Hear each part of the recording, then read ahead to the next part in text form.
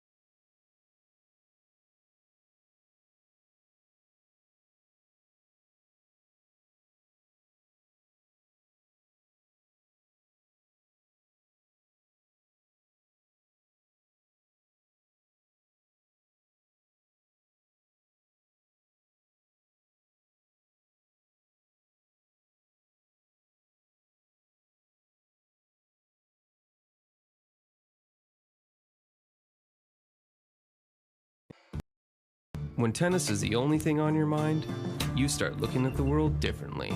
Trust us, we know how it is.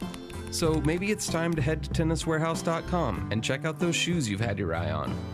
With all the top brands, we make it easy to find the gear you're looking for. While you're at it, watch another deep dive video and take advantage of the free shipping we offer. So what are you waiting for?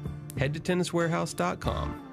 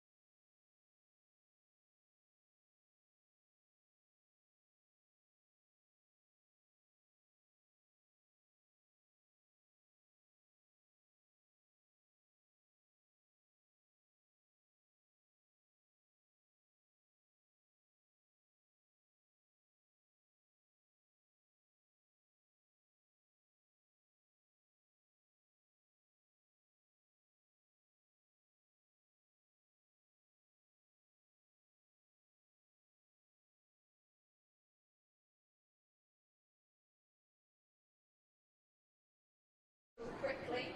We just have, I would say, on my watch, about 2 minutes until we will walk the players on for the first match here on centre court. I'm sure you can all appreciate just how beautiful the club looks now that the sun has decided to come and make a visit after the terrible weather that we had this morning. It's going to be a wonderful day of tennis, that's for sure.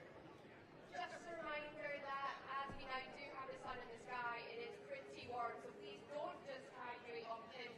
Welcome everyone to our TennisONE coverage of the Giorgio Armani Classic here from the Hurlingham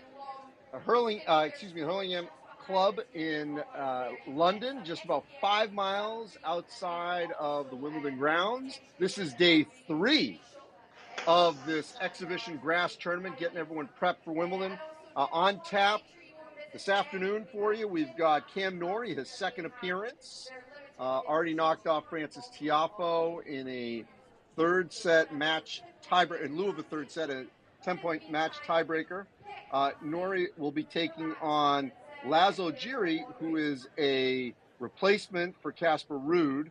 Then we've got the Legends doubles that Randy's been certainly looking forward to each of these 3 days. And then, not before 12:30 Eastern, Novak Djokovic versus Francis Tiafoe, who did lose to Cam Norrie earlier in the week on these hallowed grounds.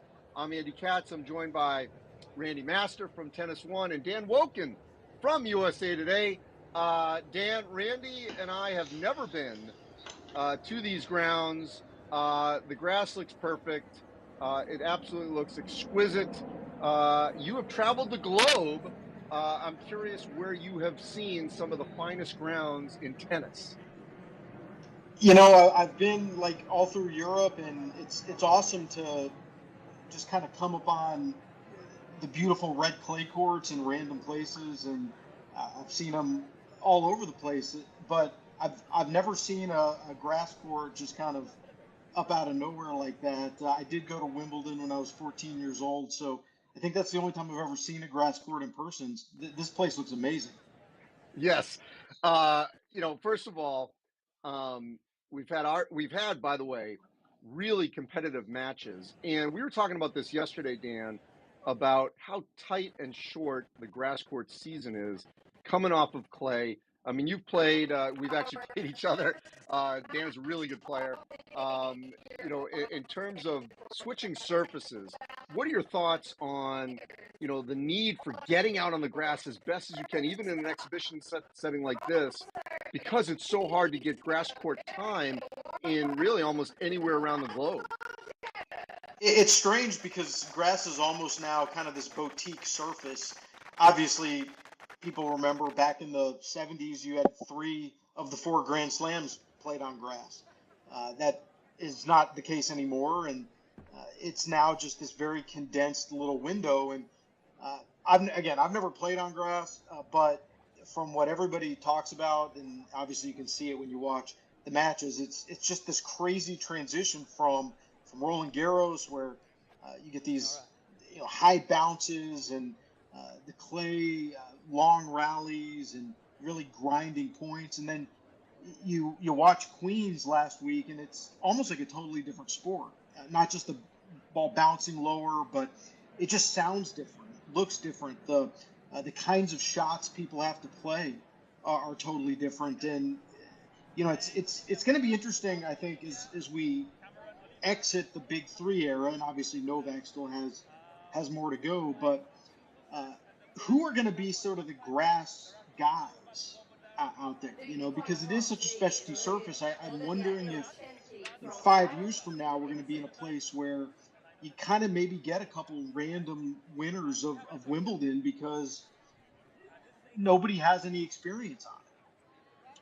Well, and to that point on the women's side, we'll see if Rybakina can duplicate what she did last year and become that grass court specialist on the women's side. You raise a good point. Alcaraz is just sort of learning on this surface. He just won Queens. He is the number 1 seed, although everyone favors, obviously, Djokovic. What are your thoughts going forward into next week as these two get ready to warm up here before this match?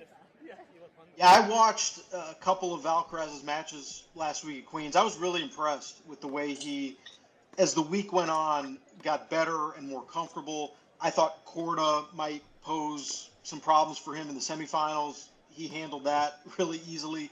I thought, did very well in that match against Demonar in the final. Demonar is a good grass court player, and you see Alcaraz.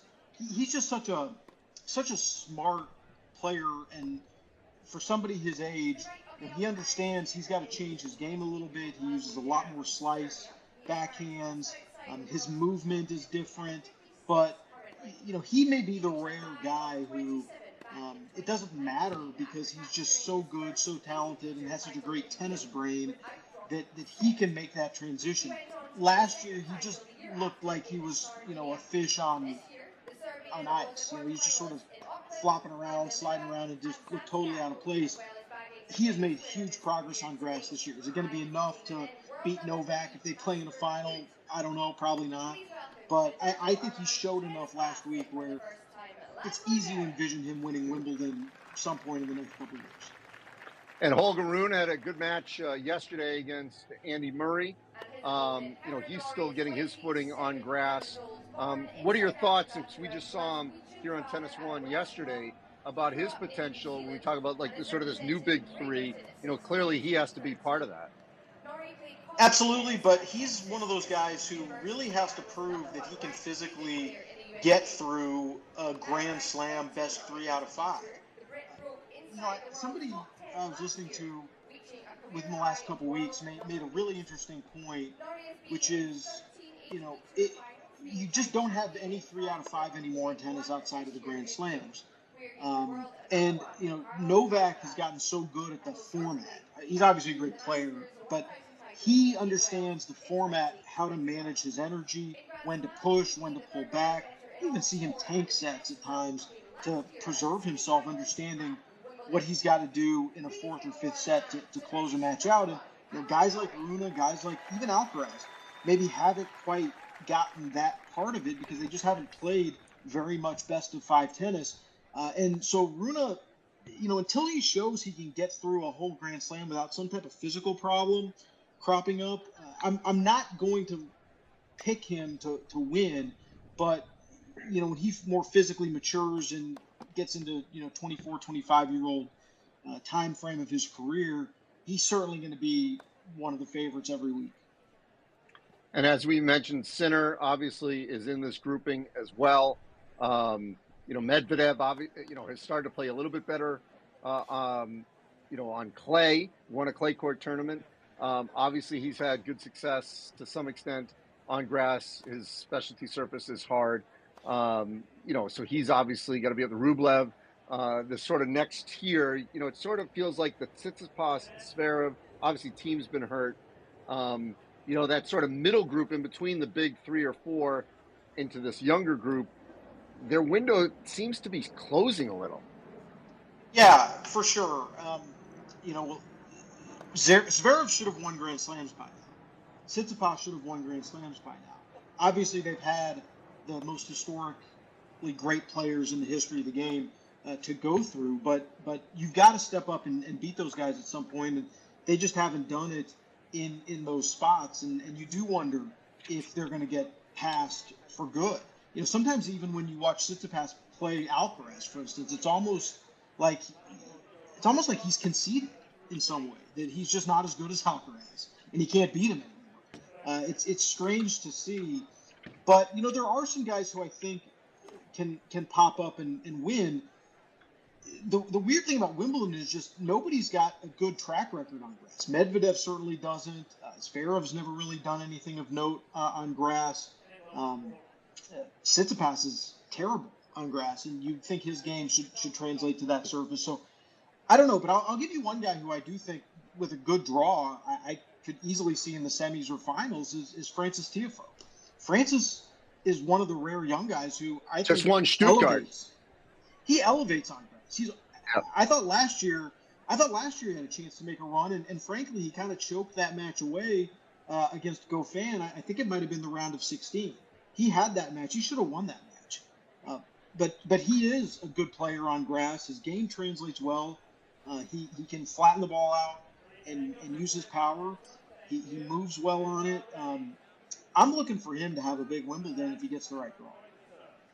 Well, how about this man right in front of us? Cam Norrie, played at TCU, reached the semis last year, has become the favorite in the UK outside of Andy Murray. As we start the set, what do you think the chances are for Cam Norrie? I mean, he made the semis last year and played really, really well throughout the tournament. He's a guy who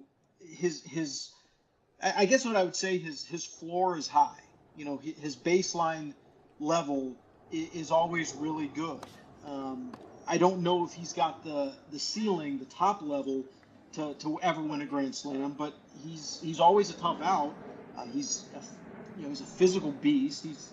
He can play all day long. He's got incredible endurance and lung capacity and fitness, and he's extremely consistent. So you don't ever want to play Cam Norrie. I think he's one of those guys who, you know, if you're a club player like me or you, you just a nightmare. You know, you feel like you should beat him. You feel like you've got better shots, a better game, but they're just a nightmare to play against. And so Norrie's always a threat to make a run like that. I just don't know if he's really quite got the top quality to win a slam. Well, certainly if he wins a slam, it would be this one. I mean, you would think. Although it's interesting, and Randy, we had Devin Brown, the TCU assistant, on, and I guess we wrongly assumed that because he represents the UK that he's played a lot on grass, and he really hasn't or hadn't prior to becoming a pro. Yeah, and he, but obviously, living in the UK, being now a favorite of the fans of the UK, and he knows what that entails, and he's become good friends with Andy Murray, as we spoke with Devin Bowen about. This is a surface, whether he likes it or not, Andy and Dan, he's going to have to embrace, because there's going to be a lot of pressure on him year in and year out, because now he made it to the semis. He won the first set off Novak last year in the semis at Wimbledon, and he's legitimized himself on this surface. So, I think what Dan was saying was right. Does he have every component to be a Grand Slam champ? Because he doesn't, he's not a powerful guy. He wins somewhat ugly, not ugly in like the Brad Gilbert sense, winning ugly, but he wins by just out grinding players. He's got this big loopy forehand. He's got a short, back swing on his backhand. Everything's a little bit off. If you look at kind of the credentials of a Grand Slam champion, doesn't look like Cam Norrie, but who knows? I think you're right, Andy. If he's going to win one, even though he is formidable on other surfaces, especially clay, won Rio this year, if he's going to win one, maybe it's going to be in his backyard here in London. Yeah, I said Brian. I meant Devin Bowen. Appreciate the correction there. Sure.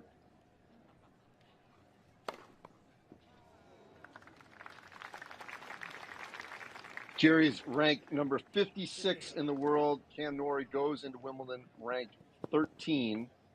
They're almost the same age, 28 for Djere, 27 for Norrie. You got a righty versus a lefty. Dan, the difficulties of playing a left-handed player are? Oh, I'll tell you, I hate playing lefties. I cannot stand if I'm playing in a league match or local tournaments that I play in Atlanta, and I see the guy I'm playing against as a lefty, I am always just like, oh no, here we go. Because a couple things for me. I mean, obviously the angle the ball comes at you is just different. You're playing a right-handed player. I'm a right-handed player. You're used to where the ball is going to come on your forehand, where it's going to come on your backhand, and everything just gets sort of mixed up when you're playing lefties. Now, for me, in theory, I should be good against lefties because I think my backhand is probably a stronger shot than my forehand in some ways. And so if I'm getting into backhand and forehand rallies with a lefty, that's not necessarily bad for me.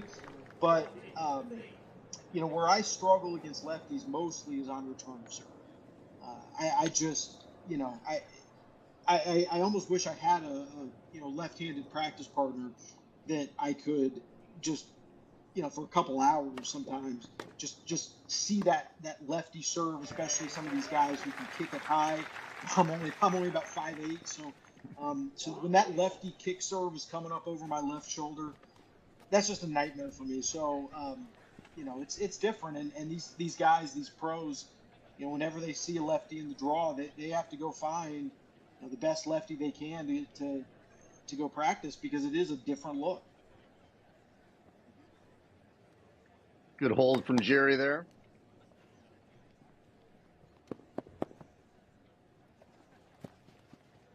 The top of the show, Andy, I was going to say that this has the feel of a Serbian Davis Cup match with Djere and Novak Djokovic taking the court later. Obviously his friend and former Davis Cup teammate. Well, we've seen, I mean, this shouldn't come as a surprise, that the Serbs really do stick together, even with the Joker. The Joker and Djokovic. Talk about a country that punches above its weight in sports. Yes. Goodness gracious.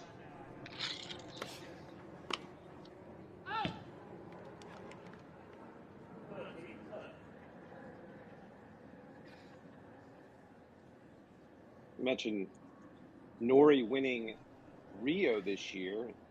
Biggest title of Djere's career was Rio in 2019 when he beat Felix Auger-Aliassime in the finals there. Huge win. Really put Djere on the map. Also had a huge upset over then world number 3 Casper Ruud in Auckland earlier this season.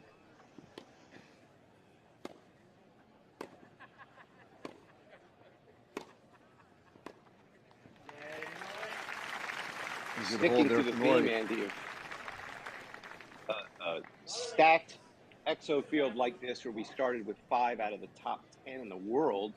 Some of them are yet to show, or Carlos Alcaraz, we're not sure. Supposed to play tomorrow. We're not sure if he's going to be there or not. But on our journey to Japan, we saw firsthand how a Yonex V-Core is made. Our title sponsor, Tennis Warehouse. Witnessing the merge between human touch and craftsmanship with modern machinery and technology. Most of them are 40s. The result 50s, 60s is a racket that optimizes spin and feel while giving you more net clearance for better consistency. Well, we saw that yesterday with Get the new Quentin Yonex Hallis. V-Core I mean, at tenniswarehouse.com. He had some quality wins earlier this season. And that's what happens. A lot of these, 250s and even in some of those 1000s, these guys that are anywhere from 30 to 60 are going to knock off some of those bigger names, especially early rounds. And to Dan's point earlier, a player like Tsitsipas has been beaten by some of these guys in some of these tournaments. Yeah. I don't understand why Tsitsipas, his record at Wimbledon is terrible. His record on grass generally is not very good. And you look at the components of his game, it seems to me like they should translate well to the grass. But for some reason, he just cannot get it together. And obviously everybody remembers that match last year, the highly contentious match against Kyrgios at Wimbledon, which actually, could have been his best run if he would have been able to pull that match out. But I don't know, like when he first broke into the top 10, I thought, boy, this, talk about a guy who should do well at Wimbledon, and I've been waiting and waiting for it, and it just hadn't happened. Speaking of Kyrgios, and the big question always is if he's healthy. If he's healthy, could he go on another run over the next couple of weeks? I don't think so. I mean, look, I think in general, Kyrgios is as much of a threat on grass as anybody, but he's played one match in the calendar year of 2023. And he didn't look very good physically in that match. I just don't see how he's going to be able to play his way into the tournament without any type of physical setback when you just haven't had that load of activity coming into a Grand Slam. I don't, I think if you're You know, if you're anybody in the draw, Kyrgios is a first or second round opponent would be, to me, exactly what you'd want to see.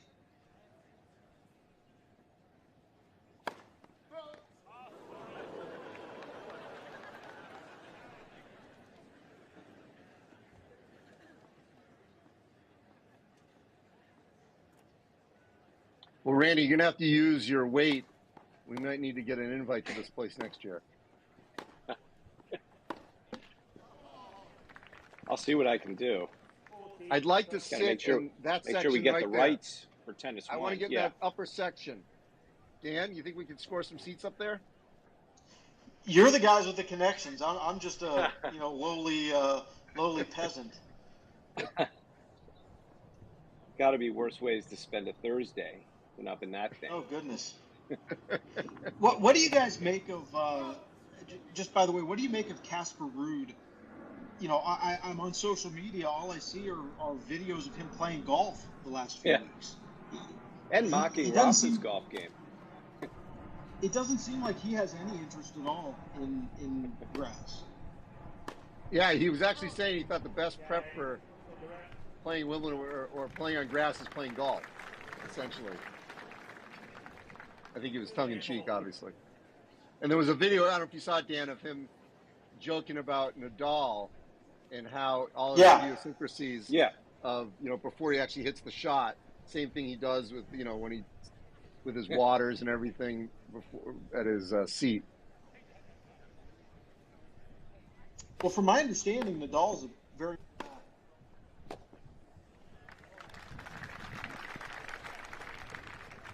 Well, you know, Ash Barty's another one that apparently is a very good golfer.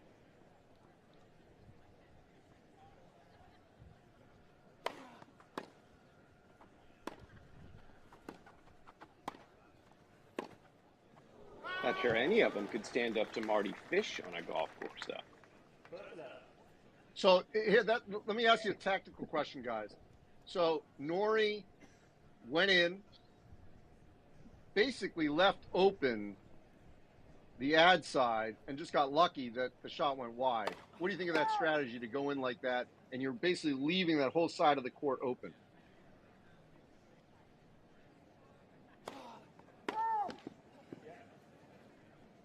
Andy, I admit I'd missed the point. I was thinking about golf, so I missed the Dan, point. did you see You're that? just saying he just came in on a He came in. He was on the approach deep shot side straight down by the middle. net.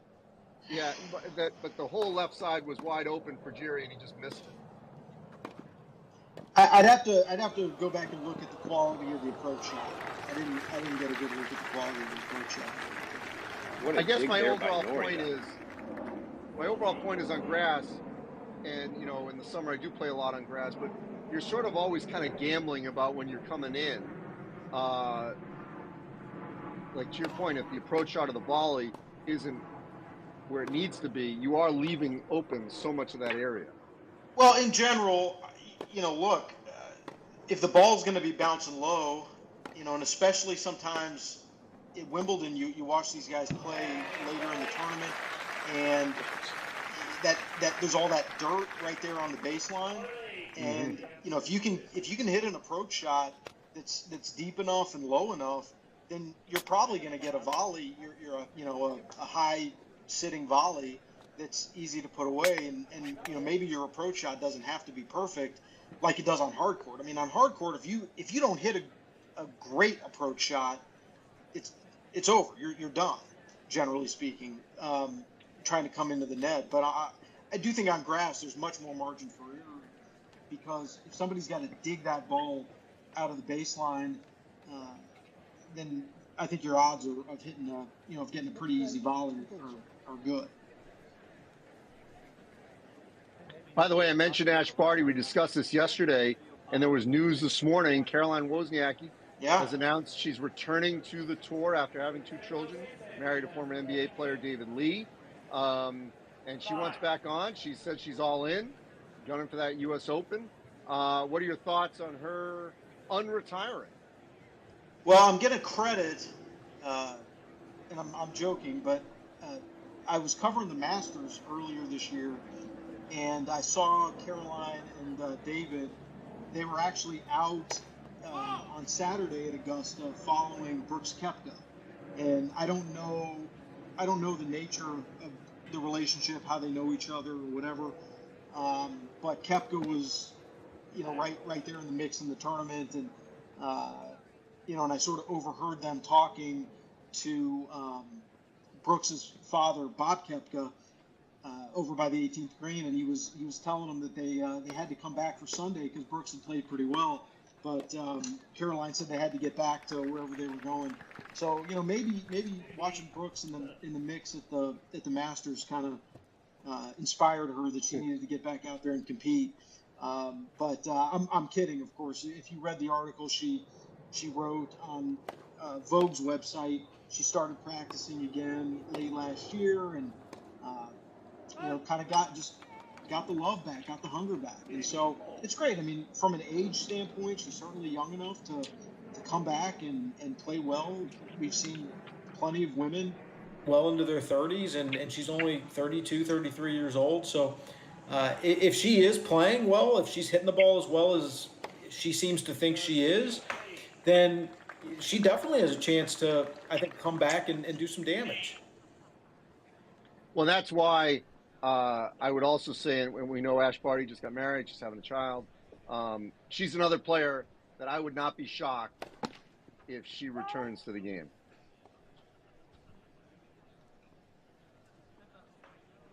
Yeah, why not? I mean, again, it depends what she wants to do. I think it's hard for the Australian players. It's always hard for the Australian players because they except for January, they're so far from home all year round, and I think she's kind of a homebody in some ways. So I think for her that's the biggest thing. Does she just want to be out there spending months and months away from home? That's such a personal thing. But it's interesting because next year on the women's tour, you're going to have Naomi Osaka back after giving birth to a child. You're going to have Angie Kerber back. She's been out on pregnancy leave. So, it's not that the WTA Tour is in a bad place or anything like that, but I do think, you bring back Wozniacki, you bring back Osaka, you bring back Kerber. It really does add a lot of verve and excitement, I think, to what the women's tour can be next year. Yeah, there's obviously been, tremendous examples of late of new mothers having great success on the WTA Tour. Most recently, Taylor Townsend in doubles. Yeah. She's doing a great job pairing up with Leylah Fernandez as a new mother. And, obviously Azarenka. I mean, the list is endless of mothers who are really doing well on the tour. Yeah, no, I remember when Kim Clijsters came back and, just kind of out of nowhere almost won the U.S. Open, and they did it again. I mean, that was a tremendous comeback on her part. So it's definitely possible. And, when she was, I think some people would say Wozniacki competed at her peak in a tougher era than this one. So, if she's back to top form, I don't know why her game wouldn't stack up well with Sabalenka and Swiatek and Rybakina. And of course, I did not mean to omit Serena, but of course, Serena did as well. Hey guys, I appreciate you having me on. I got to run to go do my day job today. All right, Dan Woken from USA Today. Thanks so much, Dan. A tennis writer as well. All sports. Appreciate your time, Dan. Oh, it's been fun to be with you guys. Thanks. Thanks, Dan. All right, we're looking for that first break here, Randy. We are on serve. It's been some really good tennis so far between these two.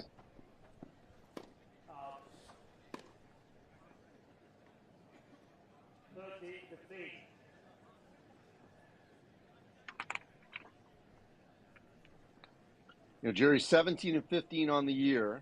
Hasn't won a title yet, but he's had a couple of good runs.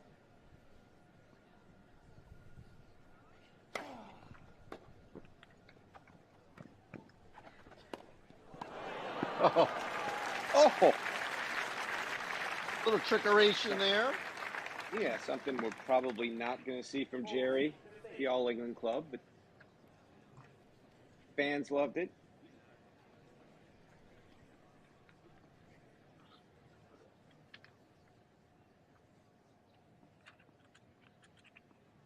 Djere made a huge run last year at the Winston-Salem Open.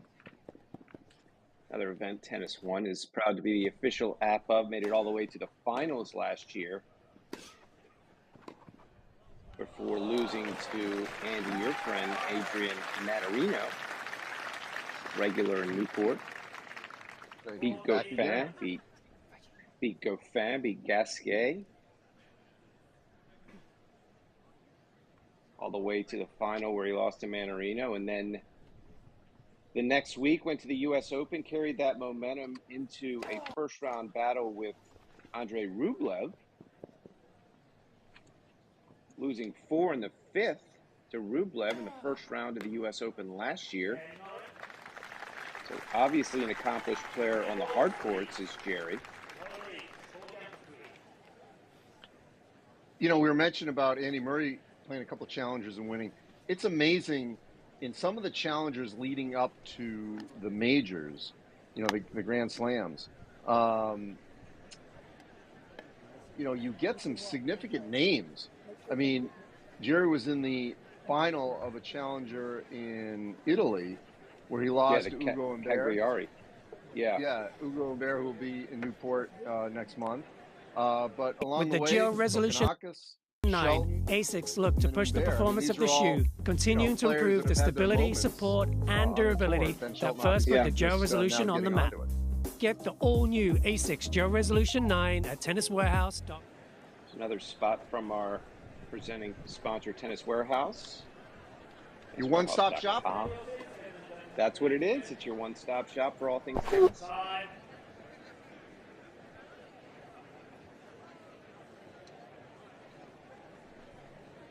Sure you're going to find Thursday afternoon at Armani.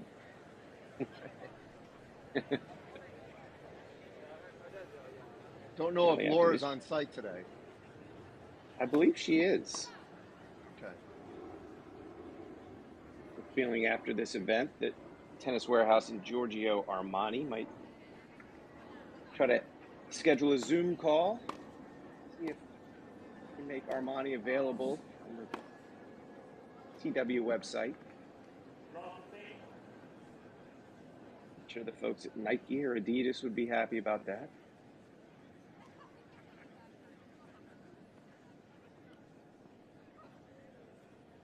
So Carlos Alcaraz just signed a deal with Louis Vuitton.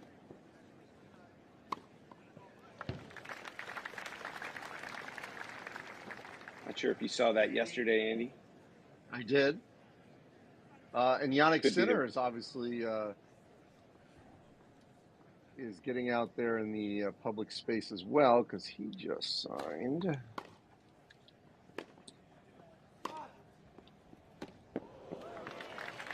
Well, last month he signed a major deal with Nike. And what was his clothing? You're talking about his Gucci. Yeah, Gucci, of course. Yes, of course. And I'm wondering if Alcaraz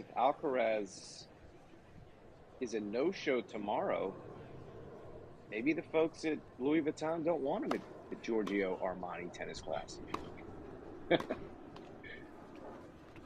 In terms of high-end clothing, of course, Berrettini was one of the first with the deal with Boss. Yeah. By the way, I have to say, we mentioned Sinner. Is it pronounced the Carota boys, as in carrot? Carota. They've got great social media. They're dressed up as carrots. Oh yeah. You know, for Sinner's red hair. They are on their way to Wimbledon. They are definitely have a presence whenever he plays. They are characters, and they've done some pretty funny social media posts. We're looking at a break point here, Andy. Finally.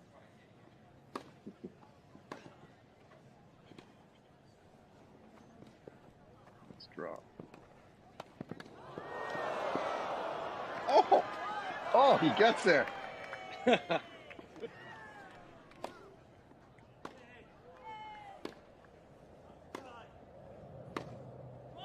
Oh, what a point by Cam Norrie. Oh, they both got bailed out. Neither, Andy, hit good drop shots.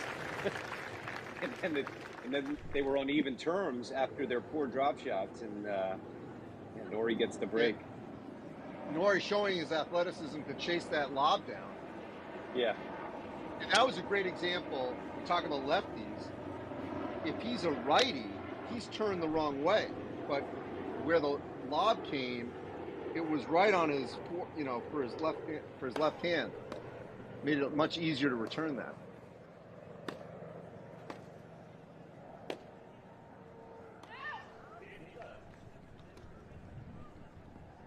Just such a workmanlike game from Cam Norrie.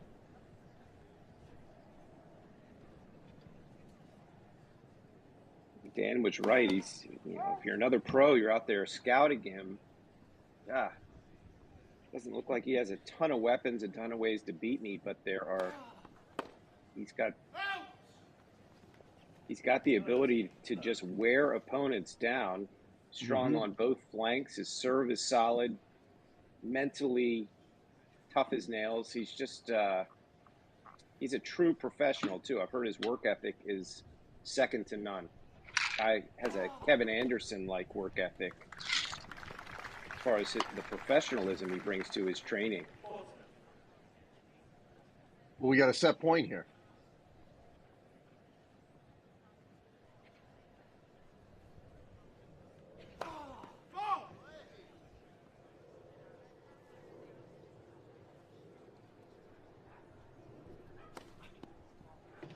Goes wide with the ace.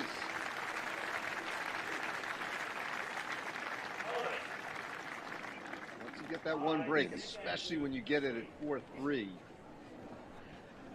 match can easily turn in your favor like that. And that was the one ace. Yeah. Good timing to get the one ace for the set.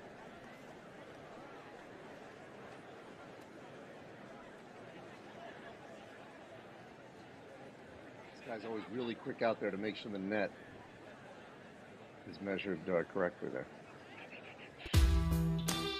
I mean, it's a word from our sponsor, Tennis Warehouse.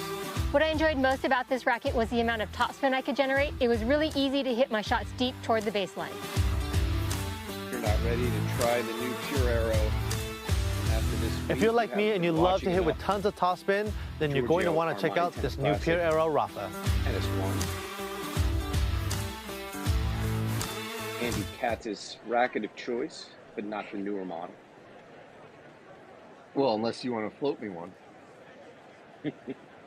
It's not by choice I don't have the newer one. Well, I'm sure if you go up to the Hall of Fame Pro Shop, we've got a couple hanging up right now. A couple of demos. Bill Malfa would be happy to sell you a few.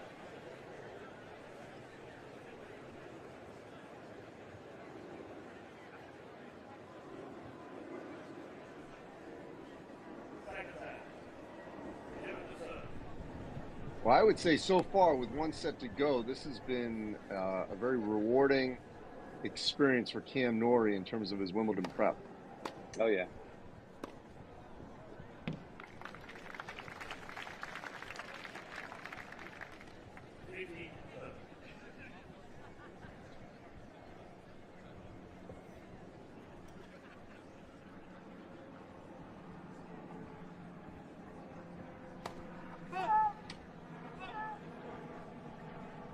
Got away from him a bit. And while those of us on the East Coast in this country have been hammered by thunderstorms and rain, so far in this tournament in London, we've been very fortunate that the rain has held off. Yeah, beautiful weather, low 70s every day.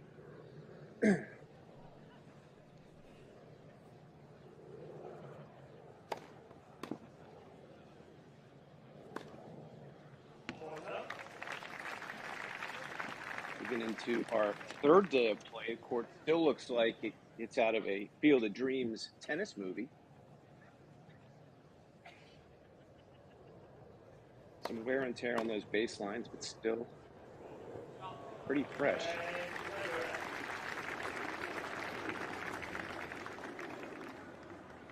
Djere holds to start the second set.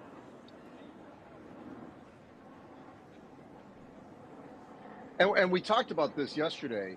I think for Wu, for Djere, for Hallis, I mean, Wu was scheduled, but for those guys that are not in the top 20, to get this opportunity, and obviously I know Andy Murray's not, but he's Andy Murray.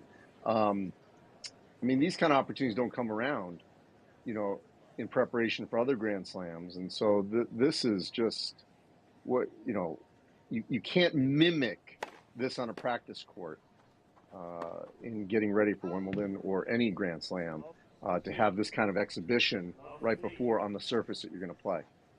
Absolutely. And in the same area. It's not like you have to travel for this. You're already there. You're getting ready for the main event.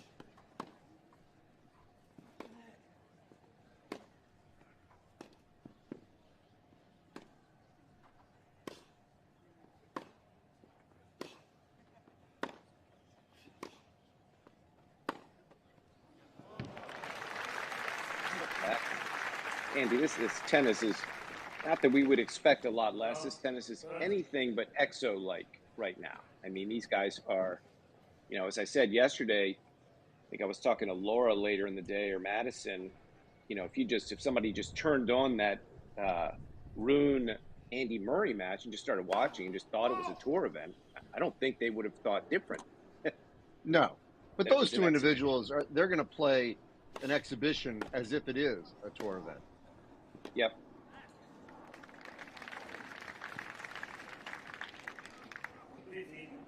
We'll see what happens here on this point, but this has been maybe Djere's best chance to get a break in this match so far.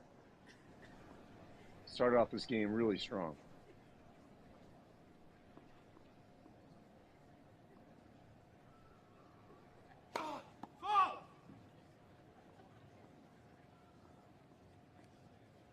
Djere lists his idols growing up is Andy Roddick, Leighton Hewitt, and none other than Novak Djokovic.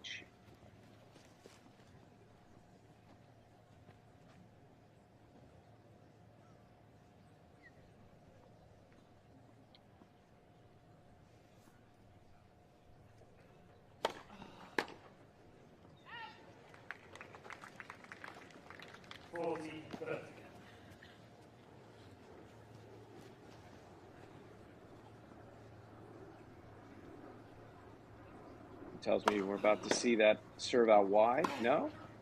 Never get it right, Andy. How about that approach, two-handed winning backhand right there? Backhand is so dangerous from Norrie. That short backswing, redirect it when he wants to.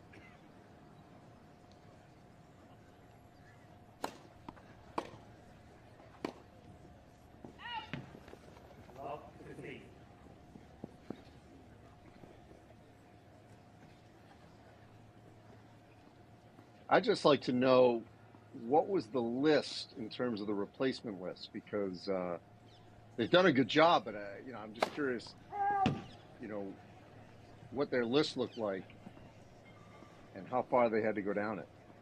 Yeah, and you know that, and the same thing happened last year, where Novak was actually, I don't want to jinx it, because Novak was a very last-minute withdrawal from his match, and they had to find a replacement on short term. I mean, in very short term period of time. But, you know, my guess, Andy, and I don't know this for sure, I think IMG, because they manage so many players,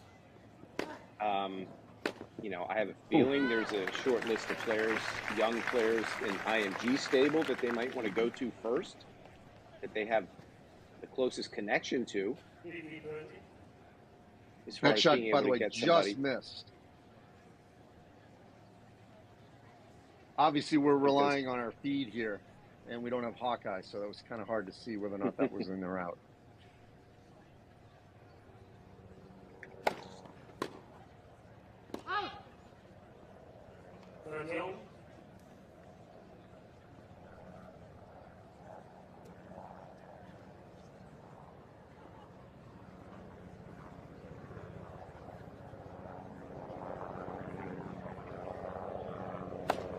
Maybe Novak was on the fence and said, look, if we bring in Djere today, we definitely show. It's interesting that another serve is playing today, but not sure how it works. I think those guys up in the Armani tent that are on their phone half the day, it looks like they're the ones making those deals. Missed that one down the line. All right, so no breaks of serve here in the second set. Only one occurred in the first.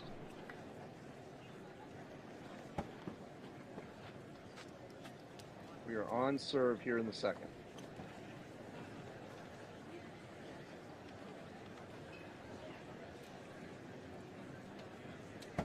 Still looking for our teammate Laura. Yesterday she was positioned behind that Secret Service looking security guard who's behind the umpire's chair, as we have an umpire switch.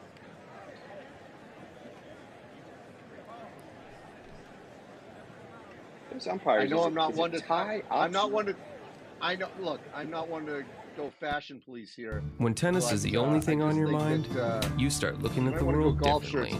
Trust us, we know how it is. Hey, it's Armani. So maybe it's time to head to tenniswarehouse.com and check out those shoes you've had your eye on. With all the top brands, we make it easy to find the gear you're looking for. While you're at it, watch another deep dive video and take advantage of the free shipping we offer. So what are you waiting for? Head to tenniswarehouse.com.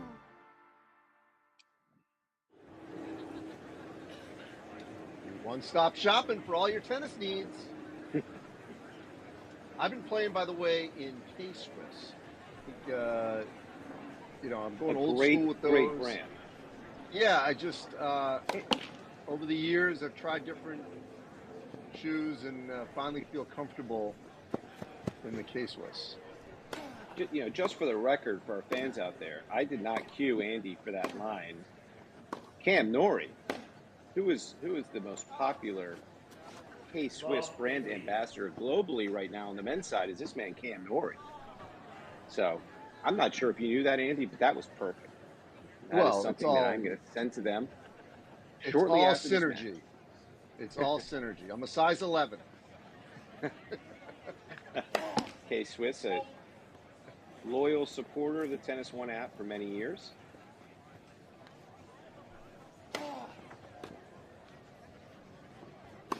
Now she can have a big party.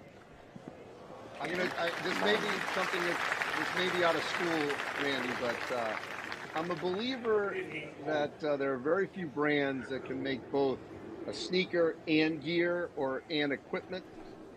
I don't want to name names, but I find sometimes it's better to go with your specialty in each part of your gear, whether it's your clothing, your equipment, or your sneakers. Yeah. Not everyone can do all of it. Cam is head-to-toe K-Swiss. He's had great results since partnering with those folks. There's actually a party for Cam. But see, not a K-Swiss racket. Not a K-Swiss racket. No, that would. There is a Lacoste racket now, which I haven't played with, but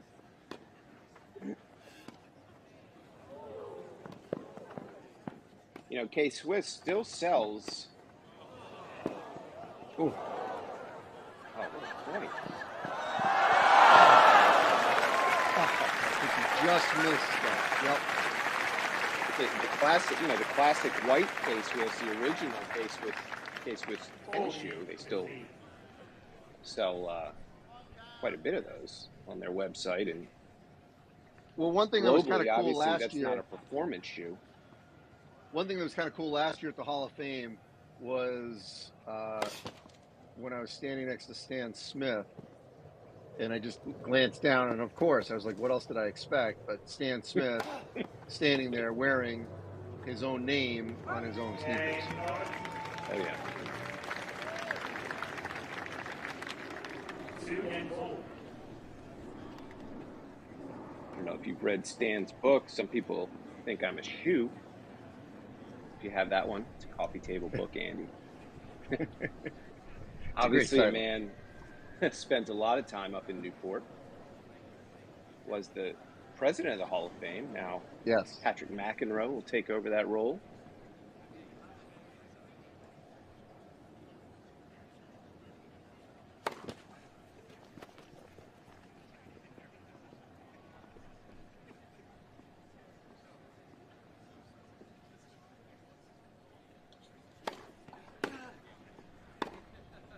Laura's still in London tomorrow night. I'll try to get her an invite to the K-Swiss party they're going to throw for Cam in London. Second straight year.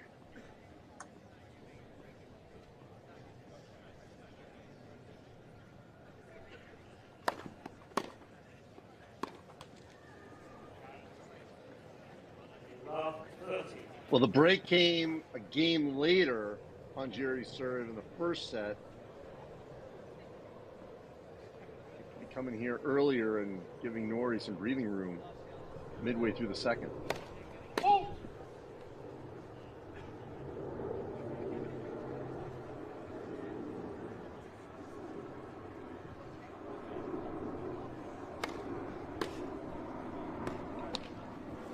And here it is, break point.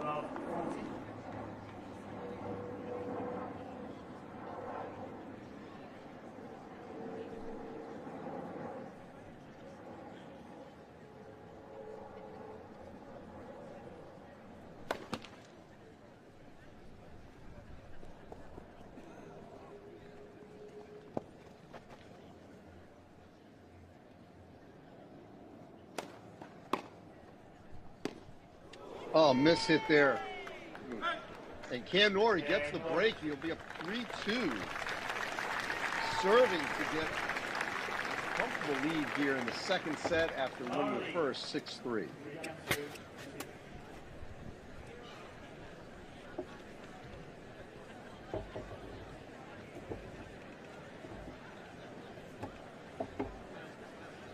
See on your right side there, that's the Secret Service looking security guy that I think was keeping our TennisONE family out of the way. It's got to be hot. And it looks like he's wearing a vest, three-piece outfit. Maybe it's Armani, I can't tell.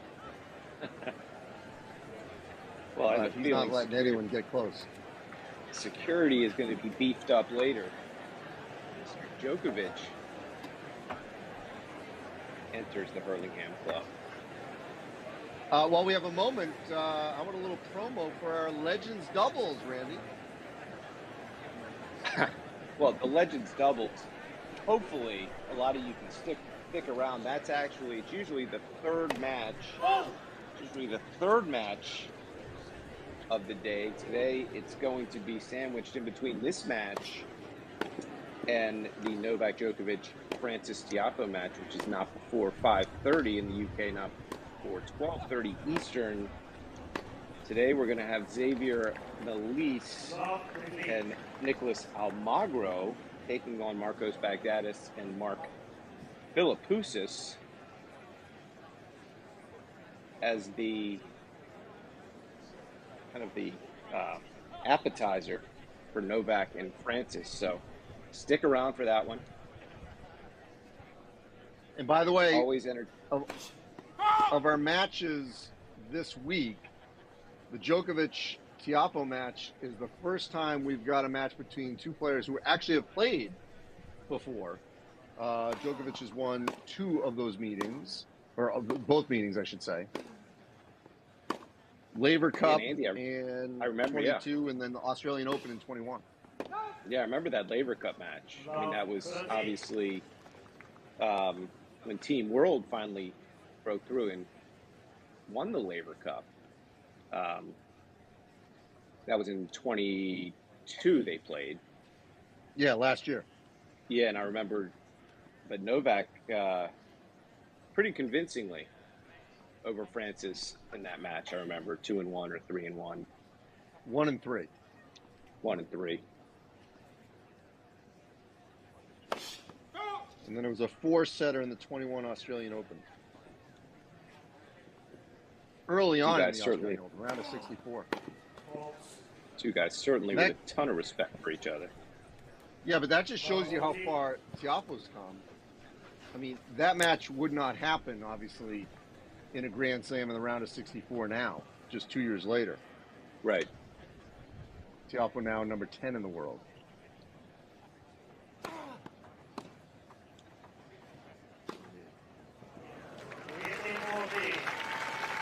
Easy hold there from Norrie at love. Oh, excuse me, 40-15. No, he turned the tables. I misread the score. I missed the score. Sorry, the score was flipped on me. Sorry. Djere trying to square this at 3. Yeah, sorry. Yep. Break to break here. Well, when you look up and see 40 love, you assume, especially on grass, disturber. How about that? He just won 2 points exactly the same way. Driving Djere to the corner, leaving open that deuce side for back-to-back winners in the same place. Okay, if I say wide, he's going T. Happens all the time. See if he'll try to stretch him wide here.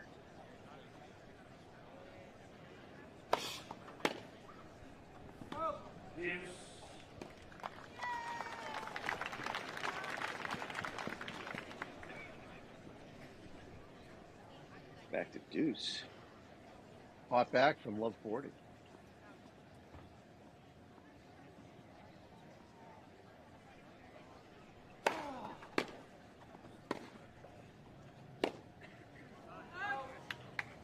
So the third miss hit there by Djere. All right, now Norrie's 1 point away from taking a 4-2 lead.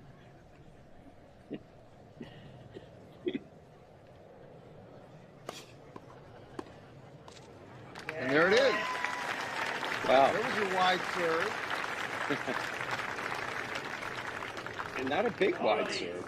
You know, we don't have the speed gun here, but Andy, that looked somewhere in the 90s. Just took him way off the court.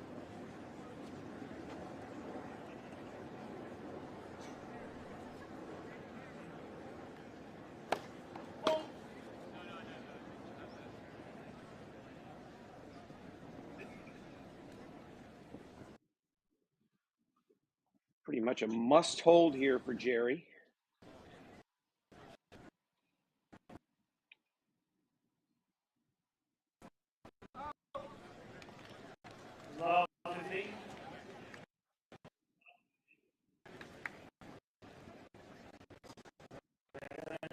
A little bit of a freeze on our feed.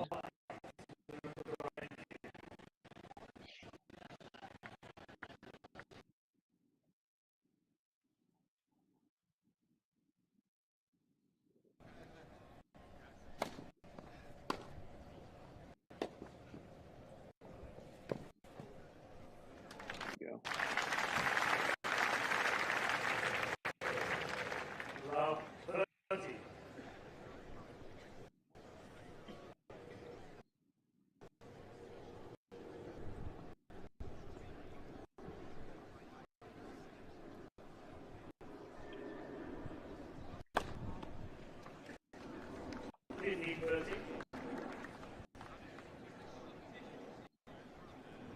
Good serve by Djere.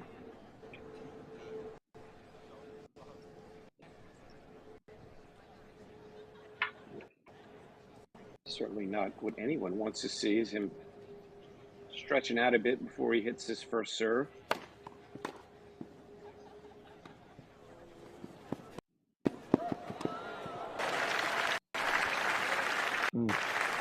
You know, that is arguably one of the more frustrating things that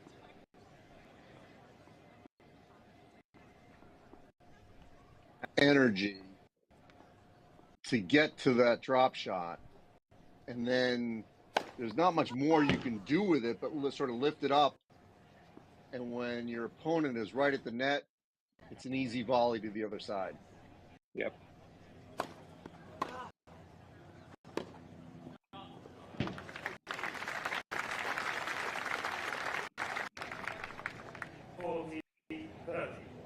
Beautiful combination from Djere there. We cannot understate enough that this is a must game for Djere to get here to stay in this match.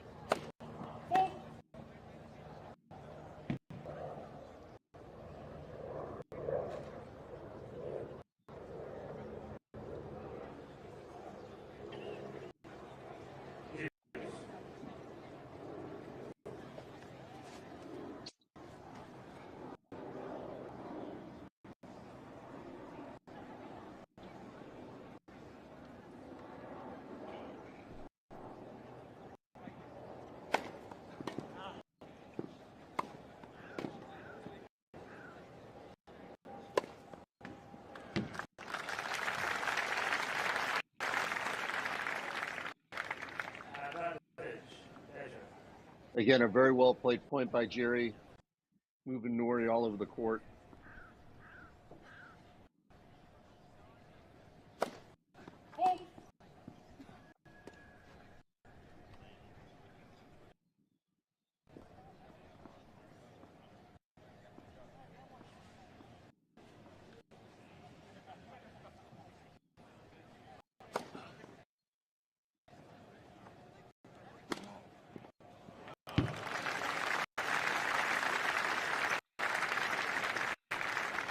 That might have been one of his most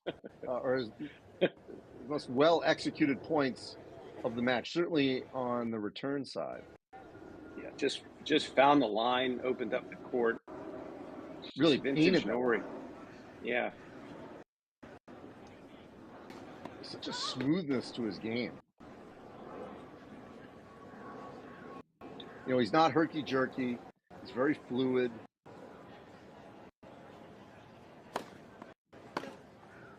And just picks you apart. You know, he's not no huge weapons.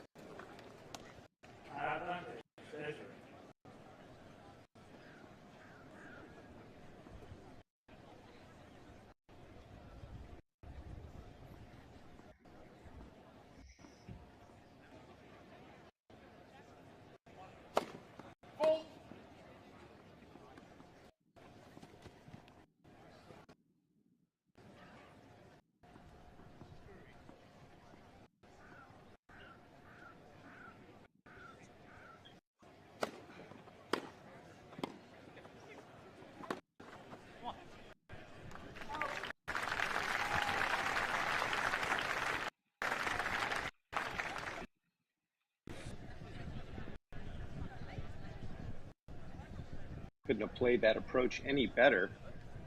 Burying Djere in that back corner.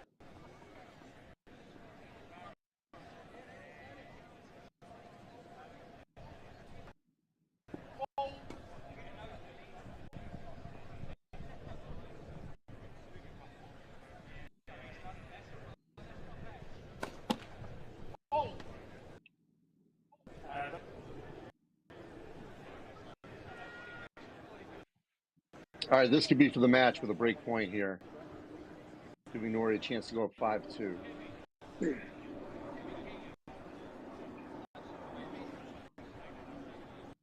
It's basically a match point here, Cam Norrie.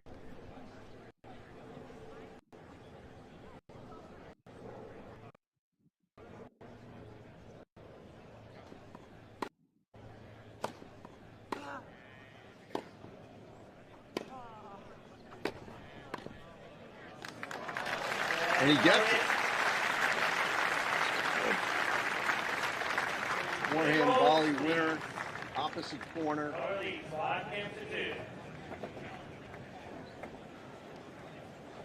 Yeah, you can see in that game, Andy, just the preciseness of the Norrie approach shot. Just putting On our Djere journey back to in Japan, both we saw corners, firsthand how a Yonex V-Core is made. putting the volley away, and Witnessing the merge gonna between serve human for it touch now. and craftsmanship with modern machinery and technology. The result is a racket that optimizes spin and feel while giving you more net clearance for better consistency. Get the new Yonex V-Core at TennisWarehouse.com.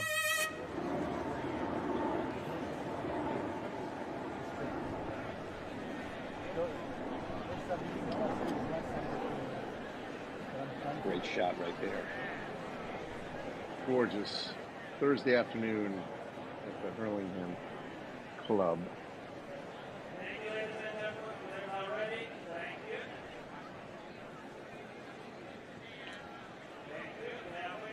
I think I'd add this one to my list with Monte Carlo and Estoril. I think those are the ones I'd like to check out at some point. If you've got any connections, let me know. Only here.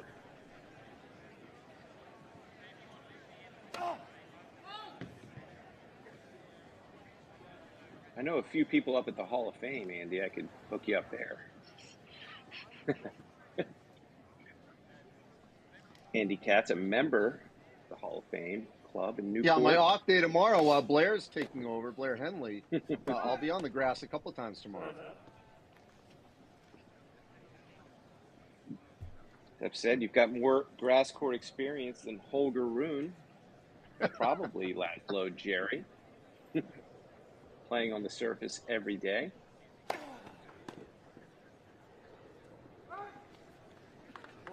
Oh, we got match point. What a great week for Cam Norrie. 2 quality exhibitions to get ready for Wimbledon. And wins it with an 8. Both sets ended with a tied-out 8. Impressive stuff from Cam. So he's got to feel good going into next week. Yeah, I don't know why he's not being discussed enough as a contender next week after getting to the semis last year.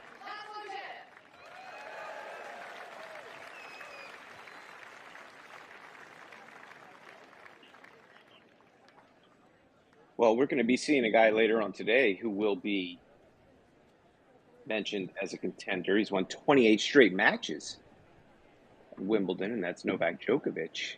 Guy hasn't lost a match at Wimbledon since 2017. Welcome to the Giorgio Armani Tennis Classic. Obviously not necessarily the outcome that you wanted in that match, but nevertheless, it's a pretty beautiful place to play tennis, right? Yeah, I love what I do. It's my first time here. It's a pleasure playing here, although I lost the straight sets, but I enjoy my time, I enjoy the day, and hopefully that time. You look like you were stretching a little bit there. Have you got an injury problem, or are you feeling okay, or is it just, a niggle like it always happens to a tennis player? Yeah, I mean, I think it's not serious still. Some tension behind my knee, but Reminder to fans to stick around for Legends doubles coming up next. And look, I believe clay is your favorite. And I will rejoin you for Novak Djokovic and Francis Tiafoe, not before 12:30 Eastern. All right, Andy, we will see you then. You can pop in for some Legends. Please do so. I will. We'll see you in a little bit. Another quality win for Cam Norrie. Straight sets. The other day, it went to a 10-point tiebreaker to knock off Tiafoe.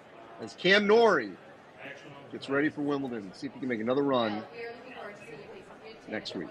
Good luck, and thank you very much for joining us, folks. Laslo Djere.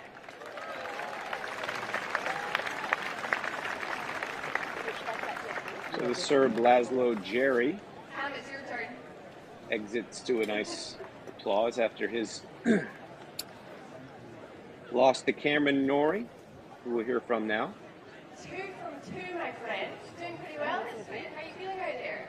yeah, I'm just trying to enjoy my tennis, basically.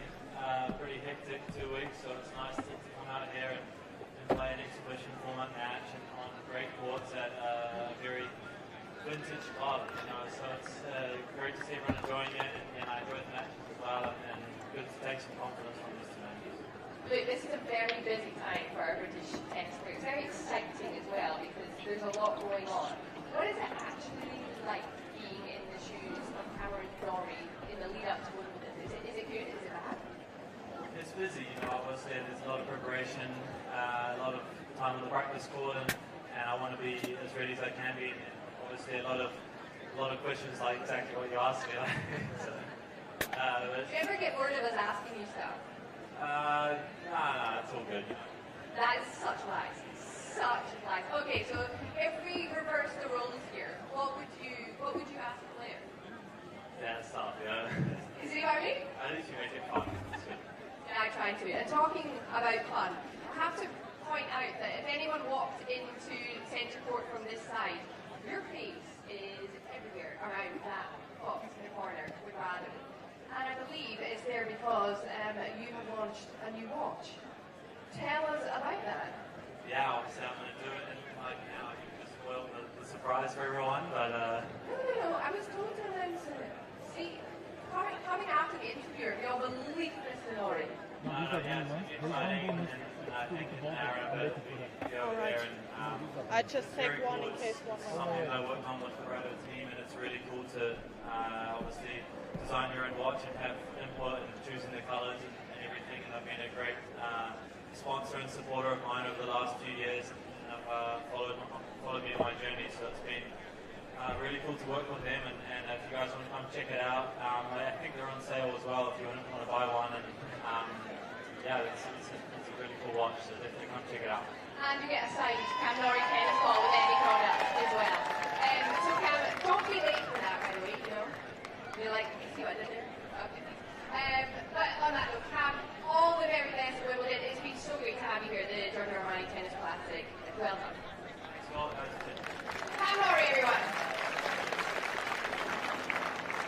So Cam Norrie picks up 2 wins this week at the Giorgio Armani Tennis Classic, taking out Laslo Djere today, and on Tuesday,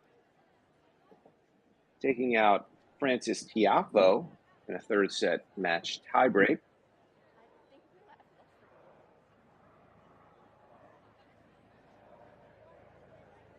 So Cam looks well prepped as he heads into Wimbledon next week, awaiting his draw. Semi-finalist last year.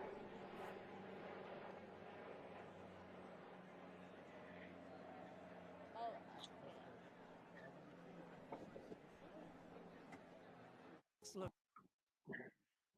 to push the performance of the shoe, continuing to improve the stability, support, and durability that first put the Gel Resolution on the map. Get the all-new ASICS Gel Resolution 9 at Tennis Warehouse. It's a word from our sponsor, Tennis Warehouse, your one-stop shop for all things tennis, tenniswarehouse.com. Coverage presented all week in the TennisONE app by Tennis Warehouse. So we take a look at the main show court at the Hurlingham Club, awaiting the arrival of our Legends doubles players, Xavier Malisse, Nicholas Almagro, Marcos Bagdatis, and Mark Philippoussis.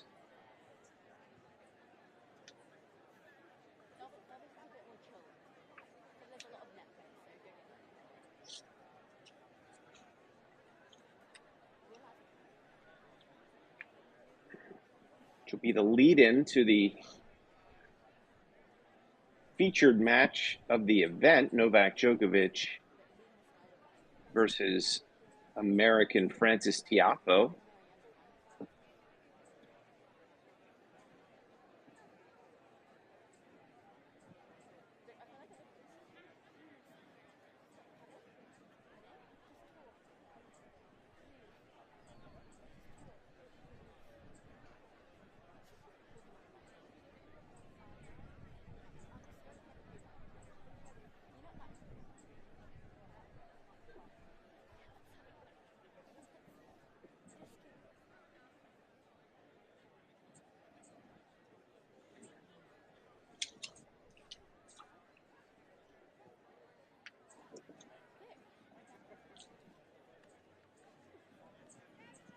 So just a reminder, as we see Cameron Norrie leave the court to nice applause as he'll head back down closer to the All England Club and get ready for next week. But great preparation from Cam this week. 2 impressive wins here at the Hurlingham Club. As a reminder, the tennis continues tomorrow and Saturday in the TennisONE app from Hurlingham. Tomorrow's matches, right now, the first match at 2:30 in the UK, 9:30 Eastern, Dominic Thiem is going to be taking the court. He is without an opponent right now. We are trying to find out who that is going to be. It was Carlos Alcaraz. Maybe Carlos comes back and decides to play. Not sure yet, but Dominic Thiem, former U.S. Open champion, will certainly be in that match tomorrow, followed by a guy you may have heard of, Sasha Zverev.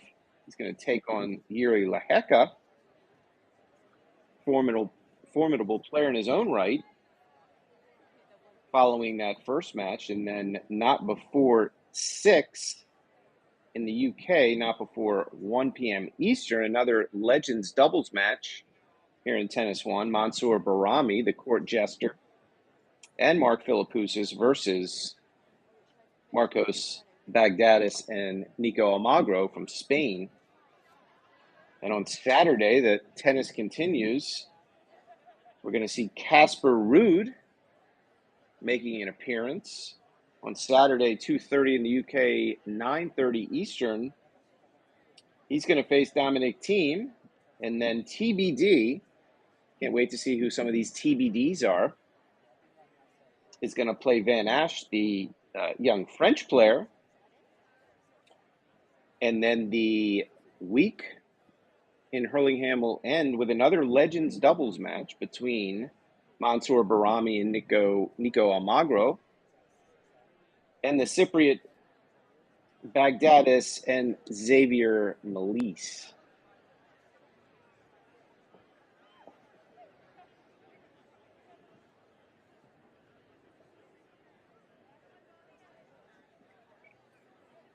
So we're waiting live from the site, arrival. Randy.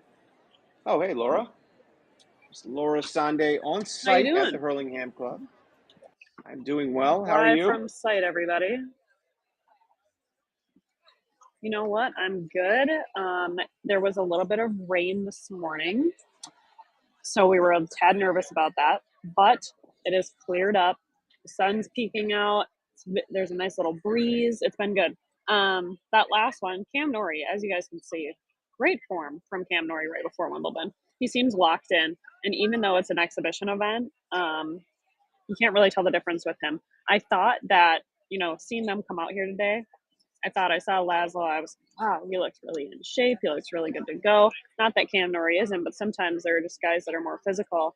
But he just absolutely took over. So this was a great match to be at. I hope you guys enjoyed it from inside the app too. Absolutely, he does. They say you're that absolutely right. He looks good. People are taking selfies with the Legends right now across the court, and then I think they're going to walk out here in just a second. Those guys never say no to that.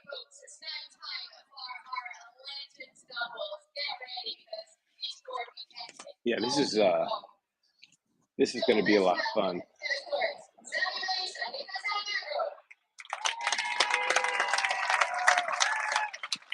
Woo!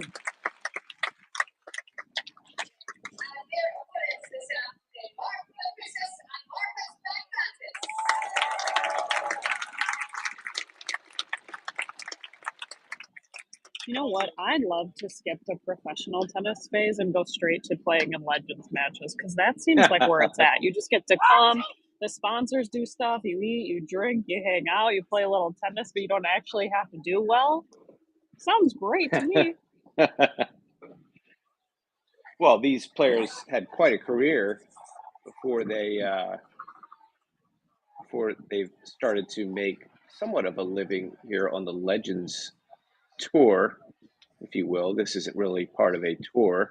This is more just an exhibition here at the Hurlingham Club as part of the Giorgio Armani Tennis Classic. But you're right, Laura. Seems These like guys a good have gig, quite a doesn't it? week. Yeah, I mean, I looked at some of the photos from City Taste of Tennis where you were the other night, and there wasn't an active player on site, but all of these guys seem to be enjoying themselves up on the stage, partaking. Yeah, and you do have to have a certain kind of personality to do the legend stuff too, and these guys definitely have it. So it's really nice that they like still come out, are excited to see fans and sponsors and all of that kind of stuff. It's really a good way to stay involved in the tour, because I think a lot of people after they retire, right? I mean, these guys are really successful, but not everyone is. But there's coaching, there's just that kind of route, and this seems like a really fun one where you still get to play a lot of tennis, but it doesn't have to be that serious. So Yeah, and some of these guys, as you know, Laura, as well as anybody, Mark Philippoussis had been working with Stefanos Tsitsipas up until May, where I think Tsitsipas broke it off, I think, on very good terms. But Mark had done a phenomenal job with Steph, and I believe Nicholas Almagro, and Laura, you may have to check me on this one, I believe is the coach of Danielle Collins. I know that he was the coach of Danielle Collins, so I believe he still is. But if someone could I don't fact know check the that answer to one, that. someone could fact check that one. But all of these guys, it's great to see. These were all very, very popular players on tour. They remain popular with the fans, especially in an atmosphere like this where they're going to make it fun. I mean, if these guys really went at it, this could be a highly, highly competitive doubles match. Some big time shot making. They're going to make it more fun. Keep the ball in play. Try a lot of trick shots and a lot of laughs. I mean, yesterday, Mansour Barami actually took a phone call while he was out on court. Point went on for about 2 or 3 minutes while Barami was on a call, like he was making dinner plans. Multitasking to the max. But Almagro retired in 2019, as did Baghdadis, both of them obviously on the tail ends of their career at that time, big time. But Baghdadis only 38, and Almagro 37. Xavier Malisse is 42 years old. You remember the Belgian top 20 player in his heyday. It's a Wimbledon semifinalist, and then Mark Philippoussis obviously made it to 2 Grand Slam finals, U.S. Open and Wimbledon.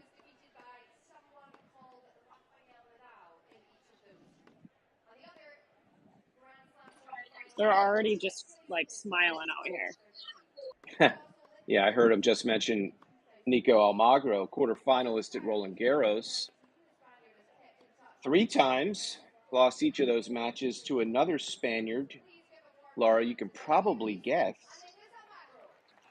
who Almagro lost to. I bet I 3 could. quarterfinals to another Spaniard who has had success at Roland Garros. That's going to be my hint. Is his name Rafael Nadal? Just a guess. His name is Rafael Nadal. Yes, I did it. And Nico Almagro was 1-15 in his career against Nadal. Nobody beats Nico Almagro 16 times in a row. He must have felt like that. That must have been his Roland Garros when he beat Nadal. He's like, finally, I. I'll have to go back and see where that was. Something that's telling me it was like a 250 that Rafa got paid $3 million to show up, and he ended up losing to Almagro. No.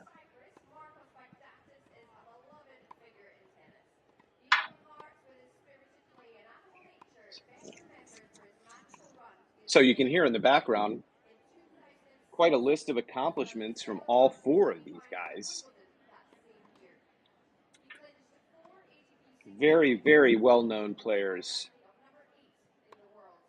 in professional tennis and remain in the game to the benefit of tennis globally.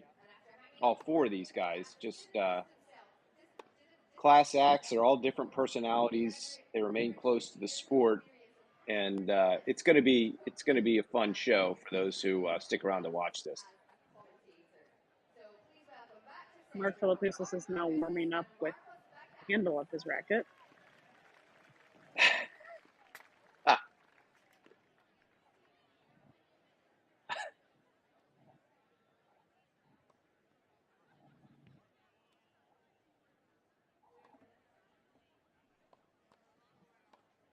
Mark Philippoussis was nicknamed Scud on the tour after the Scud missile. His serve if you didn't know what it was after, doesn't that just sound like a terrible nickname? Yeah, well, he was and still is a stud in his own right. Mark was played The Bachelor on the NBC show Age of Love.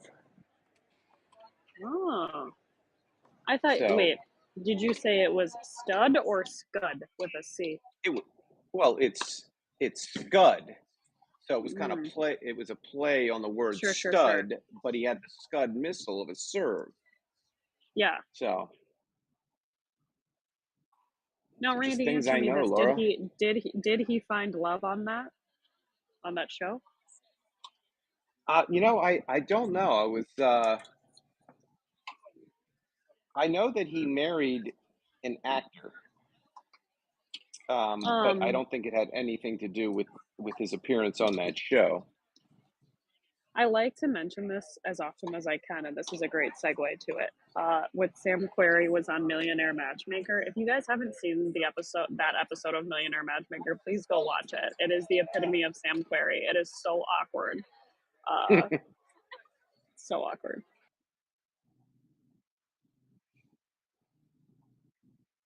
Philippoussis, also a member of the Australian Davis Cup teams, championships in 2 years. We are winding down here. Obviously, I'm a bit ahead of you guys, so I'm going to pop off and get some content, but I'll pop in when I can to say hi. No sign of rain, Laura?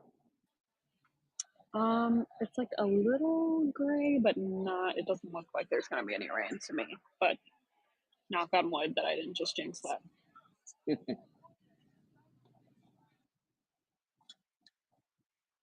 So it looks like Mark Philippoussis to serve. So not surprised by that choice. Philippoussis and Almagro. I'm sorry, Philippoussis and Baghdad is for Mark to lead it off. New balls. These are good.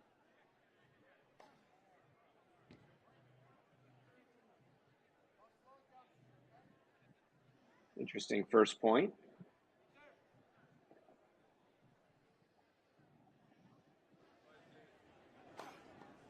As you can see, the team of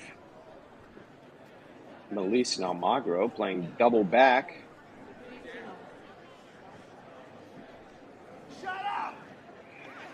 Not exactly the most riveting 2 points I've ever seen.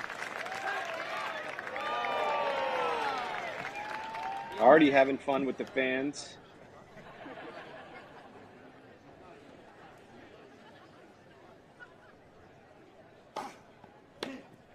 Philippoussis started 15-0.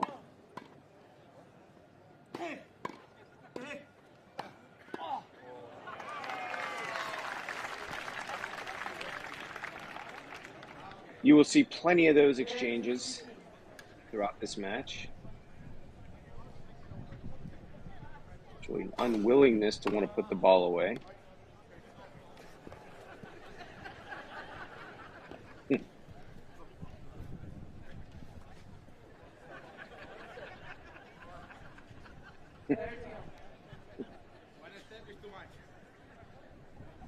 Philippoussis serve at 30-all.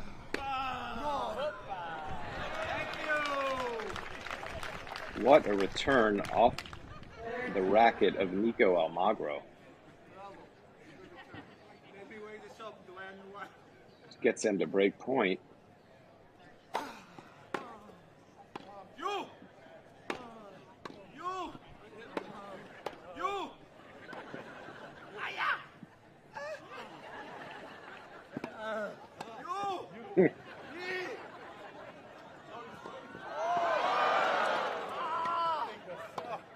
Oh.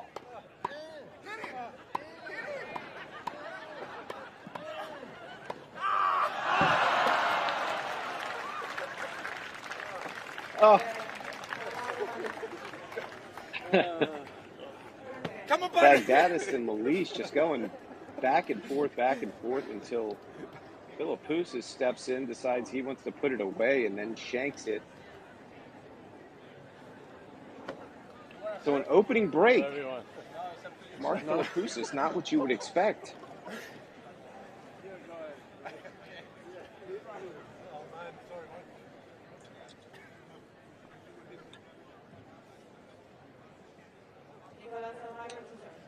So Nicolas Almagro will serve up a break.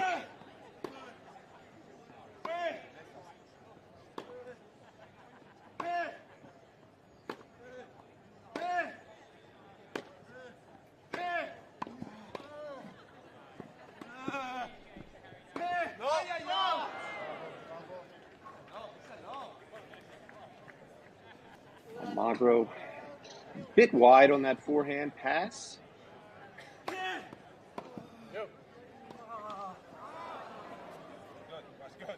You told me lower.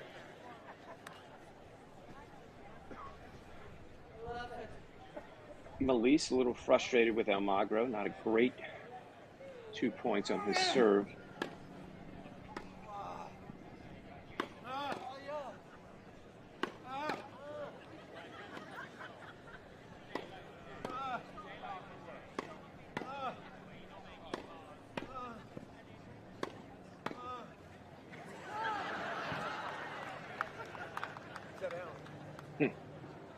Not him again.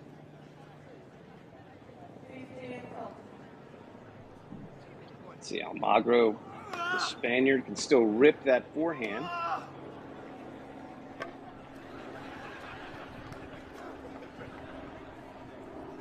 Not getting down quite.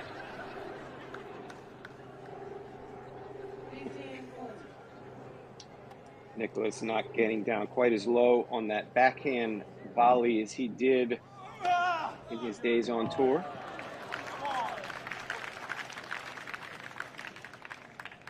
Redeems himself with a nice serve out wide. Oh. Sorry.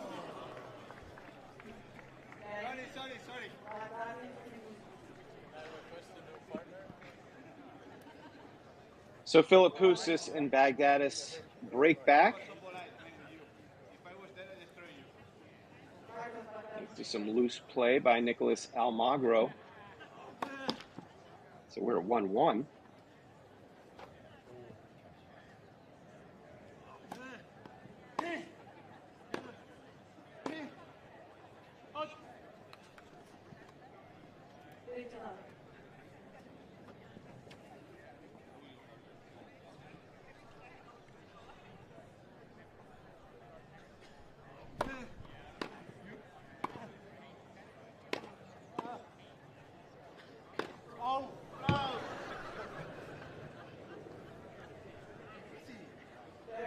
The X-Man misses by quite a bit. The funny thing is all due respect to Malise, you saw that a lot when he was on the main tour. Just unload on that forehand, but could miss big at times as he did there.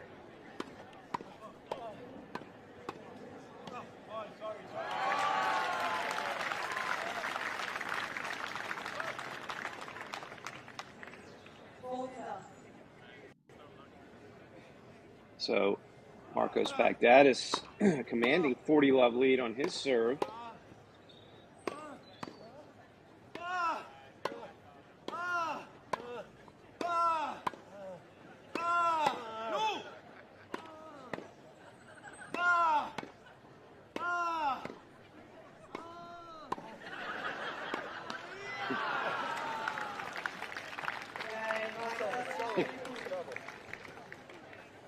So there you have it. Baghdadis holds at love on serve at 2-1. Glimpses of that Baghdadis talent.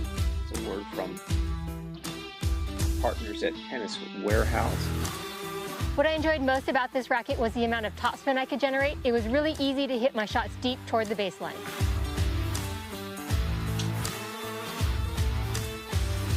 If you're like me and you love to hit with tons of topspin, then you're going to want to check out this new Pure Era Rafa.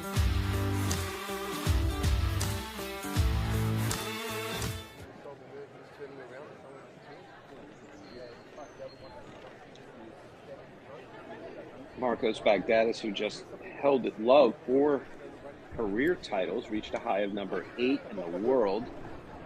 2006 Australian Open finalist.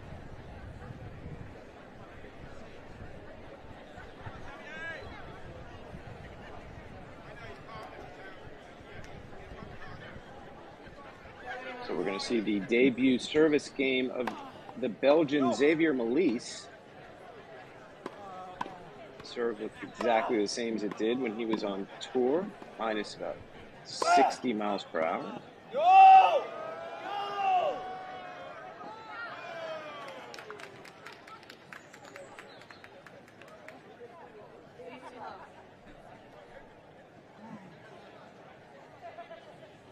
So Malisse and Almagro serving at 1-2, 15 love.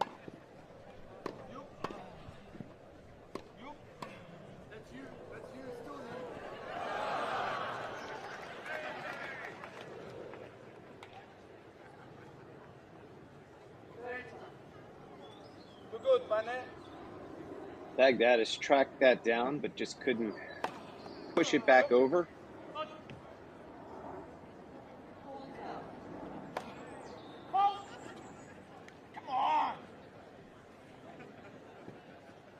So Malisse just fired his serve way too early. We should have been disciplined by the umpire. Another service game won at love. There, Xavier Malisse. Here's Mark Philippoussis. Broken first game of the match. Something tells me he's not going to be broken here. Nobody breaks Mark Philippoussis twice in a row. He's come down from his velocity when he was on tour from about average of about 135. His serve now is about Malisse was looking for it on the forehand side, and Philippoussis went the other way. Some trickery. So Mark's going to serve at 15 love.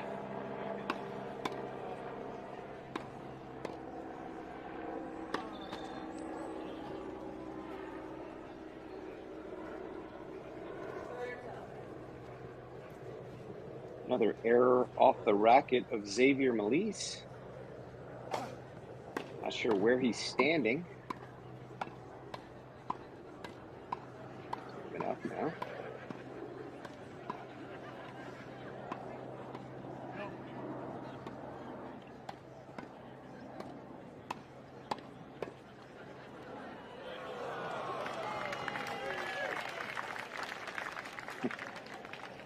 Now, if someone who doesn't watch a lot of tennis is asking, couldn't they have put that ball away 10, 12, 15 times in that point? The answer is yes, they could have.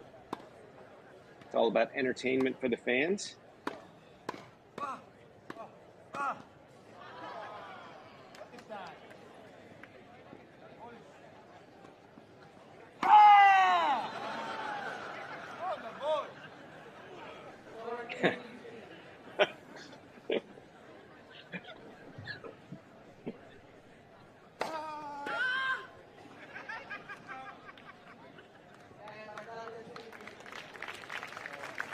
So Philippoussis with a relatively easy hold at the 3-2. Switch sides. You watch? Remember, fans, stick around after the Legends doubles, because we have a couple of current legends on the tour. Novak Djokovic, 23-time Grand Slam champion, take to the court next against American Francis Tiafoe, currently number 10 in the world. As these guys have plenty of words during the changeover. Looks to be amicable stuff.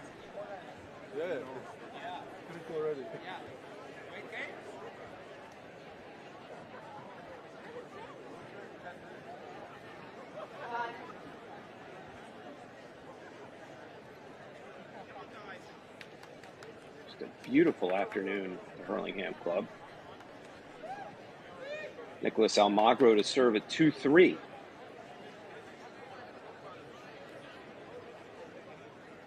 He's waiting for some fans to take their seats. I can't imagine he's distracted.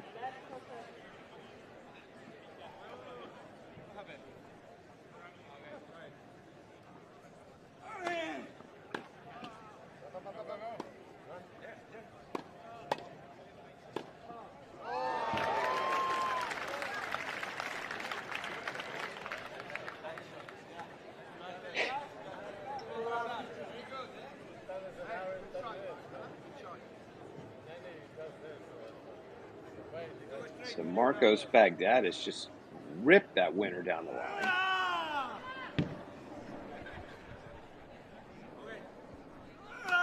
Like Almagro tried to hit him.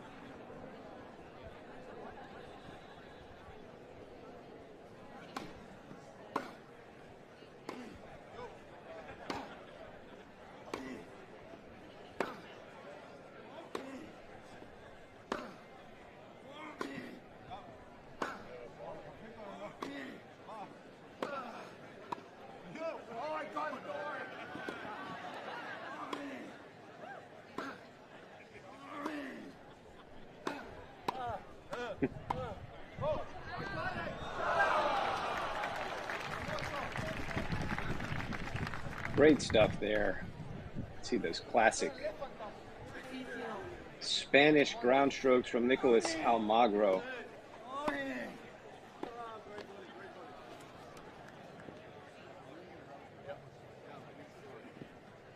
So Almagro serving at 30-15, trying to keep this match on serve.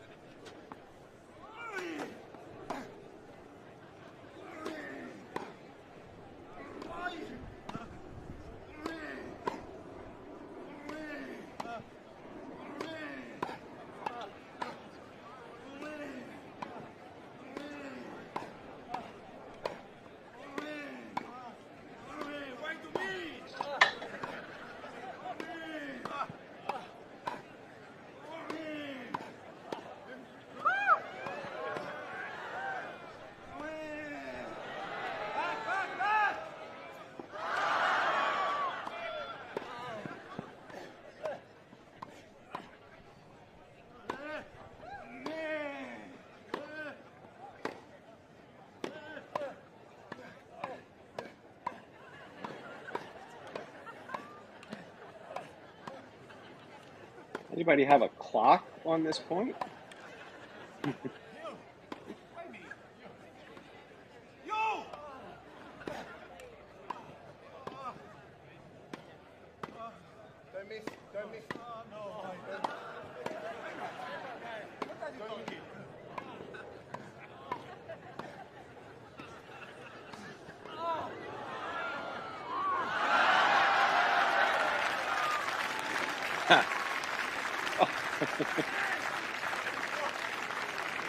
You know, you have to wonder, like, somebody on the court has to decide that they're going to put the ball away.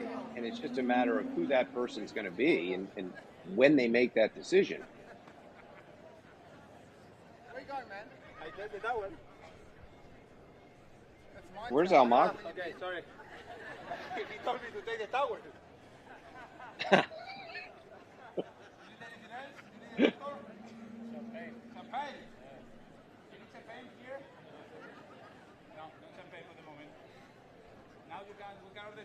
You have to win to get the champagne. Easy point. It's tired already.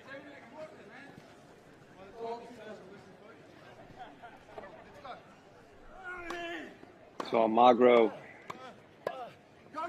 serve this out. Square this at 3, and he does. Some nice touch at the net by Xavier Malisse. Gets to 3-3.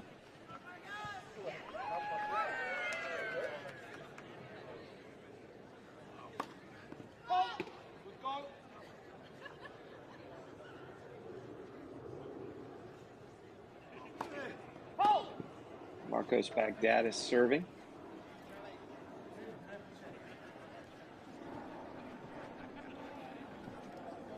Throws in a double fault. Tells me it's not because of any pressure he's feeling.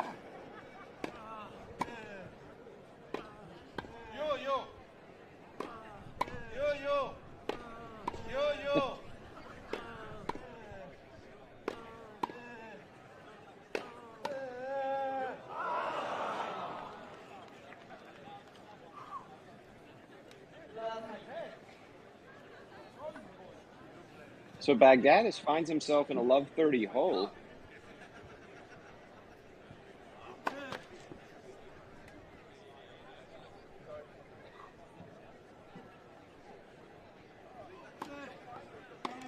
Xavier Malisse just sitting on his racket at the service line. I want to pick up the racket.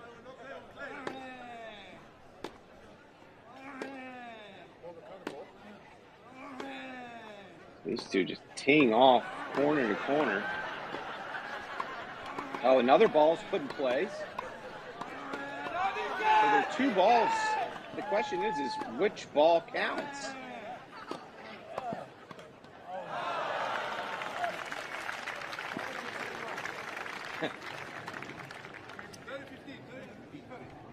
So Philippoussis threw another ball into play, possibly to the detriment of his own team. Actually, no, they did win that point. Again, it's hard to tell which ball counts after the other one is put into play. It's the last one in play. Well, now they're playing some around the world. Many of you have kids, this is what the 10-year-olds do at the end of their clinics. Play some around the world.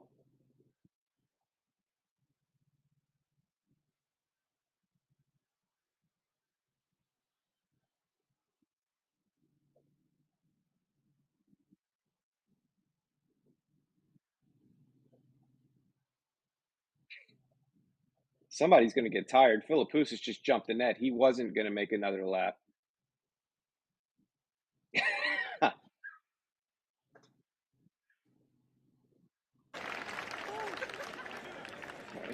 Technical difficulties after that game of around the world. These guys are going to need a 10-minute breather.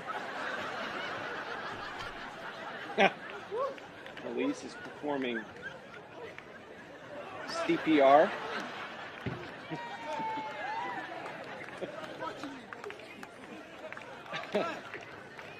I think Nicholas Almagro has run that much since he was on tour. So, entertaining game of around the world there, which somehow nets out and Baghdadis and Philippoussis winning the point.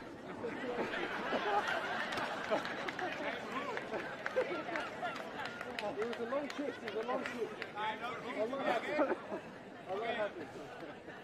I think the umpire's trying to figure out whose point it should be. Thank you. When you're playing multiple balls and you're playing multiple sides with multiple partners, sometimes it's hard to determine who's actually winning the points. can see our colleague Laura When tennis is the Sonde. only thing on your mind, you start looking at the world differently. Trust us, we know how it is. So maybe it's time to head to tenniswarehouse.com and check out those shoes you've had your eye on. With all the top brands, we make it easy to find the gear you're looking for. While you're at it, watch another deep dive video and take advantage of the free shipping we offer. So what are you waiting for? Head to tenniswarehouse.com.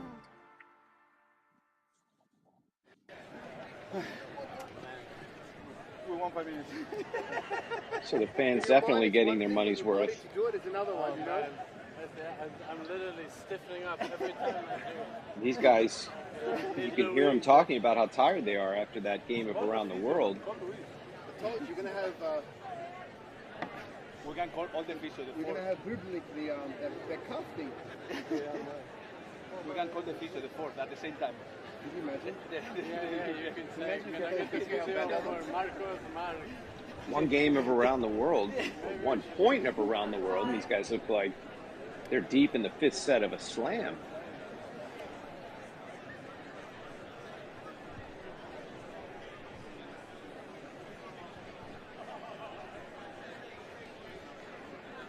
Not sure how much more Nicholas Almagro can take. Did not look good after that game of Around the World. Had to be resuscitated on court.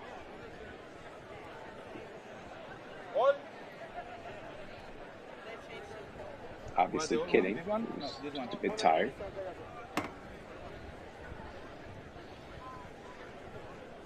Yeah, perfect. Sorry. My fault. Bring all the yeah, balls? Yeah. It's coming. Guys, you have balls? Just don't make it. Some sort of a delay. I think they want new balls. Change at 7, so yes, they're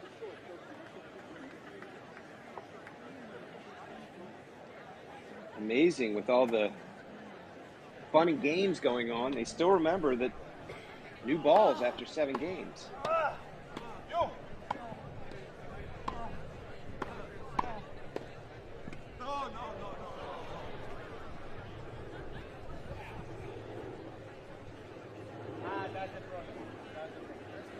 So Elise tried a little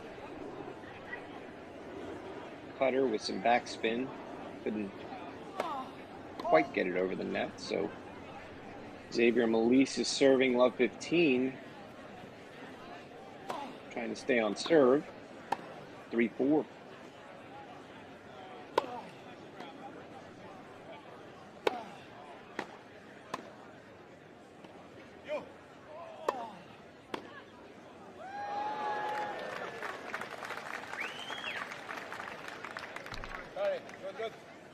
So Malisse, 4 or 5 chances to win that point with an overhead, finally just feeds one right into Philippoussis' wheelhouse. Gets him to love 30. Malisse with an ace.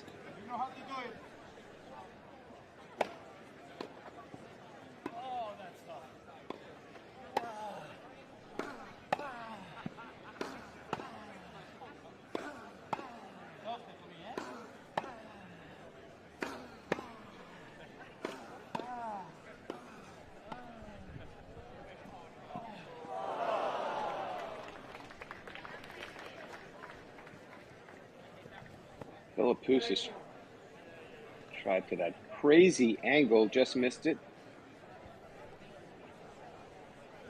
Xavier Malisse serving at 30 all.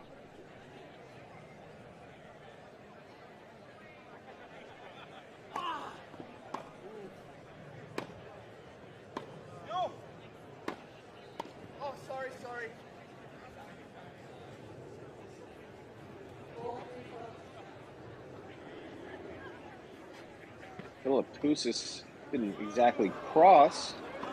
It is somewhat aggressive play. I don't know what that serve was right there.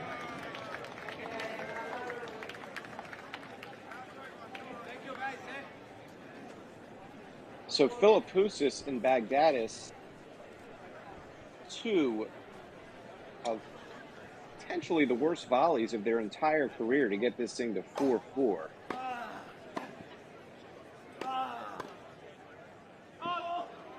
Philippoussis to serve.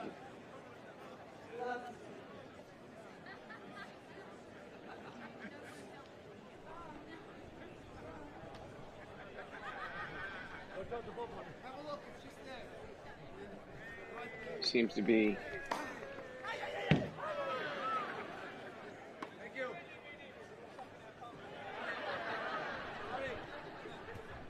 some sort of activity behind the baseline. Can't make out exactly what's happening.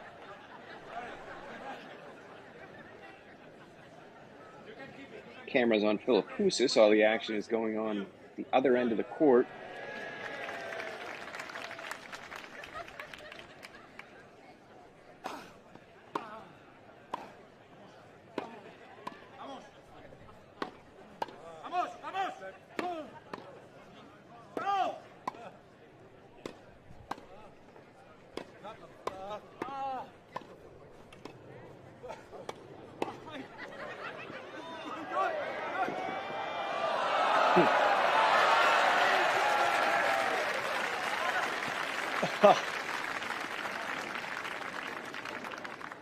Marcos Baghdadis still has the wheels to track that down. That tweener. Beautiful stuff to get them to 15 all. This match is dead even.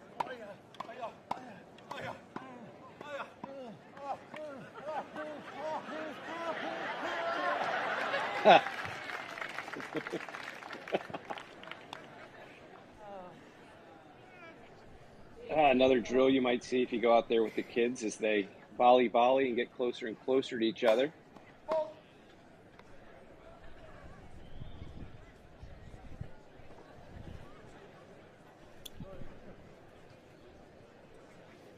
Hopefully there's some youngsters in the crowd today as well.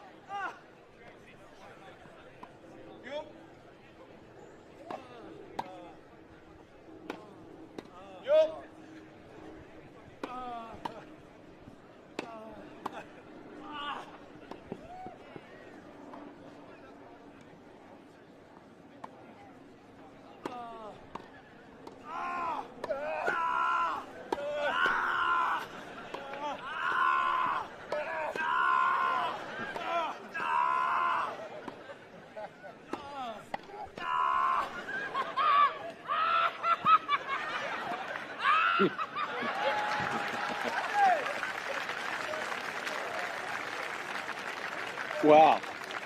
Sound effects coming fast and furious from these four.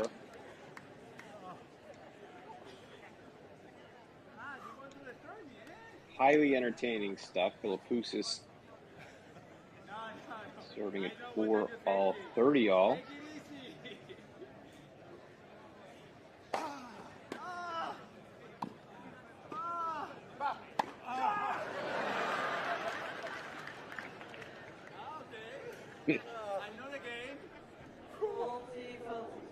Let's go, eh?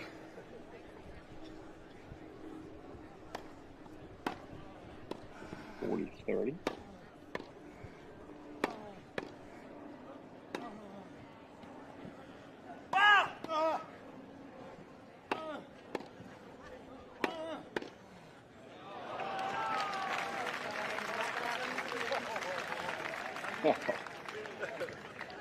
So Xavier Malise just unloading on a couple of forehands, and Mark Philippoussis just put it right back down the middle of the court for his hold. So we stay on serve at 5-4.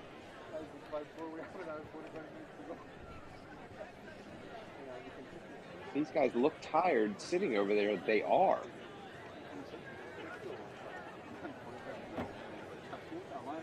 Guys, you have 45 minutes. How can it possible? I don't have more. Champions tiebreaker first to 21. I think I overheard the umpire giving them a time warning, knowing that Mr. Djokovic and Mr. Tiafoe are going to need to get out there. I don't think Novak and Francis want to make their way up to the Hurlingham Club and have to stick around.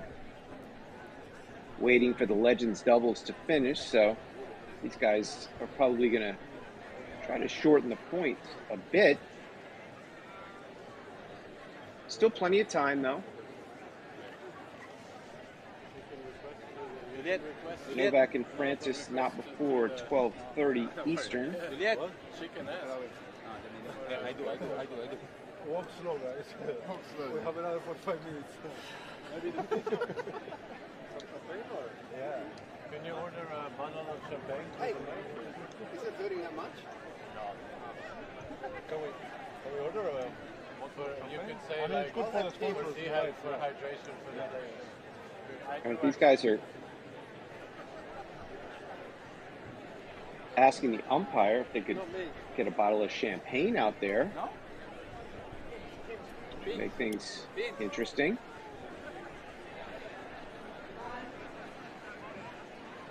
They've got about 45 minutes left to play this match, so they will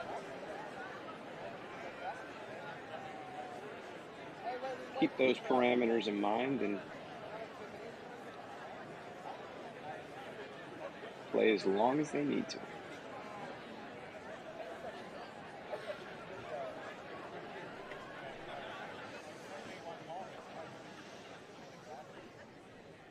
Nicholas Almagro to serve.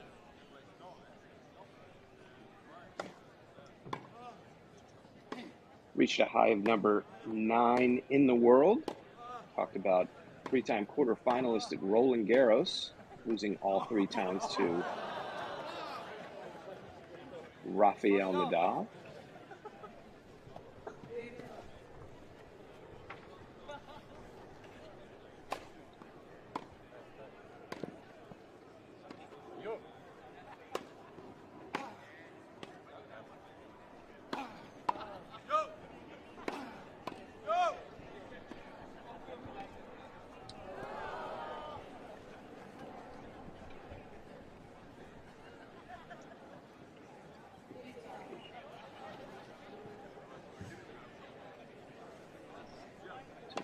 Alls. Almagro will try to hold to keep this on serve. That was a quick release. Oh my gosh.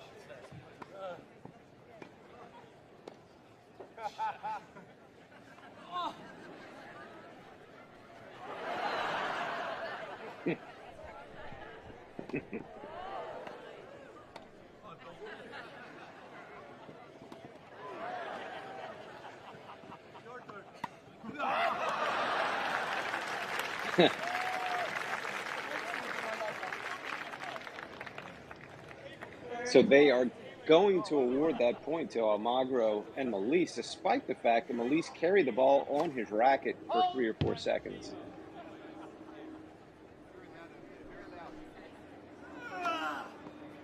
Another point. Multiple tweeners.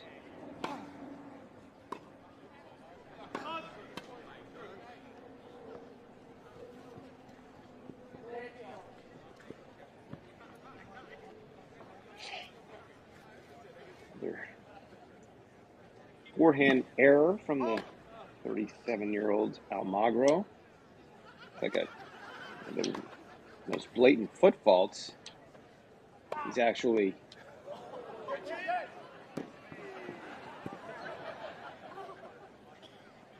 I just saw Almagro just hit both of those serves about 4 feet into the court.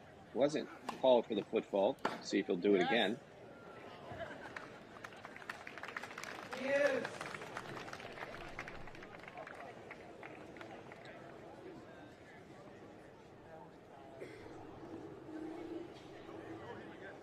Deuce.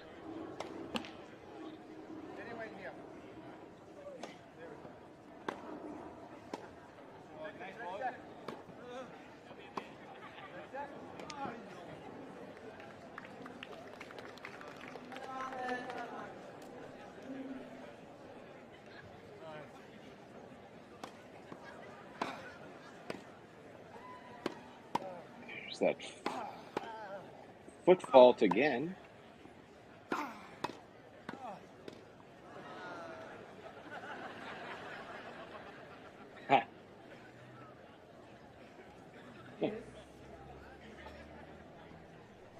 Almagro not as fit as he was in his playing days. Just tried to go behind the back, almost broke his back.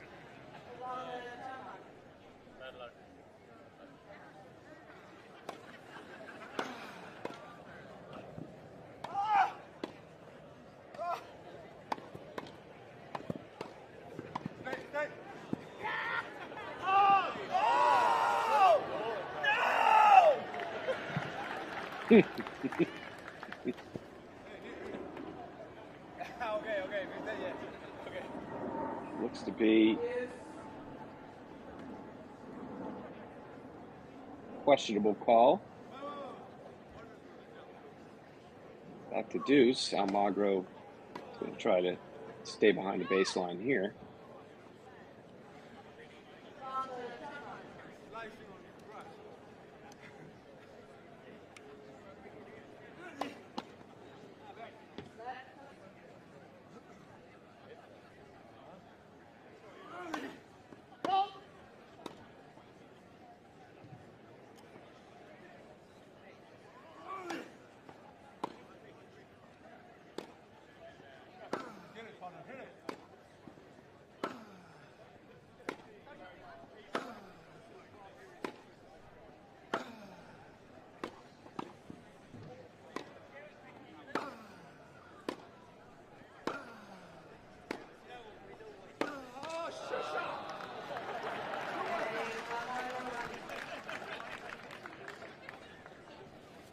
Great baseline exchange, and then Philippoussis tries to go up the line with a big backhand.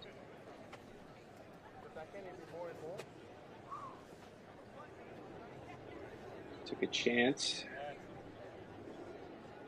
Missed in the net to get it to 5-5. Marcos Baghdad serving.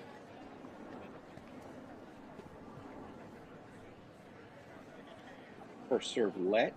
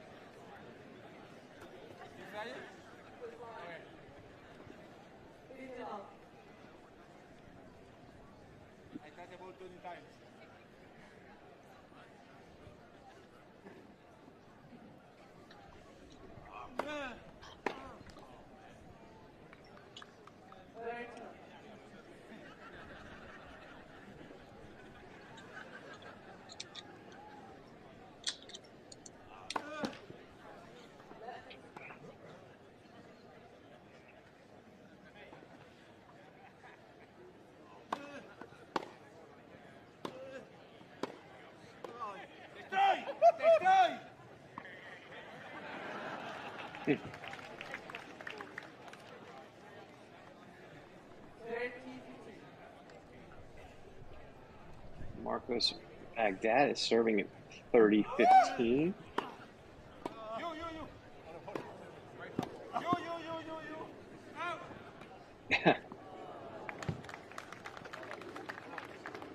Ridiculously good shot by Malise. Didn't need it. Point was already over. 5-5-30 all. Marcos Baghdadis.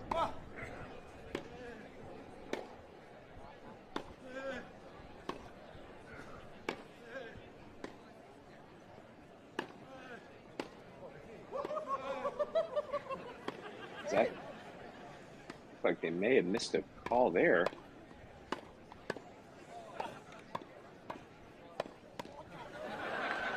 Oh.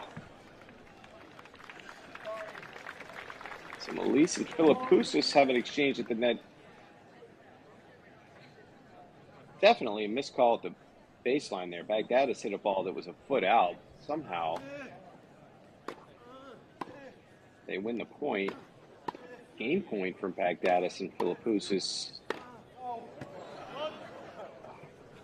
Again, vintage Vintage Xavier Malisse taking the ball out of the air with that huge forehand. Oh, yeah. Not as accurate as he was on the tour with that one. On our journey to Japan, we saw firsthand how a Word Yonex from our V-Core is made. presenting sponsor, Tennis Warehouse. Witnessing the merge between human touch and craftsmanship with modern machinery and technology. The result is a racket that optimizes spin and feel while giving you more net clearance for better consistency. Get the new Yonex V-Core at tenniswarehouse.com.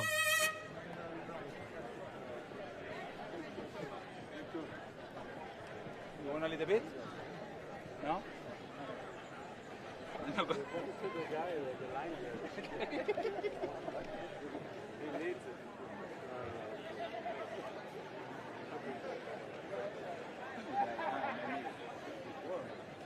So back at Hurlingham Club, this highly entertaining men's legends doubles match between Xavier Malisse and Nicholas Almagro versus Marcos Bagdatis and Mark Philippoussis.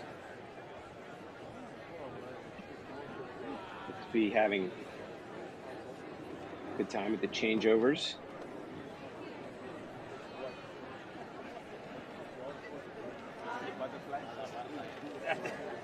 Fans are enjoying it. The players are enjoying it. Everything. Dog, mouse.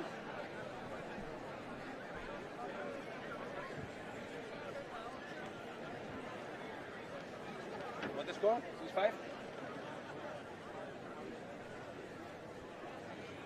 think Bagdatis may have just asked Philippoussis what the score was.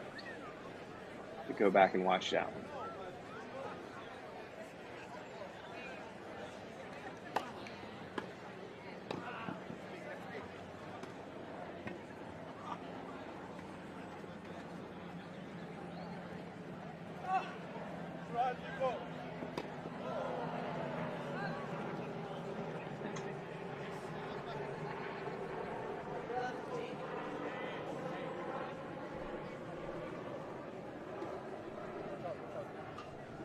So Xavier Malisse serving at 5-6, love 15, trying to keep this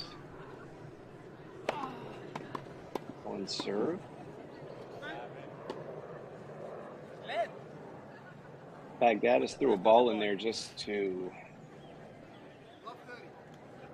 distract his opponents. Let him get away with it. Malisse is now at love 30.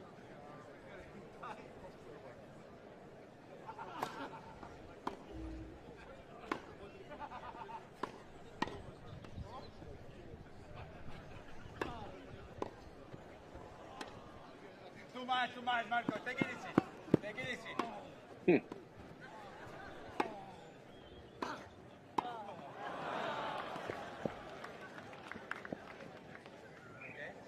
So Xavier Malisse dug himself serious hole he's going to try to dig out of here. 5-6, love 40 for Malisse. So we'll see if he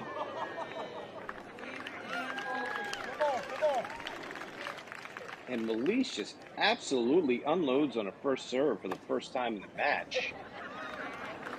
Hits another ace. So gets down love 40 on his serve, and then Malisse just decides to try.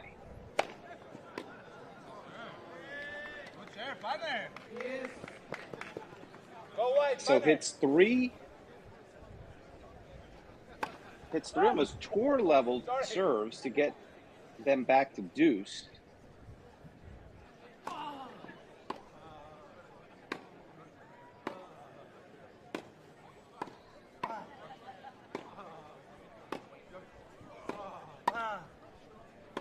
The best tennis you're going to see all day is when somebody goes down love 40 on their serve. None of these guys want to lose their serve at love, so they're going to just come up with some big shots to not be embarrassed, to get themselves back in the game, which is what we saw from Xavier Malisse.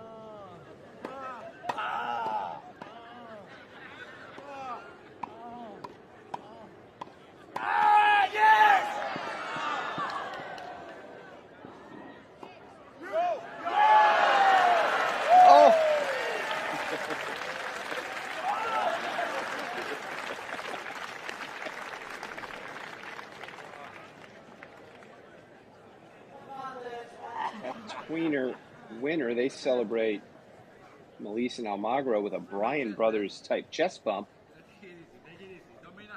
Wasn't quite as graceful. We have time. 20 seconds. We have time. So Melise now serving for the game to get it back to 6-6.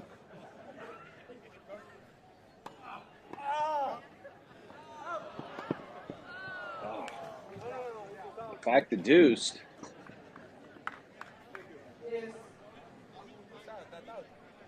Novak, good call, by the way. Next time the same.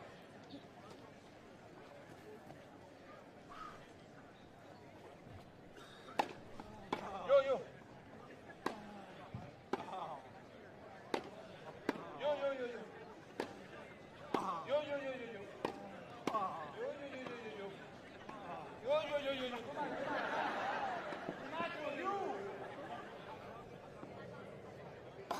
One of the most used words in doubles is yours, and these guys, not a shortage of using that word today.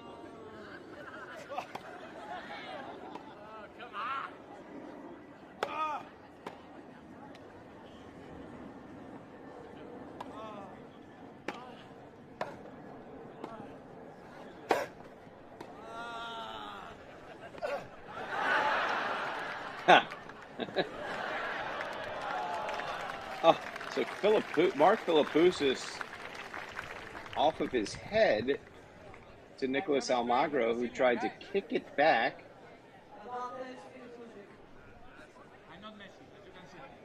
Soccer game, a tennis match broke out.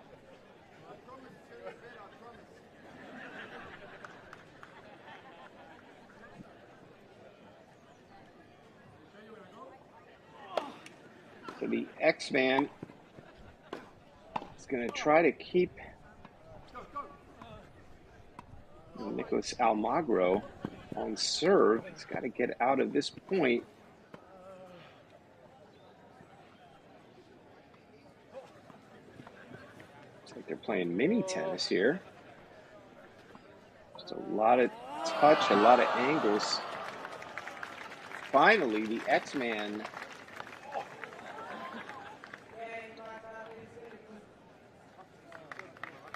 with the error puts it a little bit too delicate to give Baghdatis and Philippoussis the break. And just like that, Mark Philippoussis has this match on his racket, serving at 7-5.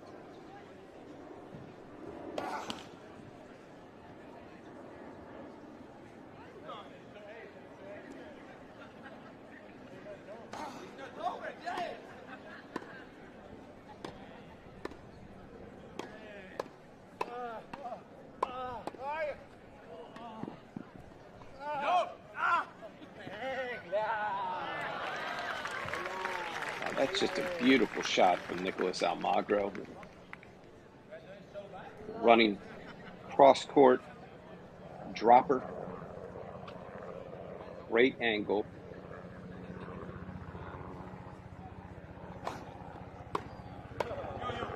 Let's see if they can break and stay in this match. Xavier Melise and Nicholas Almagro. Error from Philippoussis. It's Mark serving at love 30 now. Trying to consolidate that break and win the match.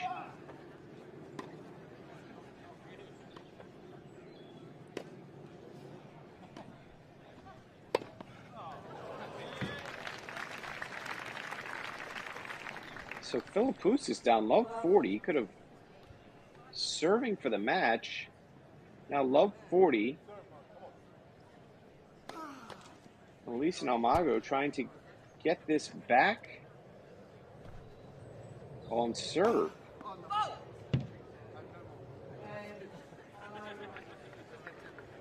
And Philippoussis loses his serve at love.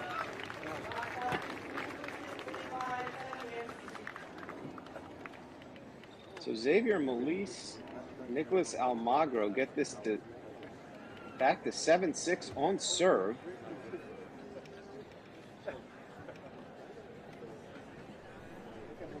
sure when the last time Mark Philippoussis lost his serve at love in singles or doubles, Legends or regular tour. It's just not something you see very often.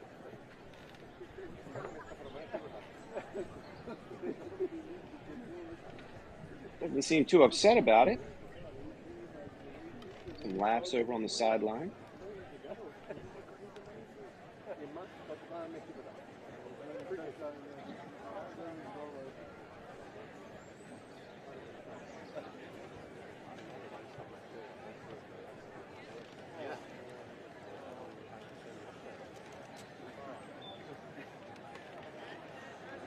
Look to push the performance of the shoe, continuing to improve the stability, support, and durability that first put the Gel Resolution on the map.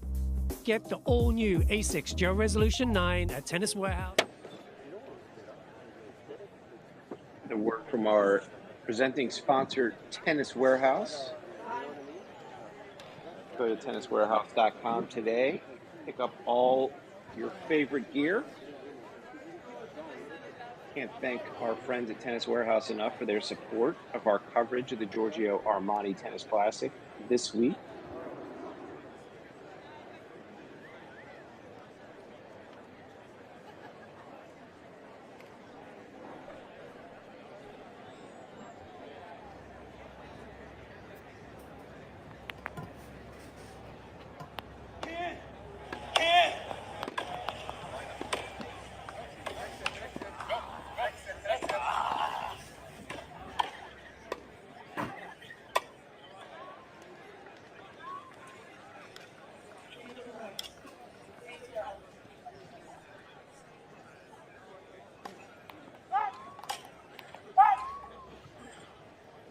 So Melise and Almagro will look to consolidate that break.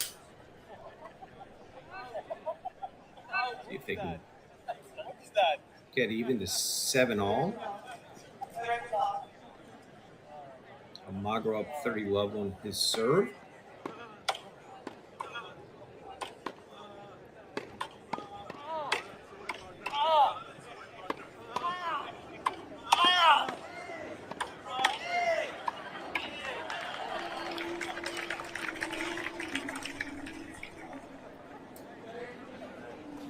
Baghdadis and Philippoussis going right at the defenseless Xavier Melise.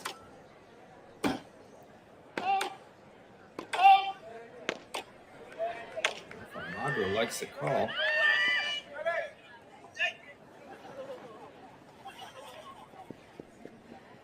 So Nicolas Almagro has to be careful here. 30-all, 2 points away from the match are Baghdadis and Philippoussis.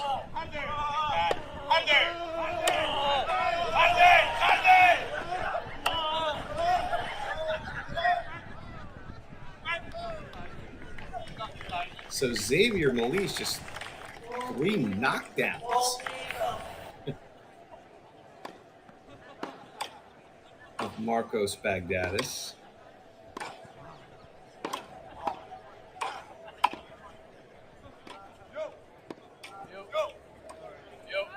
So game point. Oh, and Nicolas Almagro holds to get this to 7-7. They're going to play a tiebreak right here. Not sure if it's a 12-point.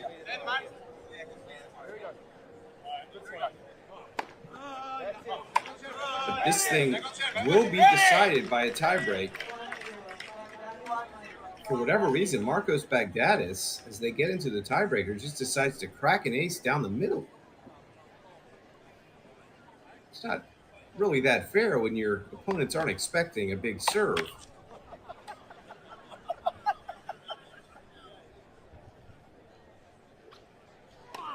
So we're in a tiebreaker to decide this.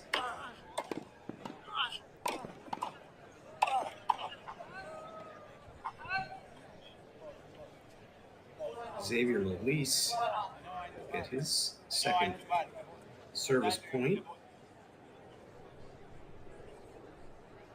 Should be 1-1 now.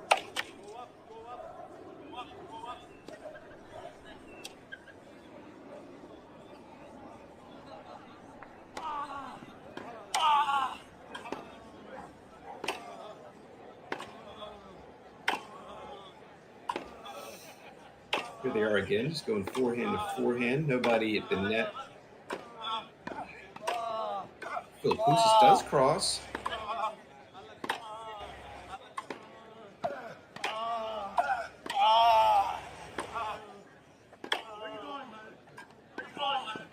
Lots of activity with the net guys in this game. A lot of crosses.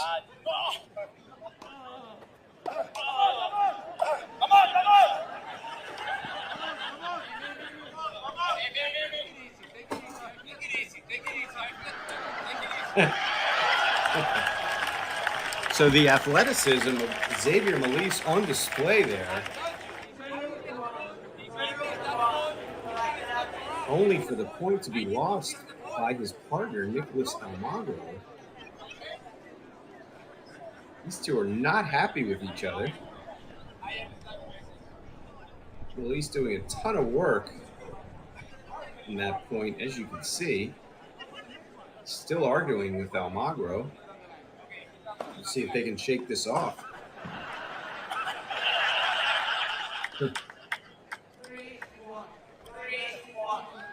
So Mark Philippoussis serving 3-1 in the tiebreak.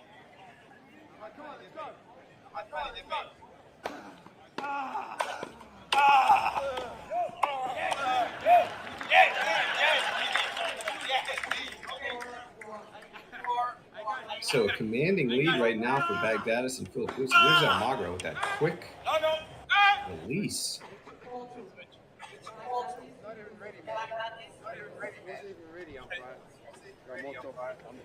So they're going to switch sides at 4-2 here.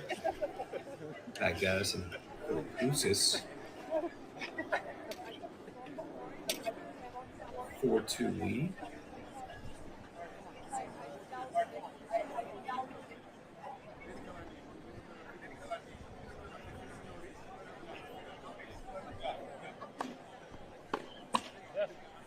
Good to see it.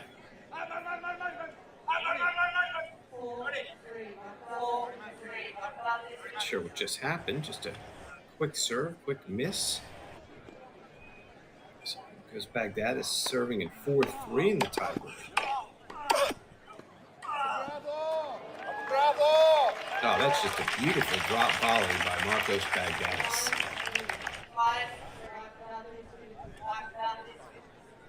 38-year-old from Cyprus.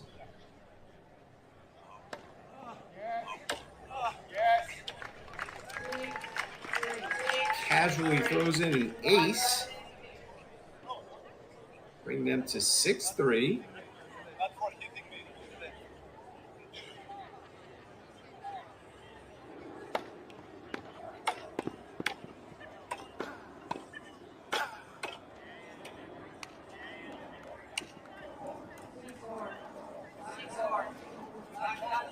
Nice volley by Magro.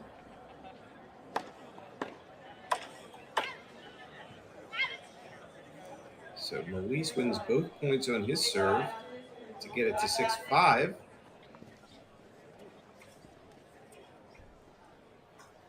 Philippoussis serve at 6-5 in the tiebreak.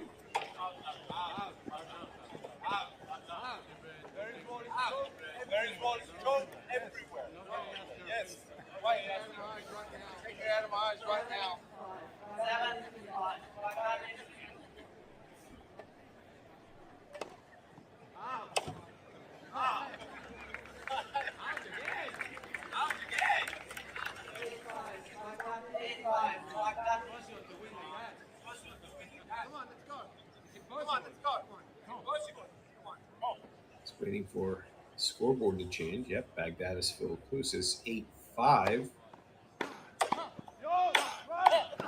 They can keep that lead there. Philippoussis with a runner is going to bring Baghdatis and Philippoussis to match point. What a shot by Mark Philippoussis.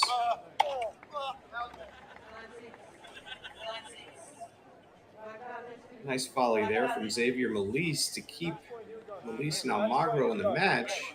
Fortunately, Marcos Baghdatis He's going to have 2 chances to win this. It's match point.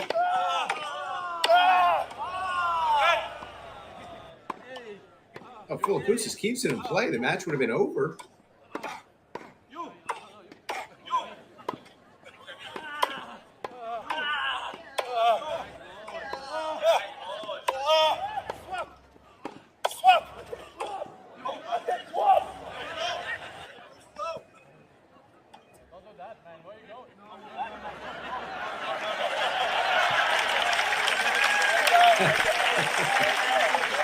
Marcos Bagdatis wins it on an angle volley. Almagro would already come over to the other side of the net.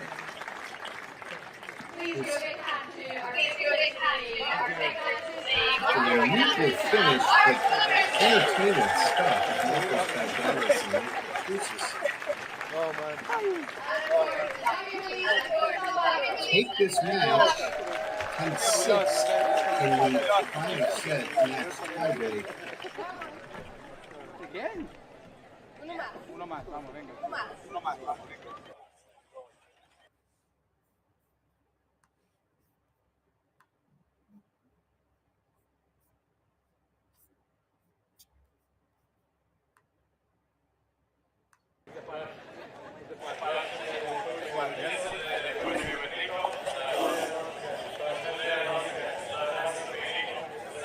So we're going to hear from the players on court.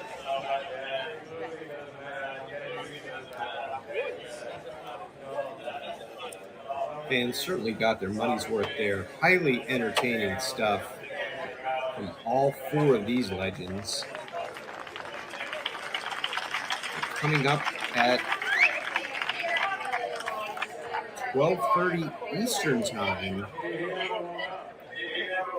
Arguably the match of this event, 23-time Grand Slam champion Novak Djokovic take on American Frances Tiafoe, number 10 in the world.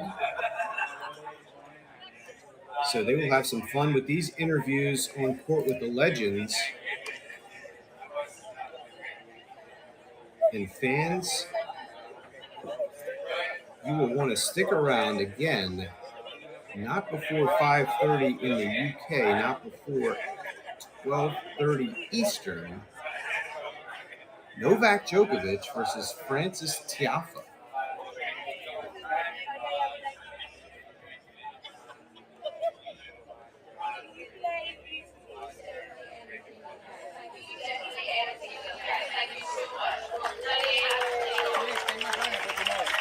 Please change my partner for tomorrow. Yeah, you need to change my partner. Yeah, you need to change my partner. I don't want to play anymore with him. It's enough.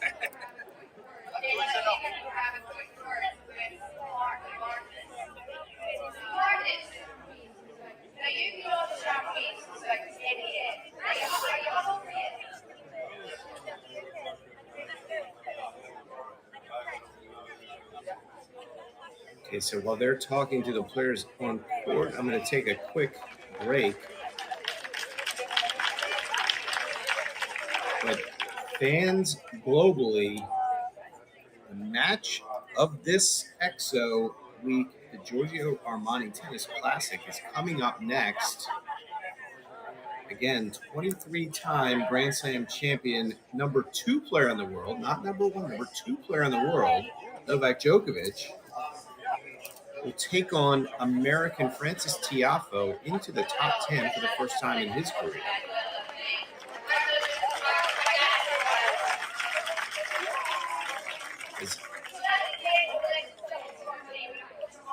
These 4 guys get the applause that they are due.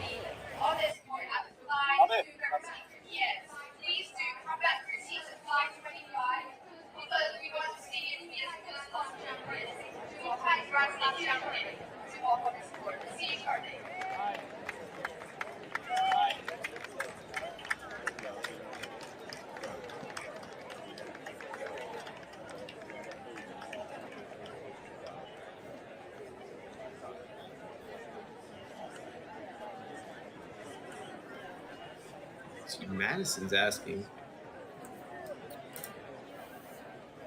do I have to win the Djokovic Tiafoe match? Certainly a toss-up. You know, Novak hasn't played a match on grass since last year's Wimbledon final. I don't think that's really going to hurt him, considering he's won this title at Wimbledon 7 times. But we will be back with the stream of Novak Djokovic and Frances Tiafoe. At that time, Andy Katz will be back on, and we will let Madison know who our favorite is for this match coming up. So we will see you soon. Thanks, Randy.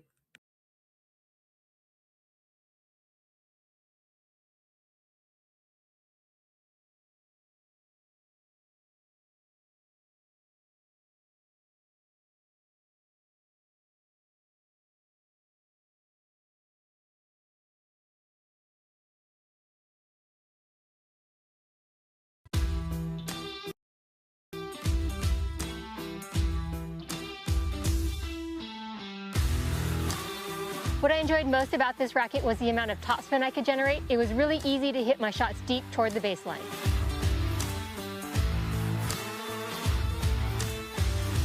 If you're like me and you love to hit with tons of topspin, then you're going to want to check out this new Pure Era Rafa.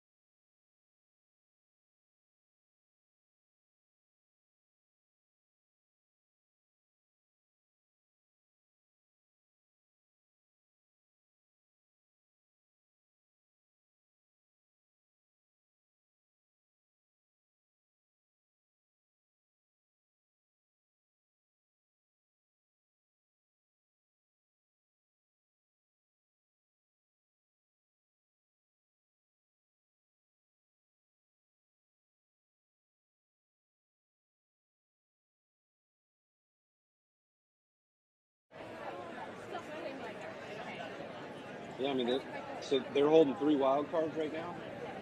Mm-hmm.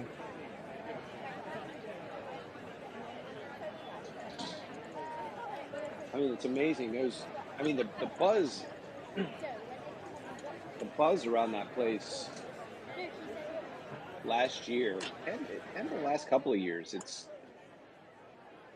I feel like it's been elevated a bit. Just it used to be more about the whole enshrinement weekend, and the tournament almost felt like a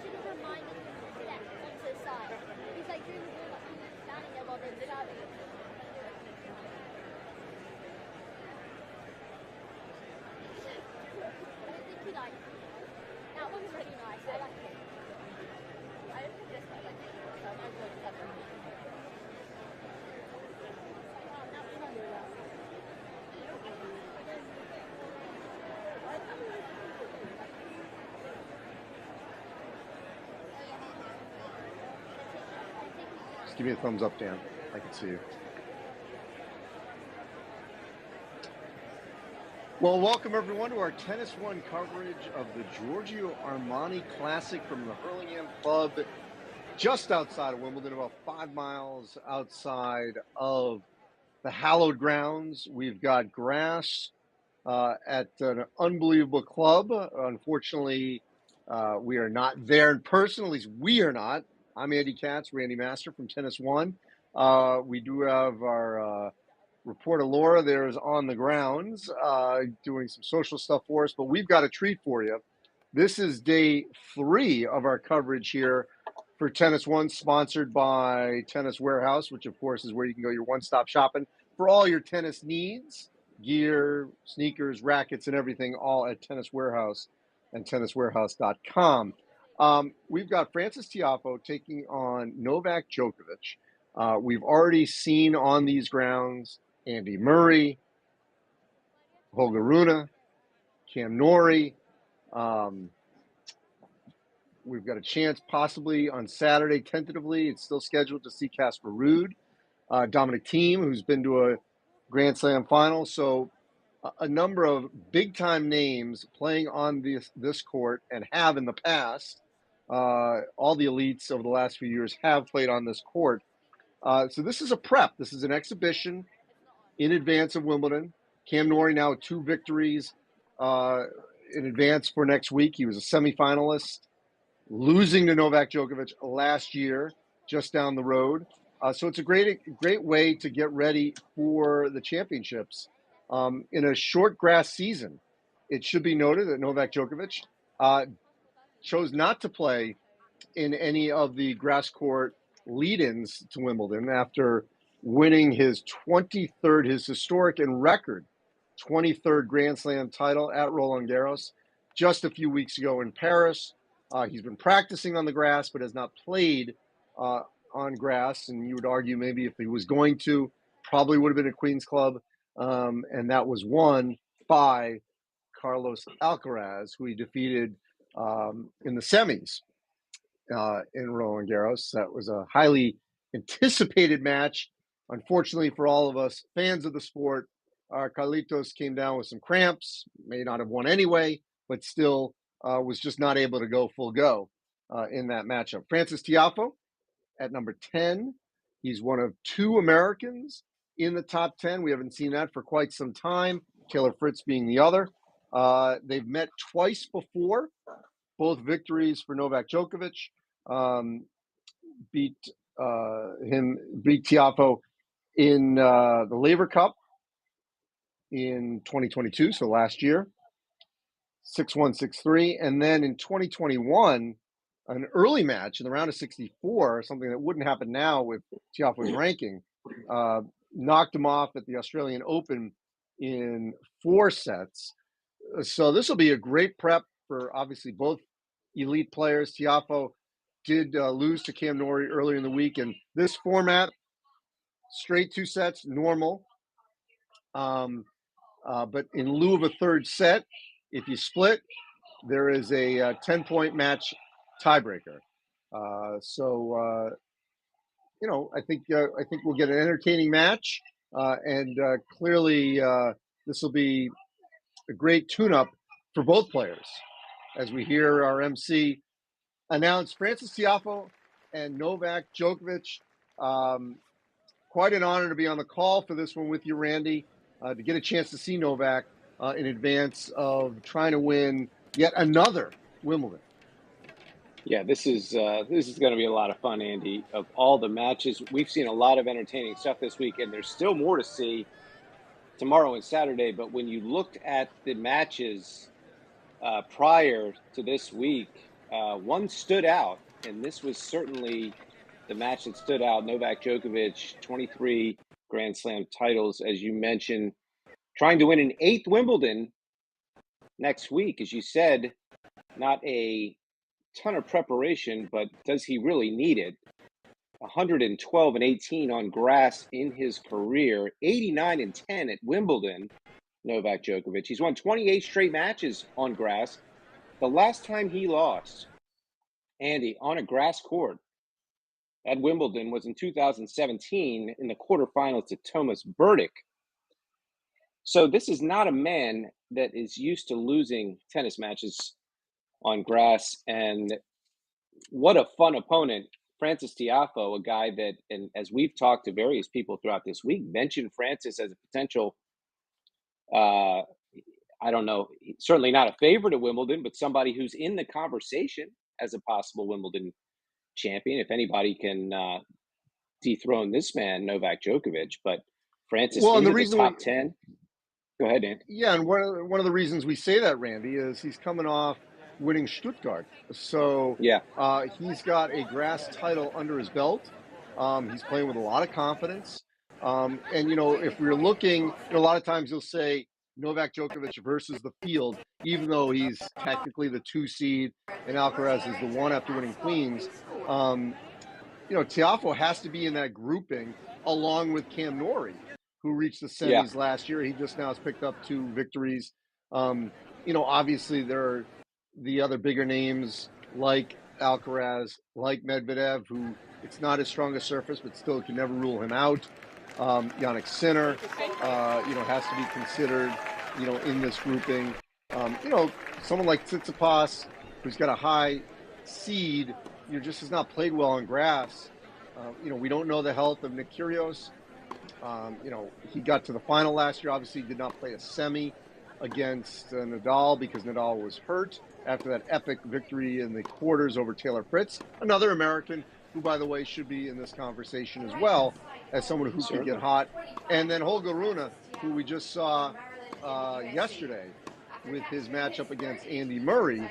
Again, another young player who's just still finding his footing on this surface, but has played well in big matches already this season. So he has to be on that laundry list of players with a chance.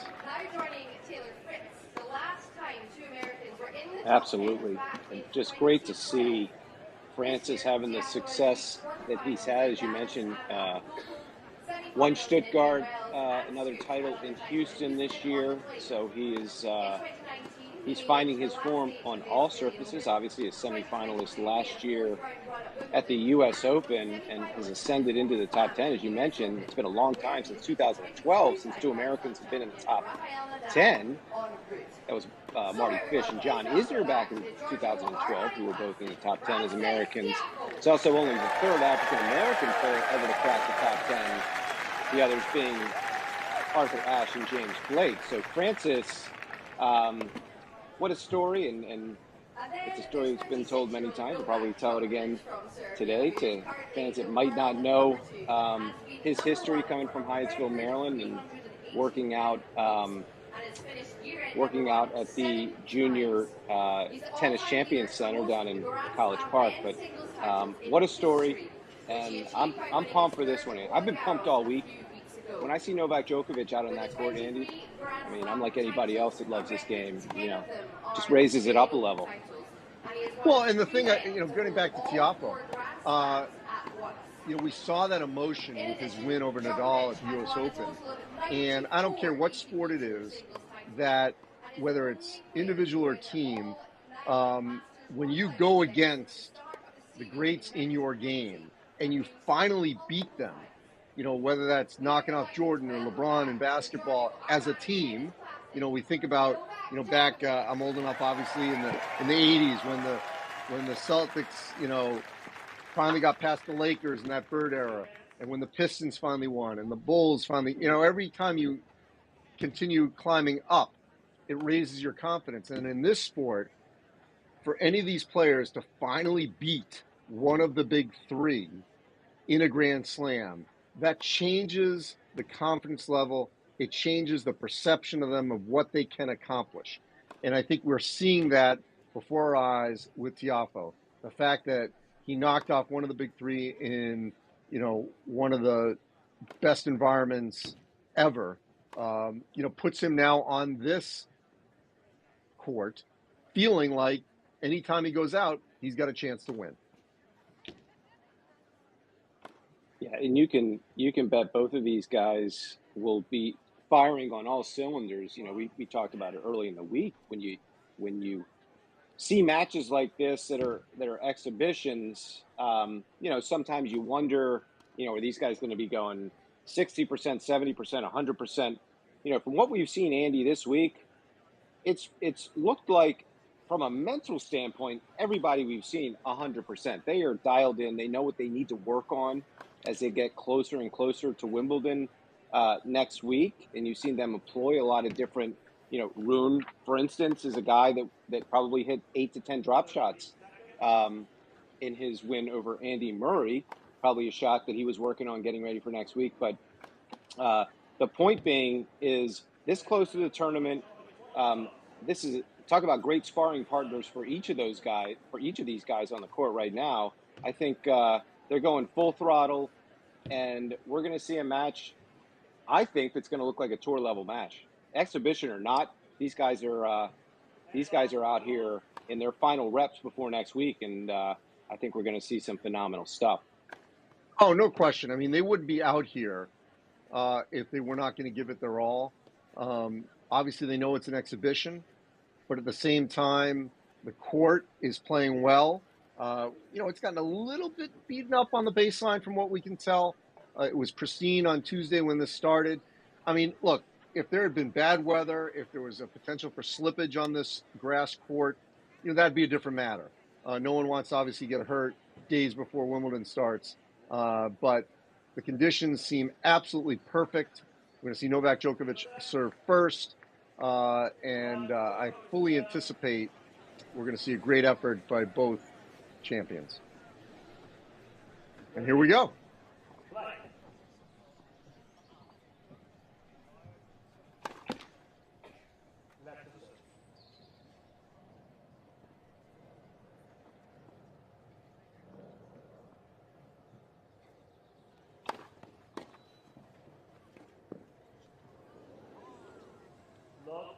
So that's a great example right there, Randy, of why not work on that shot on grass? Yep. You know, that backhanded drop shot volley, which I'm sure he will perfect over the next week. And then when you miss a shot, you follow it up with an ace.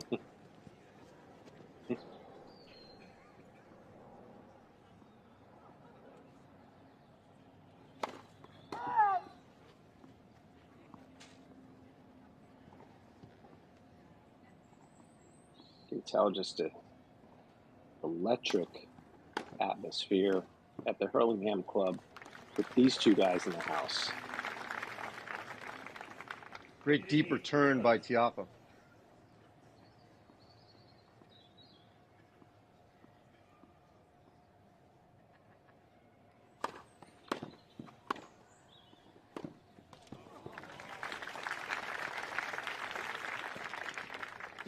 Novak with a serve and volley.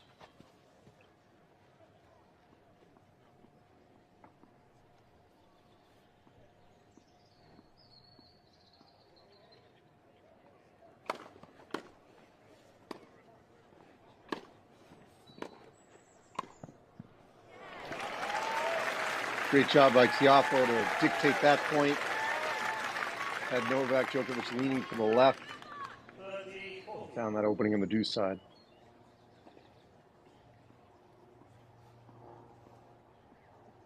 Francis to break point.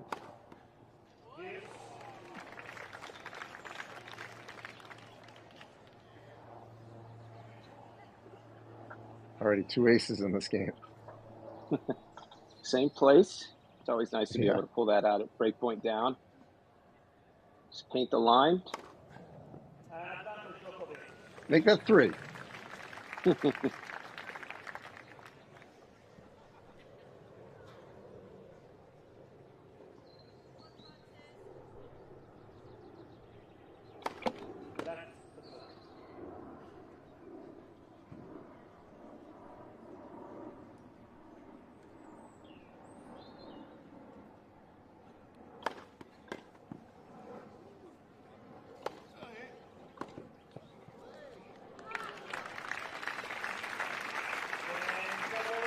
So a little bit of a hiccup, but Djokovic gets the hold.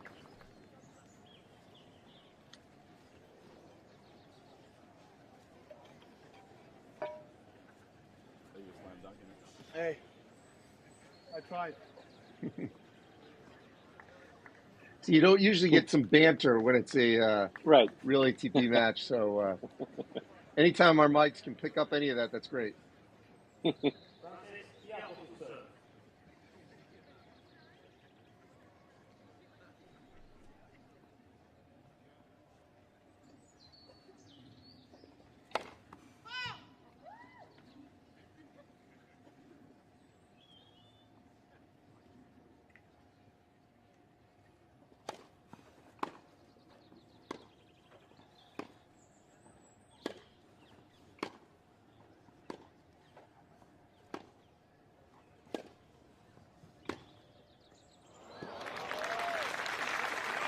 Just went wide.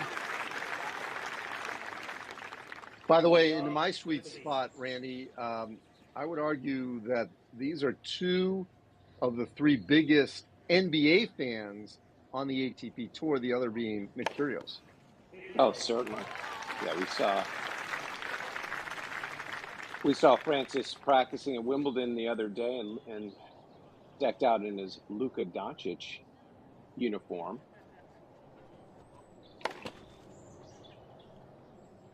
And we know Nikola Jokic and Novak Djokovic are good friends, very supportive of each other.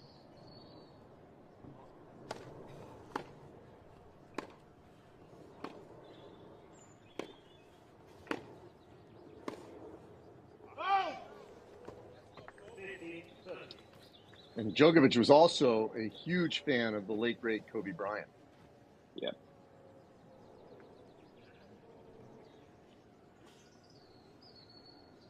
And Francis, as many of us know, played on the 2023 NBA Celebrity All-Star team, the All-Star game.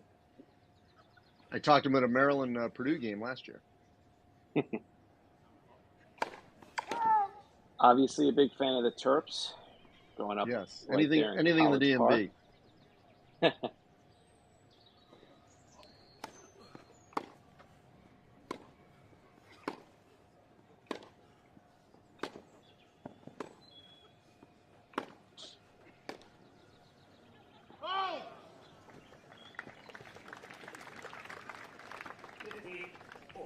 And Djokovic has his first break point.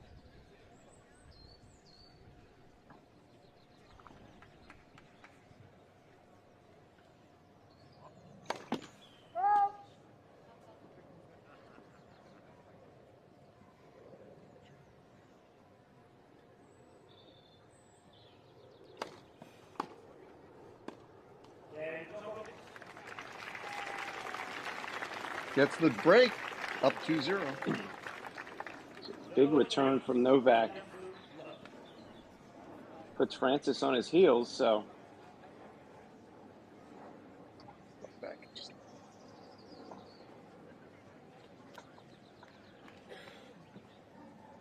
Novak's time away from grass doesn't seem to be hurting him too much, Andy. No.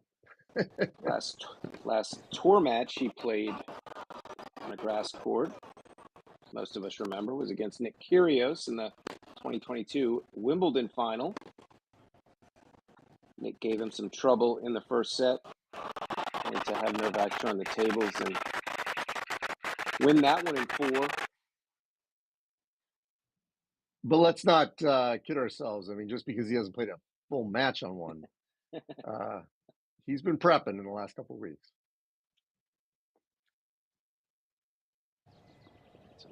We are at the mercy of our feed at times. Just keep that in mind.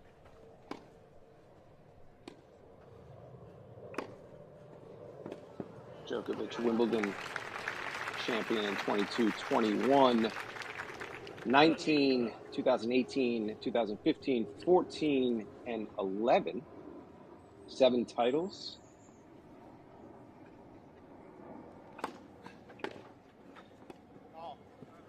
Missed that little chipper there. You know, what's interesting, Randy, is that he's obviously at this point in his career, his life, that he can just select which tournaments he wants to play. And he's only actually played in 7 tournaments in 2023, winning 3 of them, including 2 Grand Slams. but you know, he can obviously manage his time on the court. You want to extend your career, that's what you do. Yep. Obviously, 2 children now with wife Elena.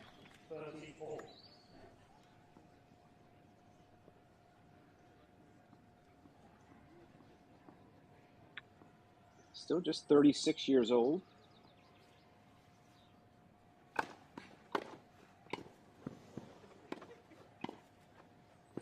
Oh,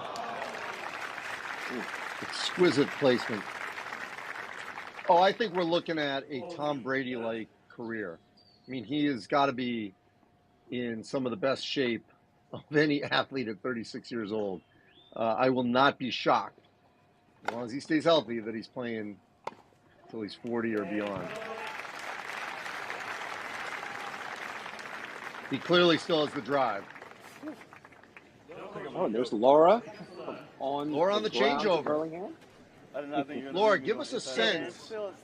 Give us a sense of the mood there. I mean, the magnitude of having Novak Djokovic here at Hurlingham. Oh yeah, I mean, first of all, it's absolutely packed, as it was for Andy Murray yesterday, but it's just like kind of different. It's quiet. Like, people are moving around right now, obviously, but it's even quieter than normal, I feel like. And Francis and Novak are just like chatting back and forth right now. Like, it's very relaxed for them, but I mean, as you can see on court, they're doing really well. There was a point there, I don't know if you guys could hear it on the audio, where Djokovic had a really good point, and Francis goes, "No wonder you have 23." So everything's going really well here. But yeah, I mean, the people are loving the fact that he's here, and I think maybe we're a little nervous that he wouldn't be here, but he's here, so it's good. They're heading back out to serve now, so I'll Yeah, we see Laura stationed right behind our favorite security guard, and we don't want him to get upset. He has taken off the shades here late afternoon in London, though. He's probably still spitzing with that three-piece suit. So Francis will try to get on the board here.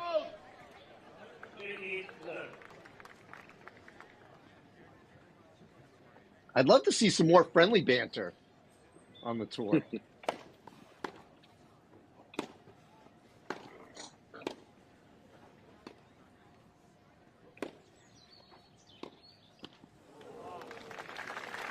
There's no reason you can't have friendly banter and be still intensely competitive.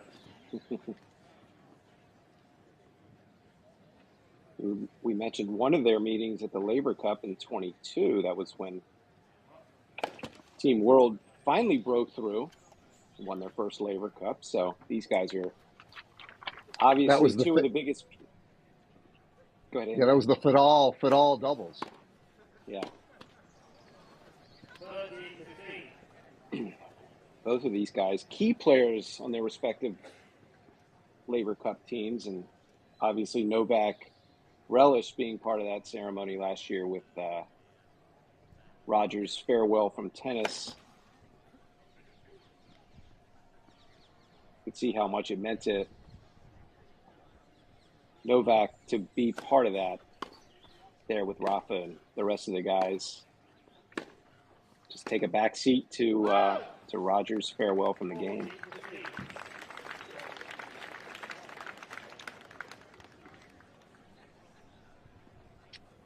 All right, Tiafoe trying to get on the board here. Hold.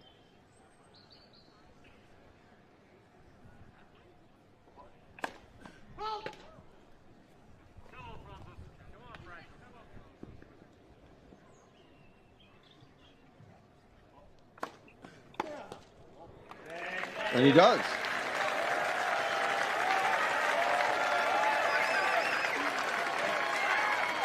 I think those cheers are twofold. A, he's very popular.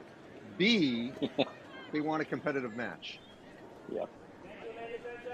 I think Laura would nod her head in agreement with my 2 points there.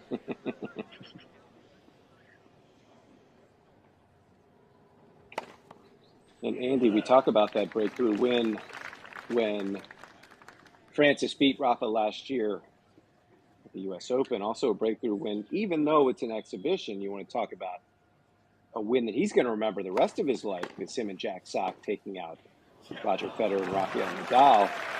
Yes. at the Laver Cup. I remember talking to Chris Clary of the New York Times about that result. And it was Chris Clary and Chris Fowler of ESPN, who both had been on my Changeover Chat podcast after the Laver Cup, and they love the realness and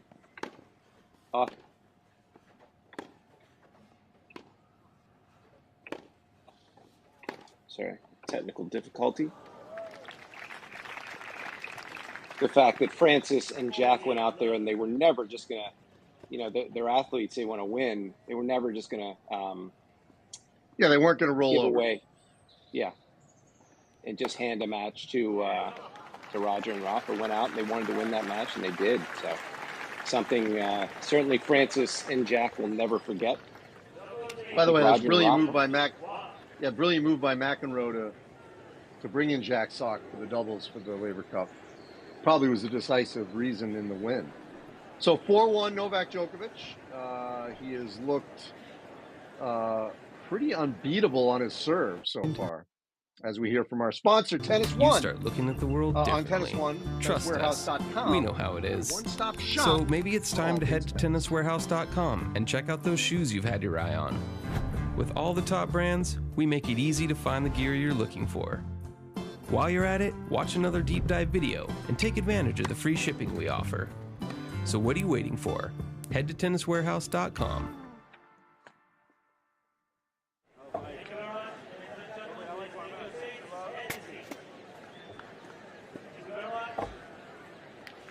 So last year, just down the road where I'm sitting right now, Novak Djokovic's coach, Goran Ivanisevic, was inducted into the Hall of Fame. Laura was there with me.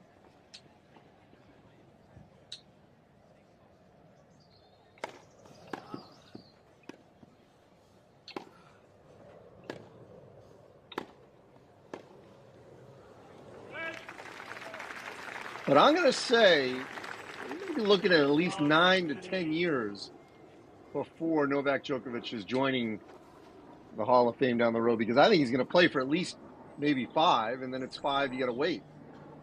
So, of all the big names, I think he's going to be the last one to retire. Yeah, I think it's 5 years since you've been a significant presence in the game. So it's not necessarily 5 years from retirement. Right, because you can come back from one match or whatever. Right. But I think you would agree with me on this, that of all the big names on the men's or women's side, he might be the last one. Yeah.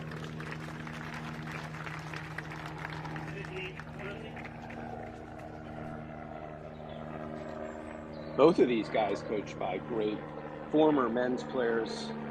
Obviously, Francis coached by South Africa's Wayne Ferreira.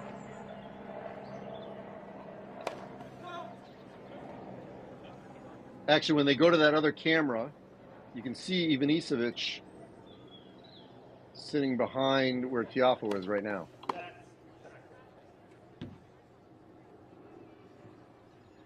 Always very visible in Djokovic's box.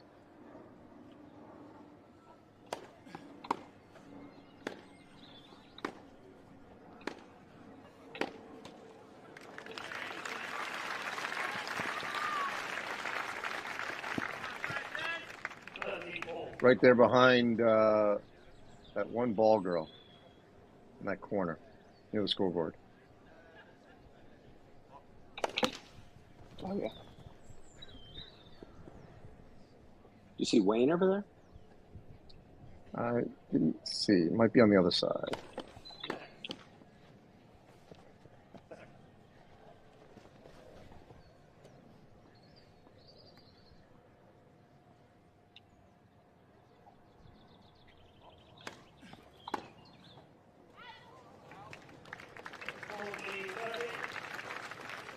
I wouldn't be surprised. I don't know if we can't ask Laura right now because she's courtside, but I wouldn't be surprised if other players non-practice time, just sort of cruised over here to watch some good tennis.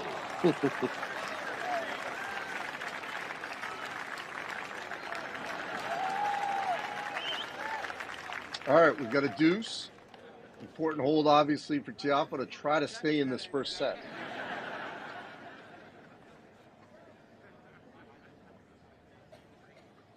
Yeah, I guess as long as they're recognized by the club, they'll let in active players. We're getting ready to play at Wimbledon. Remember the story of Roger Federer? After winning 8 Wimbledons, wasn't recognized by the guard. Well, you could argue he was doing his job, right? Roger had to beg his way in. Had no idea who he was. Oh, just too good. So there's a great example, Randy. We're wondering about, I think, going half speed. You can't go half speed and chase down that ball at the net. Yep.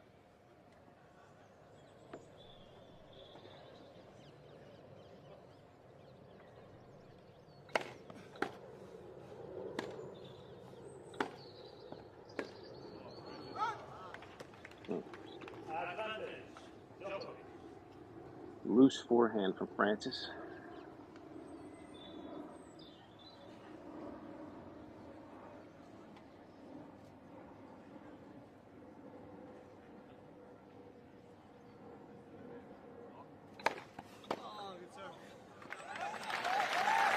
Much needed strong serve there.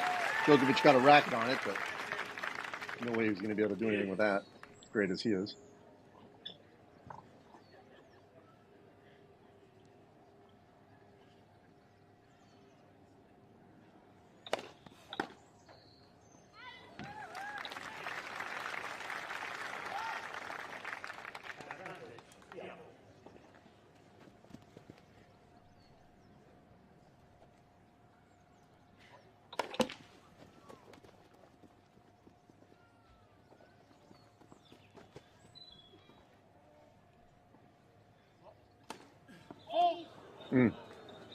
It's his first double of the afternoon.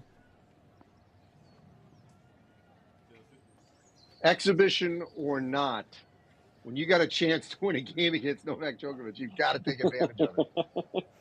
Well, you know, it's interesting, Andy, because that double fault, that looked like he was nervous. I mean, that was a really tight double. Like he didn't get over that thing at all.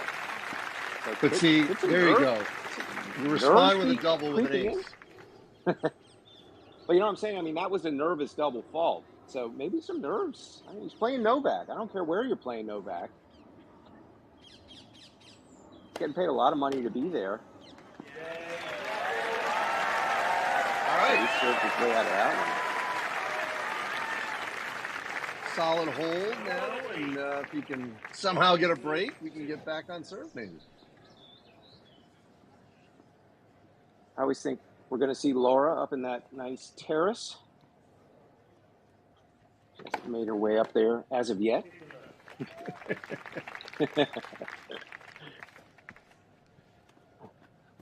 That's when you know you've made it to Hurlingham Club. You got that seat up top there.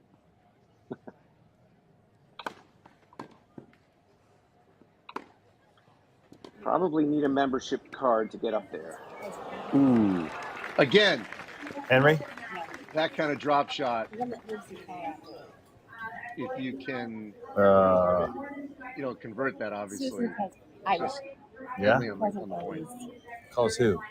Sorry about that.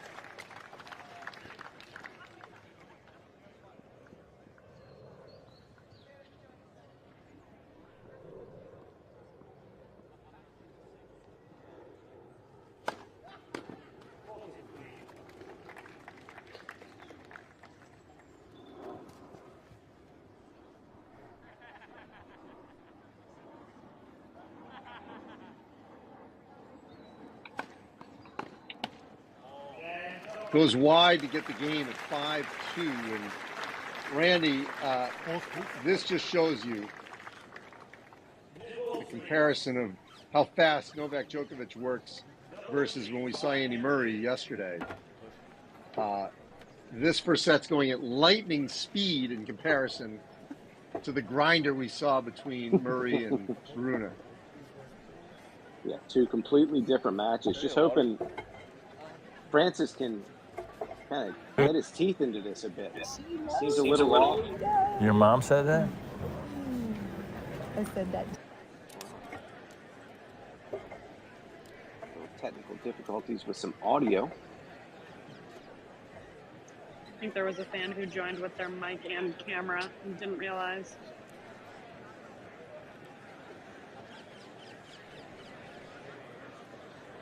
Laura, if you can hear us, were you able to pick up any of that chatter between the two? Changeover is over out here. Okay. Yeah, Laura's a little bit ahead. It's hard to believe when we refer to Novak Djokovic, we are referring to him as the number 2 player in the world right now. Yeah, there was an interesting debate. I saw John Wertheim, who's the award-winning journalist, SI, 60 Minutes, of course, Tennis Channel. I saw that he was having a Twitter discussion today about, the seeding in Wimbledon, about are you seeding straight rankings or should it be, somewhat subjective? Because, Alcaraz only moved to number 1 because of that win over in Queen's Club, which he earned. But let's not kid ourselves. The number 1 seed's right in front of us. Yep.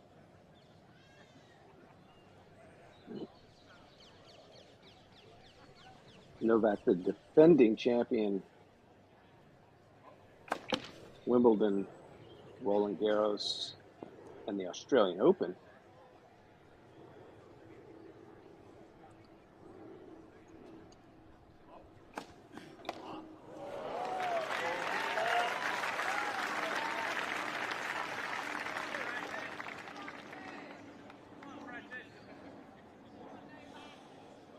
I want to call up here the seeds, just a point I want to make here.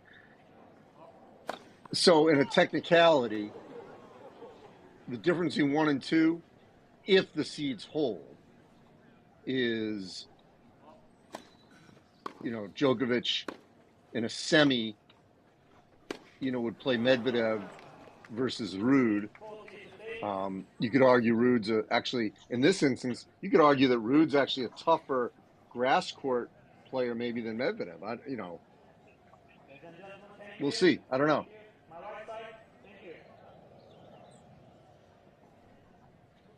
Two guys, for whatever reason, you just don't see winning it. If you look outside of, the obvious choices of Novak and then Carlos, but I would say Carlos is on equal footing as far as being the next guy up with a bunch of guys. We'll have a little fun here. Well, look at the women's seeds.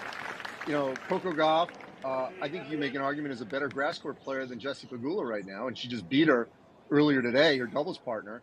And Pegula, based on, the WTA, she is rightly seated ahead of her at 4, Gauff at 7. Ons Jabeur, who lost in that final last year to Rybakina, she's at 6. Again, really good grass court player, but that's based on where they are right now. And Rybakina, the reigning champ, she's at 3.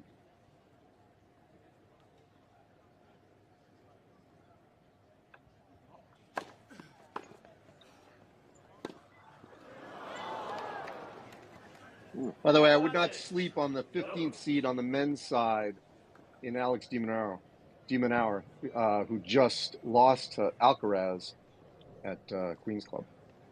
And we got a set point here. Yeah, Francis with some really, really unfortunate errors the last 2 points. But see, that's the difference in Tiafoe of late. He's got that ace in his wheelhouse that he pulls out and can deliver.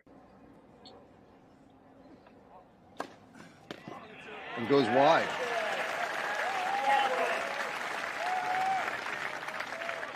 So really showing a variety of his service placement here.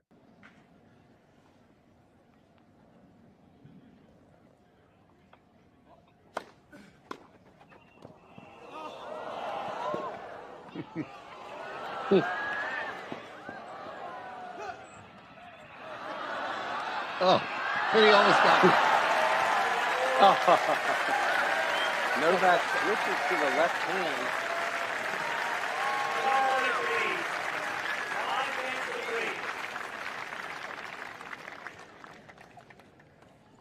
Difference between this and the Legends doubles, Andy, is in the Legends doubles, that's every point is like that. All right, so Tiafoe's making Novak run. He may pay for it here. Djokovic makes that. I need 4 quick serves and get to rest here for a moment. That would have been nice. He switched to the left hand to go around the net post on the left side. Almost had it.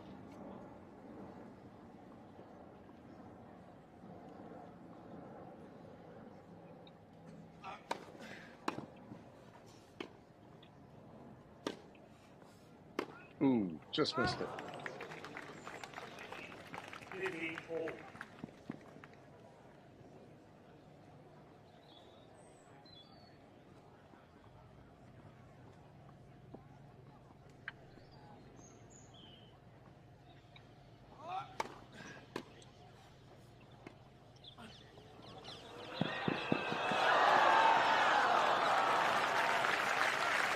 That is so disheartening. The effort to get to that drop shot, and you have no other place to place it, but right essentially on Djokovic's racket, and then you just, you have no chance.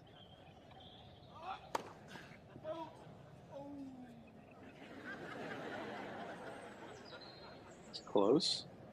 I think Laura looked like it caught it.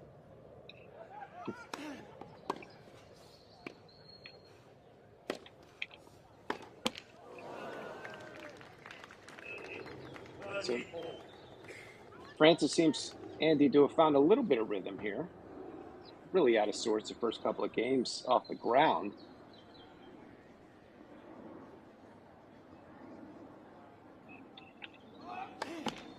We were talking to Dan Wogan of USA Today earlier this morning in the first match. He made a great point about Djokovic, that at this point in his career, as the ultimate champion, one of the greatest athletes in the world, he just knows how to play and manage a Grand Slam 5-setter. Like, you're never worried if you're in the Djokovic camp if he loses the first set, which he's done. Yeah, and it's interesting, Andy, I don't know if you've watched the latest season of... And there we go, set point, and he delivers it. 6-3, 1 set down. Go ahead. Just talking about the second season, or the latest episodes of Breakpoint on Netflix, which you were just talking about. How on our journey to Japan, Novak we saw so firsthand how a unflappable, Yonex V-Core is made. In a 5-set Witnessing match the in a merge slam, between human touch and especially in craftsmanship Wimbledon, with perfect modern machinery and example. technology. Let's wait The for this result message from is a our racket that presenting optimizes sponsor, spin and feel while Tennis giving you more Warehouse. net clearance for better consistency. It's Francis Tiafoe's racket Get of the new choice, Yonex the V-Core at tenniswarehouse.com. Novak, obviously a head man. But, as they documented that match with Kyrgios, the finals last year at Wimbledon, Nick was trying, just like he did against Tsitsipas, anything that he can do to get into his opponent's head, he's going to do. And it worked big time against Tsitsipas. Tsitsipas just lost it. I mean, Nick just turned that match into an absolute circus, and Tsitsipas couldn't deal with it. He's tanking points, he's hitting balls into the crowd. As soon as Kyrgios gave any hint to Novak that he was going to start those antics, you could see Novak just, I want no part of this.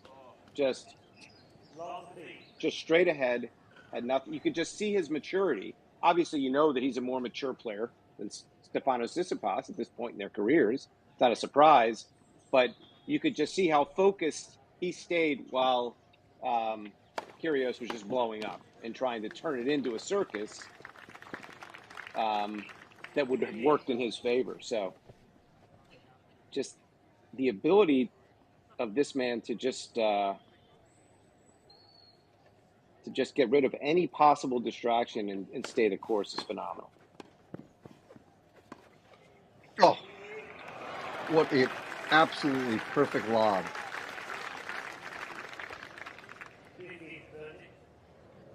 Tiafoe just had to turn and admire it.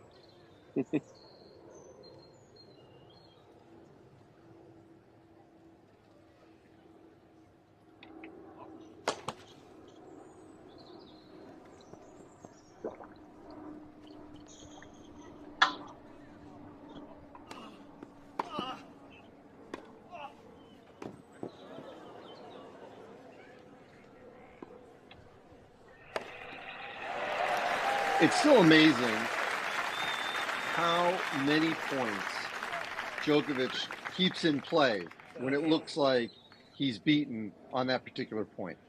Yep. He just makes you hit one more ball and one more ball Yes. and one more ball. And ultimately his opponents missed that next ball. Well, now, Tiafoe just missed that shot, went wide, but, you know, on that overhead, a lot of times when you've got so much time to set that up, players do miss it. Hit it long, hit it into the net.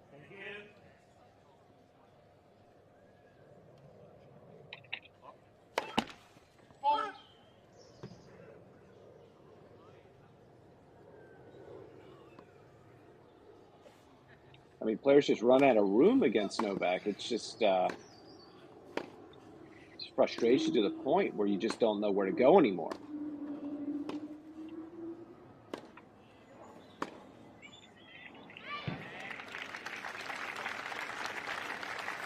Well, if we're going to have a competitive second set, it would behoove Mr. Tiafoe to get this game here.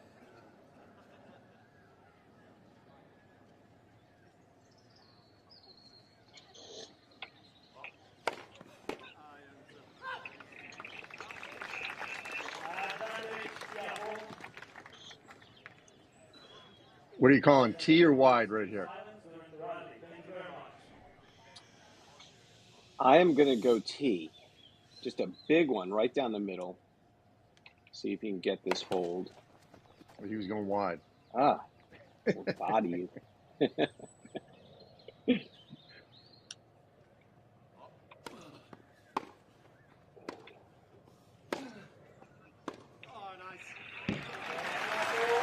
I think we just heard Novak say, "Oh, nice." I mean, Djokovic Great respects stuff. the game. Yeah, he respects the game, respects the play. You go back across, you go line on me.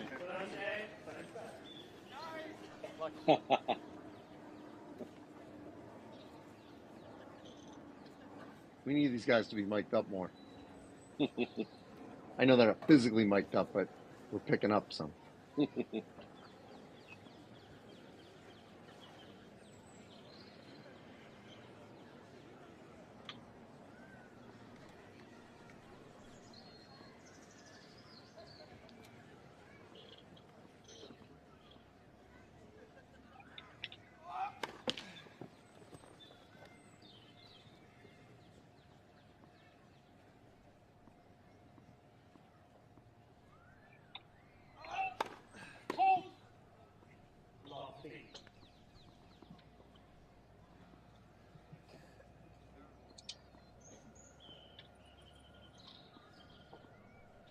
Djokovic, the second serve we've seen out here today. The first being Laslo Djere.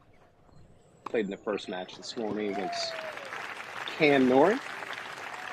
How about the approach backhanded cross-court winner?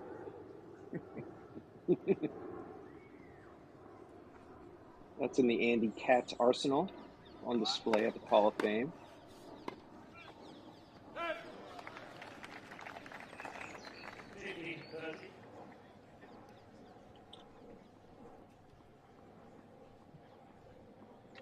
Could we see a break?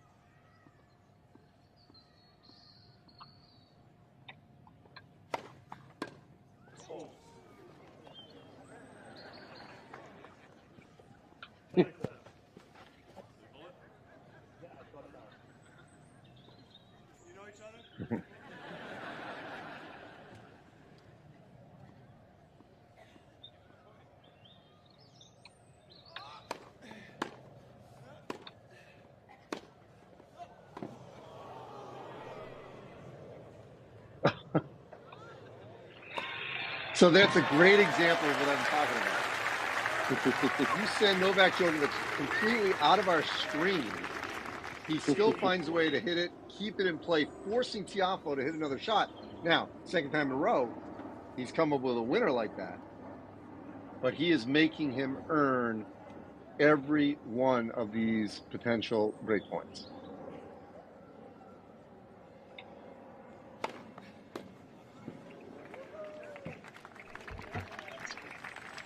Big serve by Novak.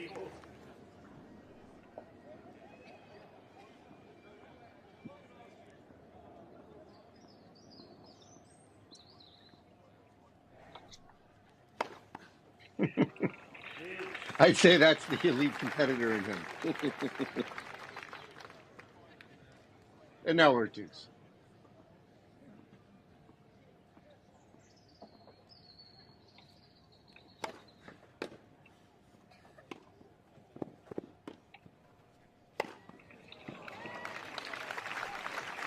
Yeah.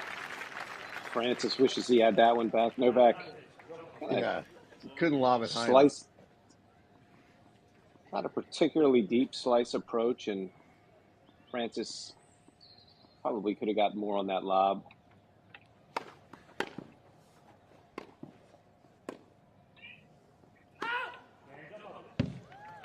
All right, so you go from 15-40 to winning that and holding it.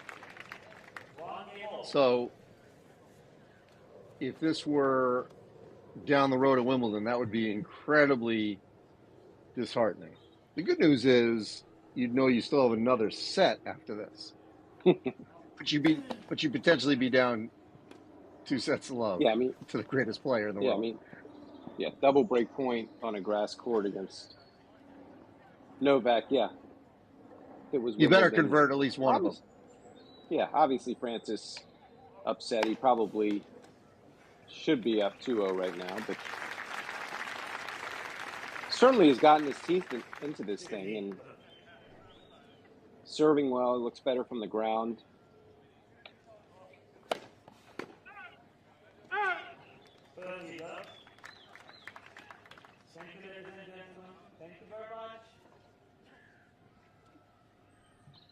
Both guys winning a ton of free points on their serve.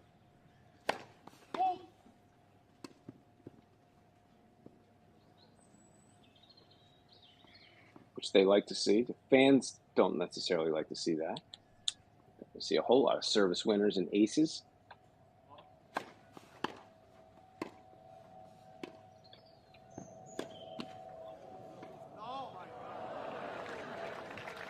Well, when it clips the net like that, it can play tricks with you. Even the greatest player in the world there.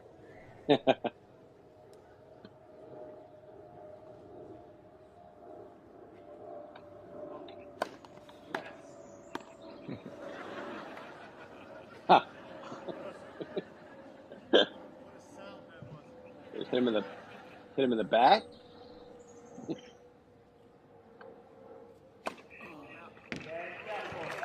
Well, impressive hold for Francis Tiafoe. We are on serve. 2-1 Tiafoe.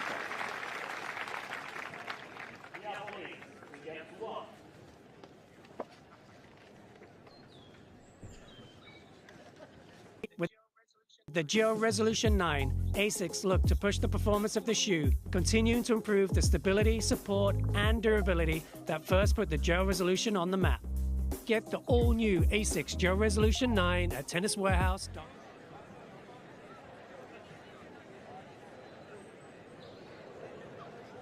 Again, Francis 2 titles this year. Stuttgart also won at Houston. So having a year certainly, Andy, that's lining up for a run at either Wimbledon or the U.S. Open, or hopefully both. Fans of Francis Tiafoe. Loves the big stage. you saw last year at the U.S. Open. I'm not sure he has had any moment in his career to date that will match what he experienced last year at the Open, beating Rafa and making that special run, which just clearly has inspired him.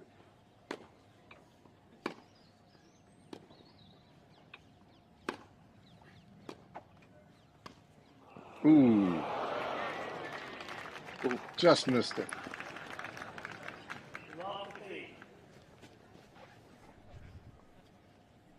Not an easy place to hit a drop volley from for Novak, but if anybody can make it look easy, it's him. Well, had it dropped, I mean, Tiafoe had no chance.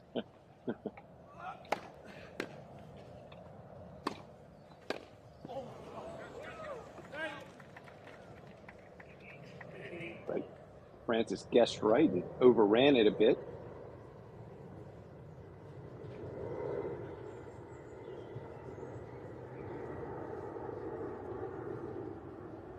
.626 local time.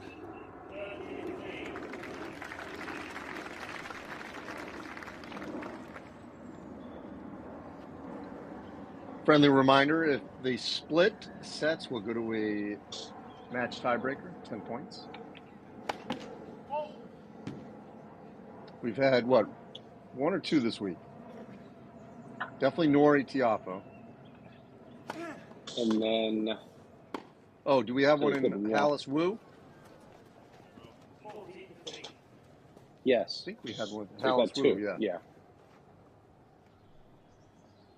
All the legends end in the match time.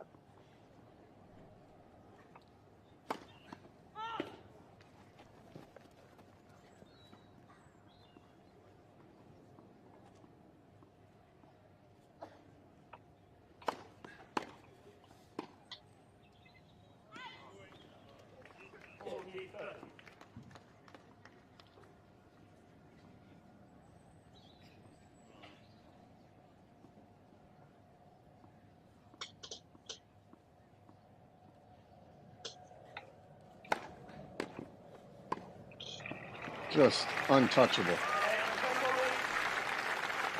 That forehand volley, and the racket's like a little wand near the net.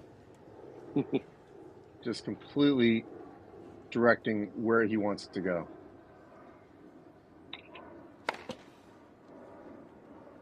Two all.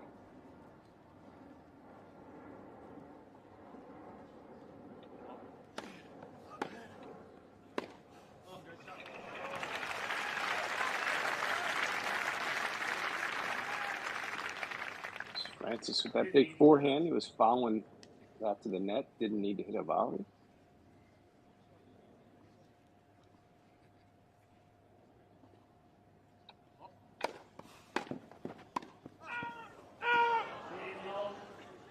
Just missed it. Maybe a foot long. Back line.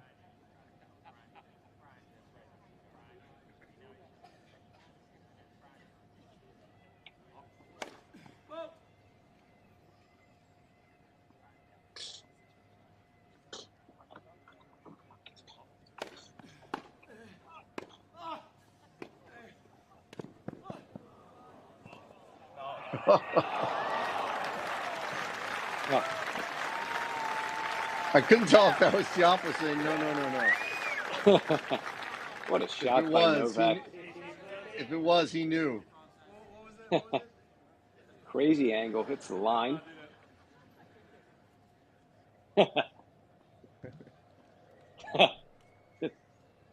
Francis saying you're not allowed to do that. Obviously Novak is allowed.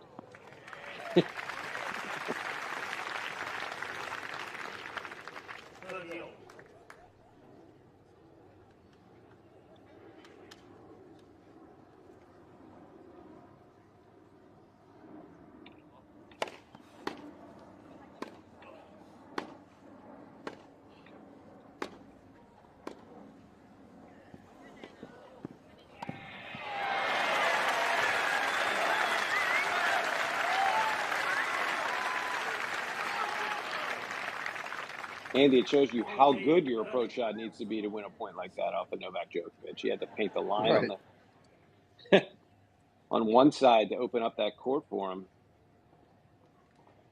just to get Novak far enough off the court where he can't get back.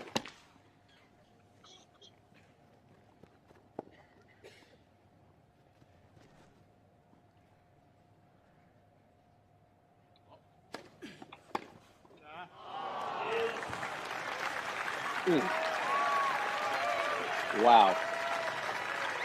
You can't hit a better second serve than Francis just did.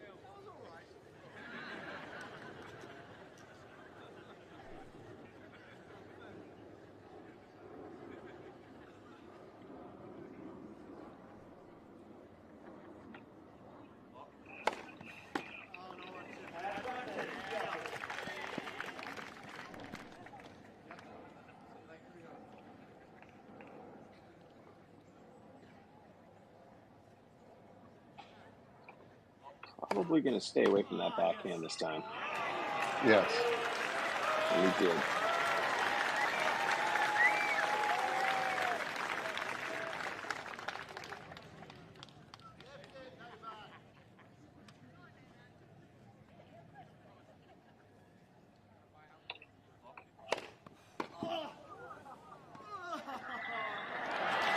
So if I'm correct here. Good, Novak.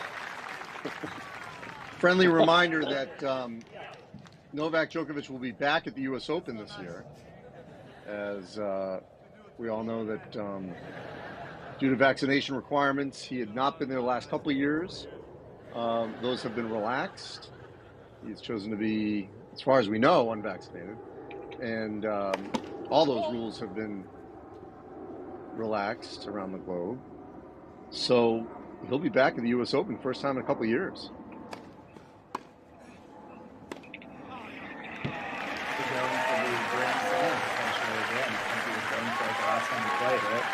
Yep. Well, if that's Patrick chiming in, or who are that? I mean, he's got to win Wimbledon first, Patrick. right? Yes, he does have to win Wimbledon first, for sure. Yes. They changed balls. But if I'm not mistaken, he was there in 21. Is that right?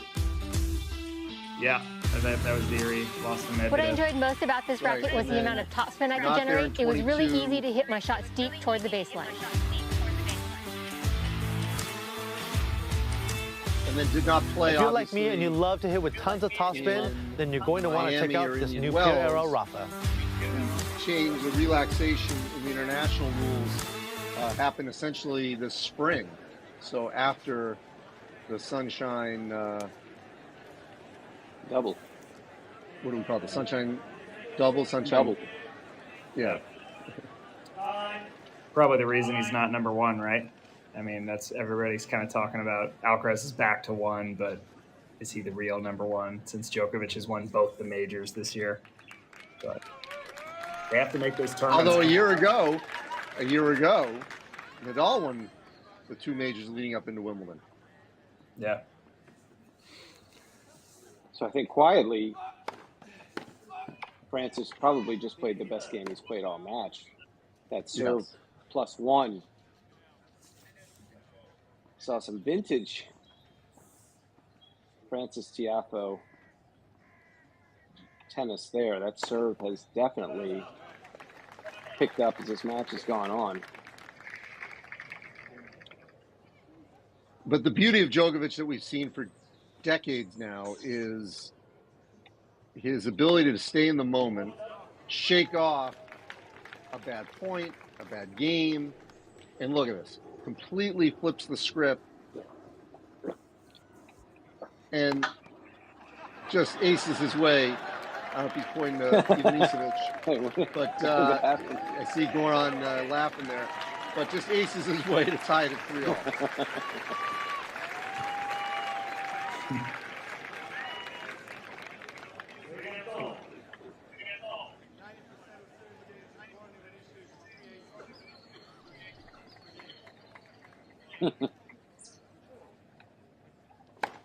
You know, a year ago, Randy and Patrick, had times been different, obviously this is his personal choice, but I kind of wonder if that requirement wasn't there, or if he'd chosen to be vaccinated, if Novak would have come to Ivan Isovic's Hall of Fame ceremony. Yeah, that's an interesting question. Yeah, Goran played such a big part in his success, as did Novak's first coach, Marian Vida, who was on that team for so many years. How long was he with Becker? Actually, you know what? Let me correct myself. Last year was Leighton Hewitt. It was 2 years ago that Goran, yes. Yeah. And actually, that was a case when he could have come. Let me correct myself. Yeah. Because that was the U.S. Open he did play in 21. Because what happened was Leighton Hewitt was supposed to be part of that 2021 class. Right. And because of everything that was going on in Australia, they pushed him to 22.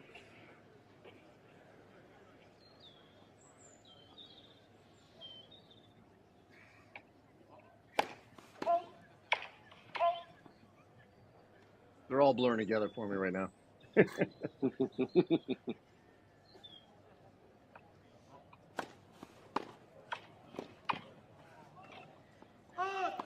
Did Djokovic ever play Hall of Fame in his early years, Andy? Not that I know of. Yeah. Yeah, I don't believe Novak's been to Newport. He'll definitely be there one day. Yes.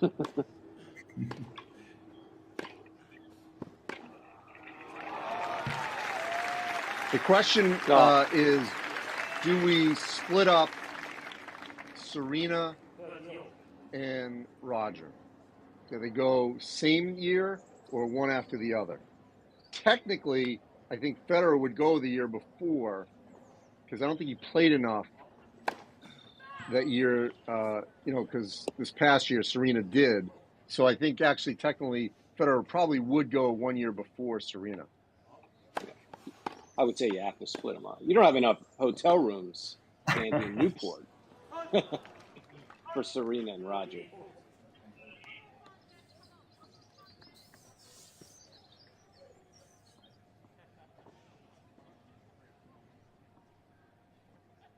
Francis facing a break point here.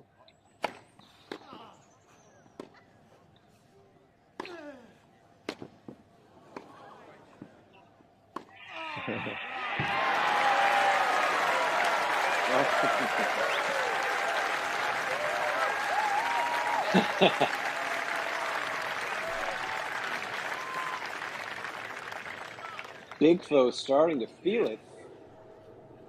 Oh my God, what a forehand.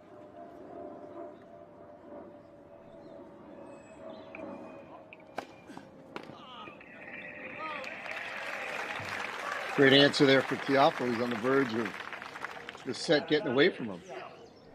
See if he can close it out.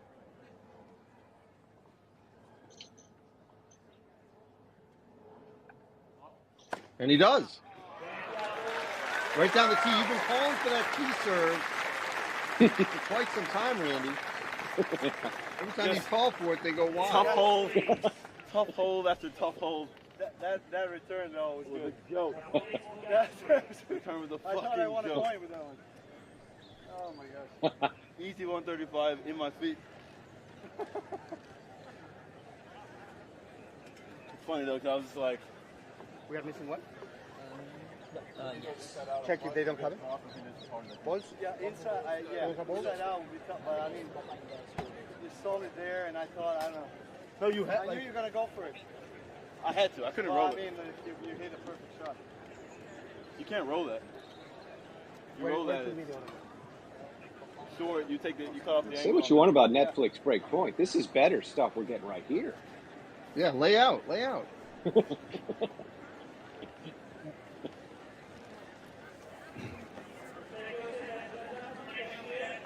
Remind him not with an extra ball because it looks like he's defending. We get a ball kid change here. Very choreographed. Thank you. Players are ready. Thank you very much.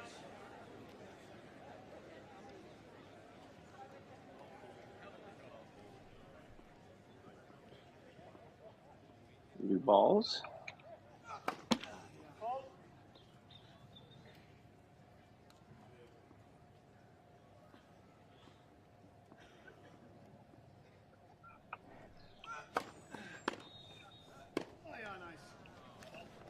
Love the beat.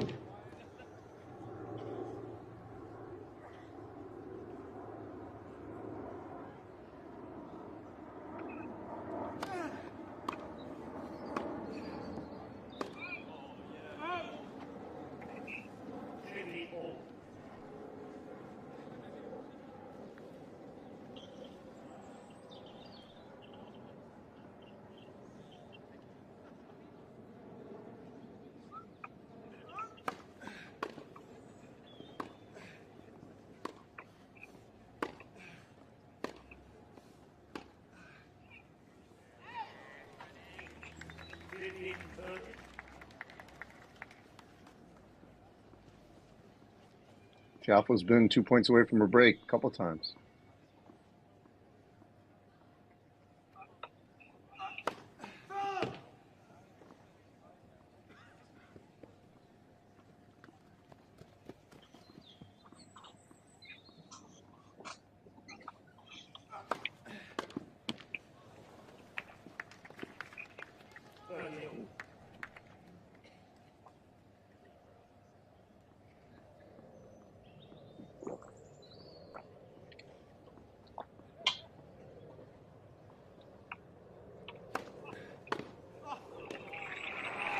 And here we are, break point. That's some return by Francis. Novak took him out wide. He just ripped it cross court.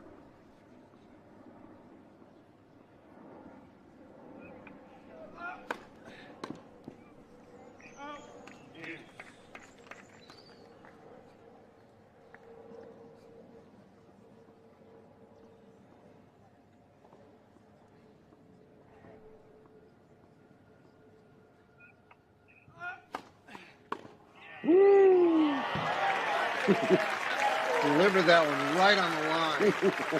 Earlier, Novak Djokovic called that one return a joke. You could argue that one was right alongside it.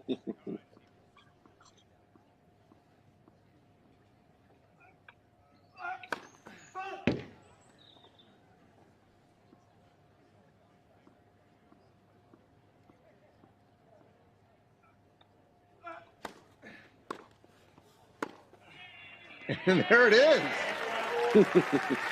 Gets the break. Tiafoe up 5-3 with a chance to serve for the second set and send us to the match tiebreaker.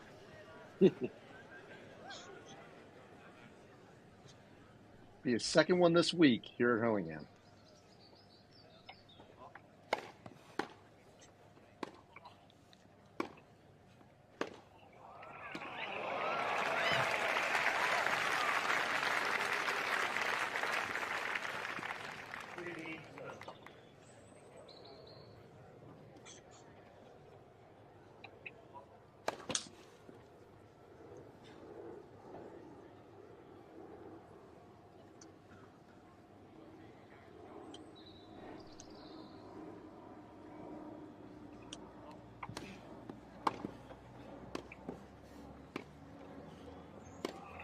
He just snaps that forehand winner.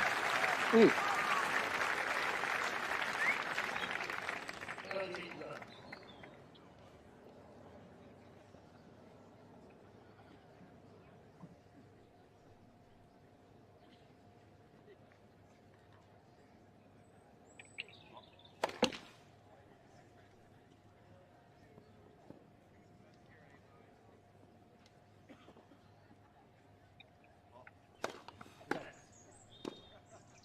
Second service on a let.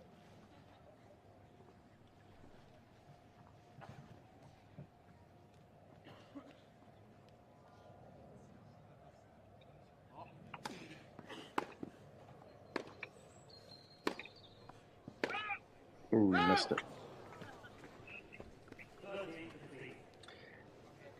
I just looked up what Tiafoe strings his rackets at.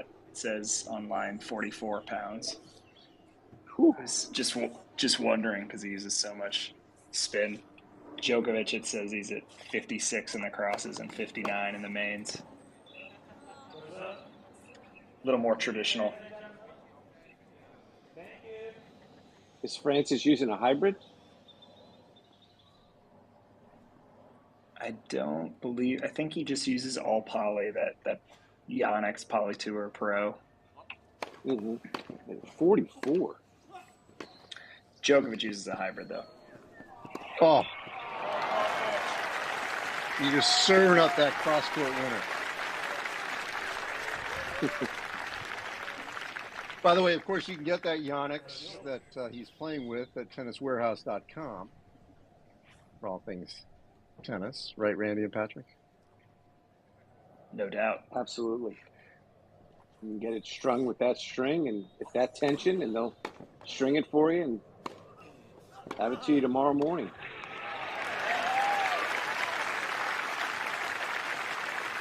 In perfect position for that winner as a volley. I mean, EXO or not, we're seeing the tennis that has catapulted Francis Tiafoe into the top 10.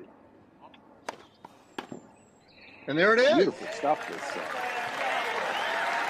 Hey, 6-3 in the second set. We are headed to a 10-point match tiebreaker. Yeah, man, those 400 returns, man. Let's listen in for a moment. Rope those.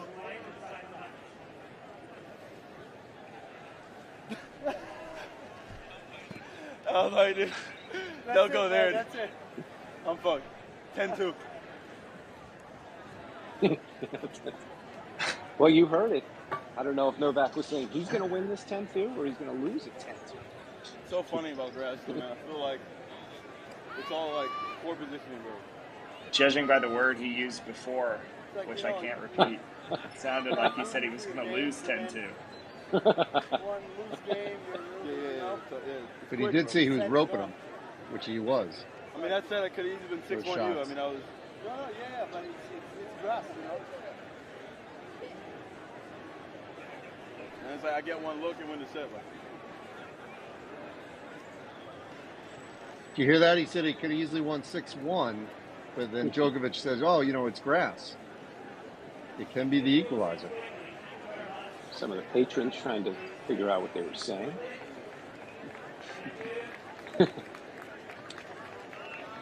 Sure, they'll be... All right, everyone get their money's worth here at Hurlingham. Late afternoon in London. So, great stuff. We're going to watch. Or early evening now between... there, I should say. All right, here we go. 10 points. Got to win by 2.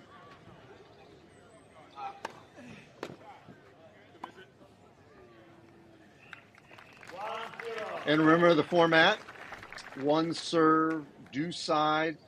These will be now starting from the ad. They will switch every 6 total points.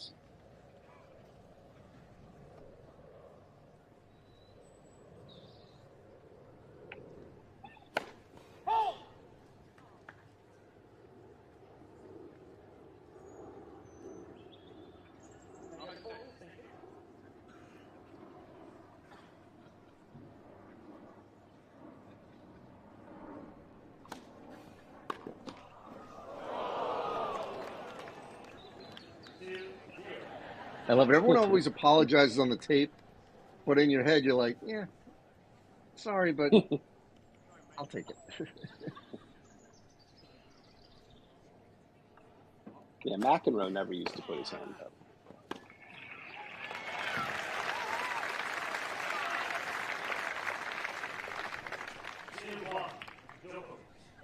I mean, no one purposely tries to do it.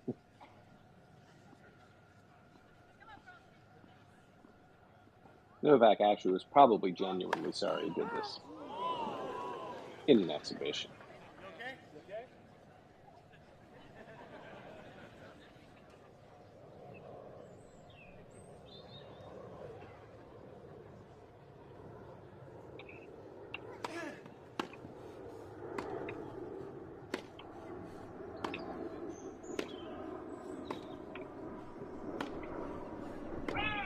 Oh, and he missed it. It's a little mini break for Tiafoe.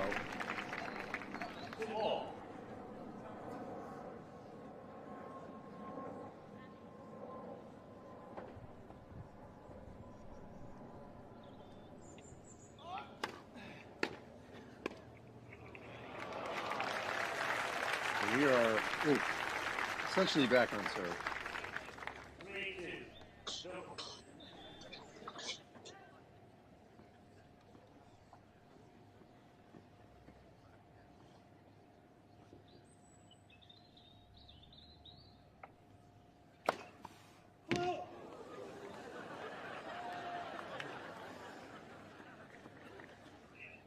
That catch it?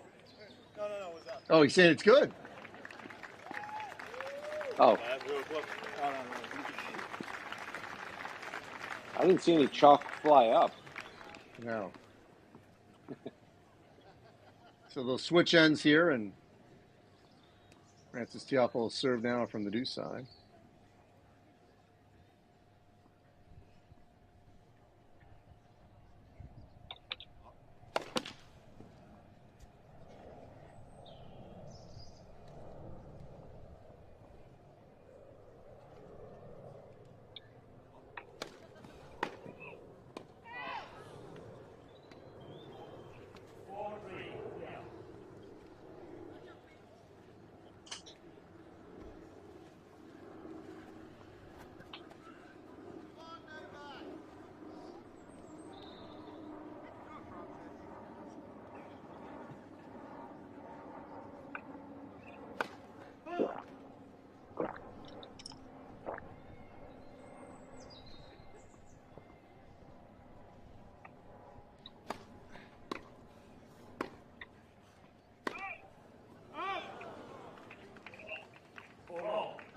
It sounded like it said out, but the sign was in. Yeah.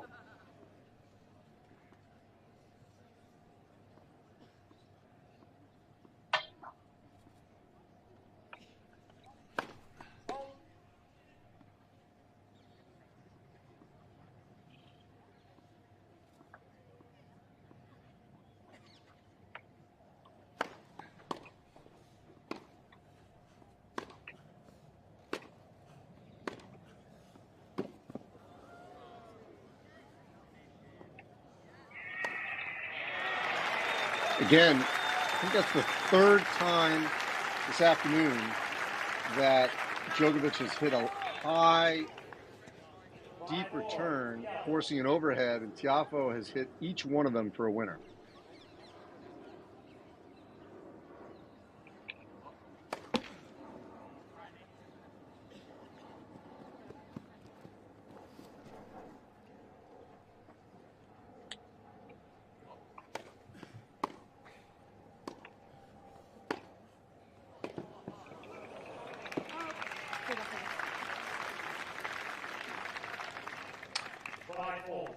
I'm seeing that Djokovic has won 9 of his last 10 tiebreaks. Last tiebreak he lost was in April to Luca Van Asch, who was playing in this event later this week, right? He'll play Saturday.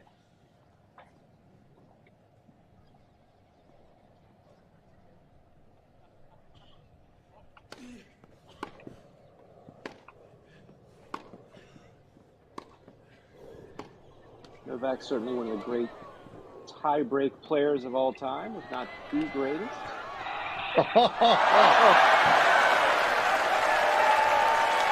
Casual over your shoulder. Winner down the line.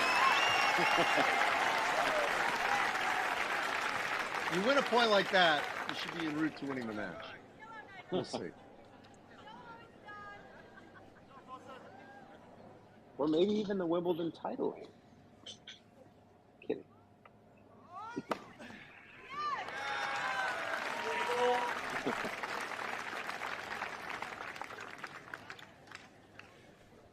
hard to stop, huh? Looks like Djokovic has only lost one tiebreak before that one this year, so he's lost 2 total in 2023. That was back in the Australian Open.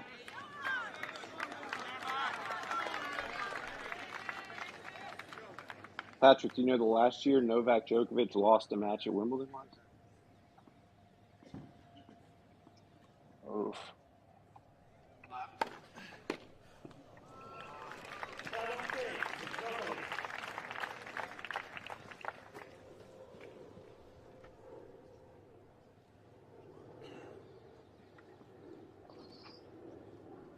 We'll talk about it after the match.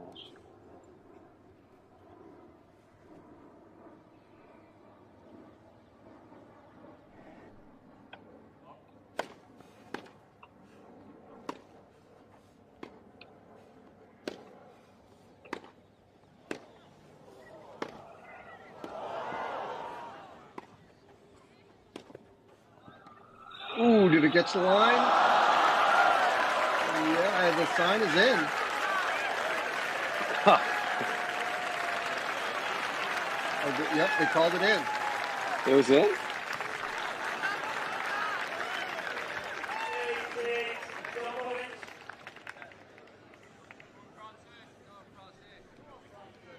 My cousin, I forgot to tell you. He's definitely your friend. Called that in. It's Novak's cousin.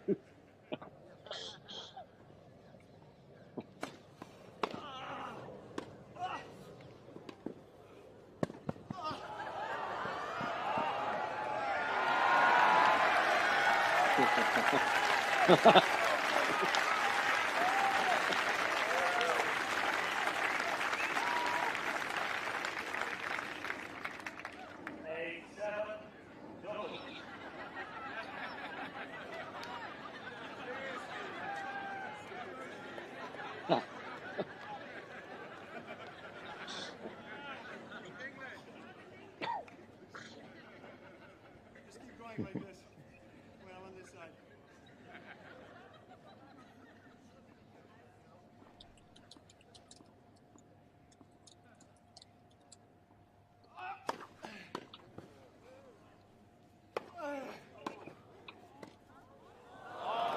There it is. What a beautiful drop shot. You see Andy hit that sky hook overhead. Wasn't a traditional Novak Djokovic overhead. A little bit of showmanship there, but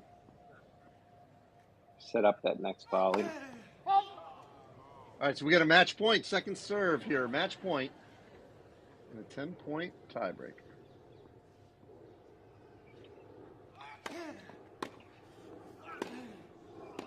And there it is. Italian effort from Tiafoe. Novak Djokovic 6-3, 3-6, and 10-7, I believe. Yep, 10-7.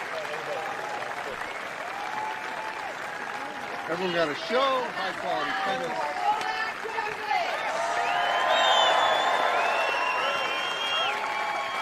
And even though Tiafoe lost both matches this week in tiebreakers, I think he gets a lot out of this in fact. For sure. He really fought his way back into that match and played some phenomenal tennis in that second set.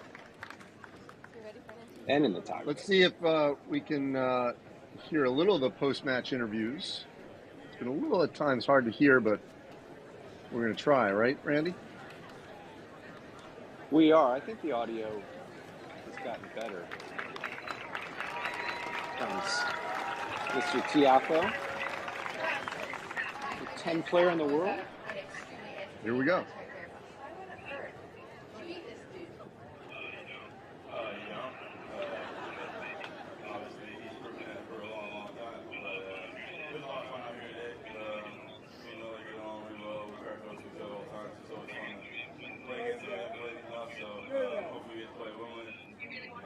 You really want that?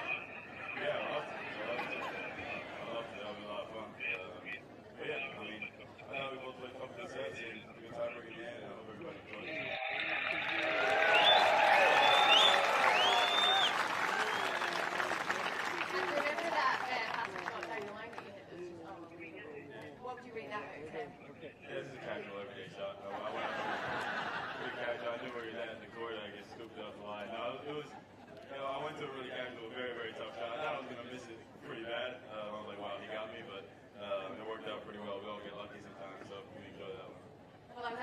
looking for one of your epic celebrations at that point once you actually hit that, but it didn't quite come out there. Do you save that for the Grand Slam?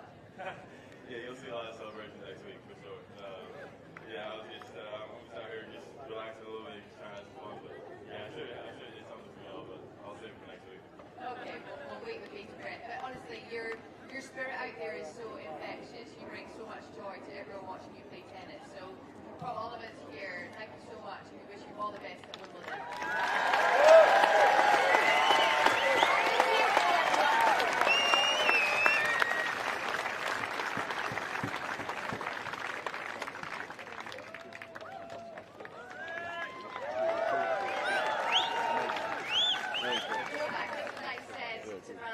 What an incredibly entertaining match. It looks like you thoroughly enjoyed it.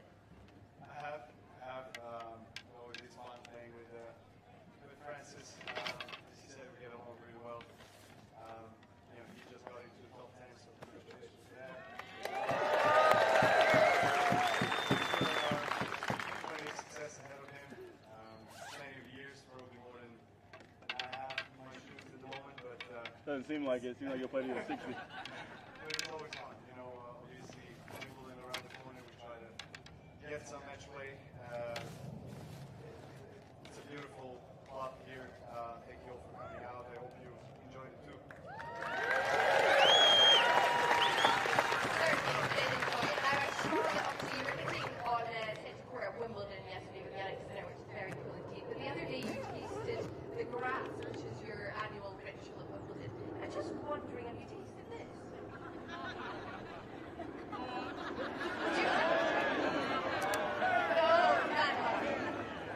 I only eat Wimbledon grass. Well, I'm not going to try either, I'm not going to lie. But how was it on centre court the other day? I must be very excited to be back. Actually, it was today. Oh, today. We played, and Wimbledon, obviously being the most traditional, historical tournament in the world. I mean, I'm sure I'm not the only player that dreamt of winning Wimbledon, playing in Wimbledon. And it's a favorite tournament for so many players around the world. And it has nurtured this tradition for so many years. So it was a little bit strange, I must say, that they were allowing us to hit on the center court before the tournament starts, which was never the case. Last year was the first year. So again, this year I had that privilege, to go out on the fresh grass and get a 45 minutes hit, feel the court. It's as good as it can be, for the grass court. It's the best court in the world. Probably the most special, most well-known tennis stadium in the world of tennis. So, of course, every year feels like first time. To be honest, at Wimbledon, it's Wimbledon breeds history, breeds everything. Traditional, the greats that have paved the way for us. So it's going to be another great year, hopefully, for all of us. Yeah, well, it's definitely not your first time at Wimbledon. You are going for your 5th consecutive one. So we wish you all the very best. Thank you so much for coming.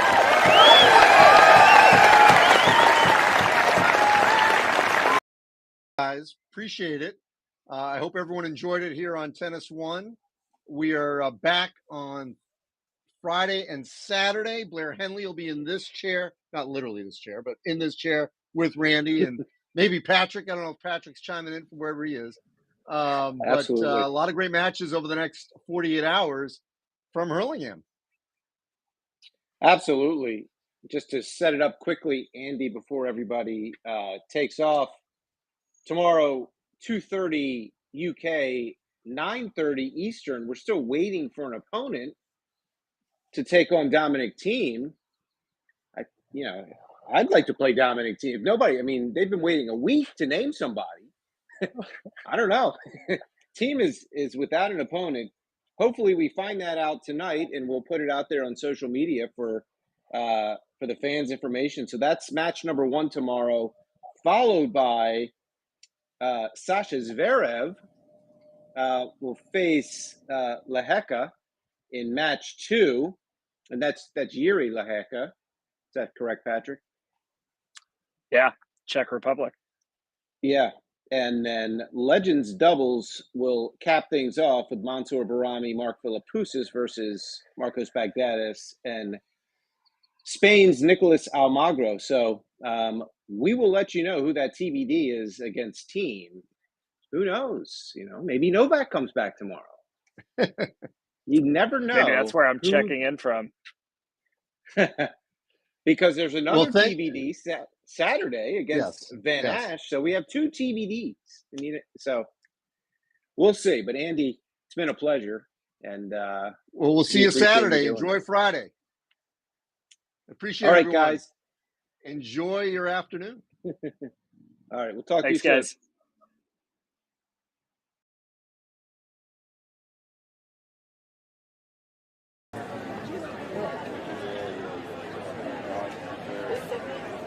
Papi Lily was so happy.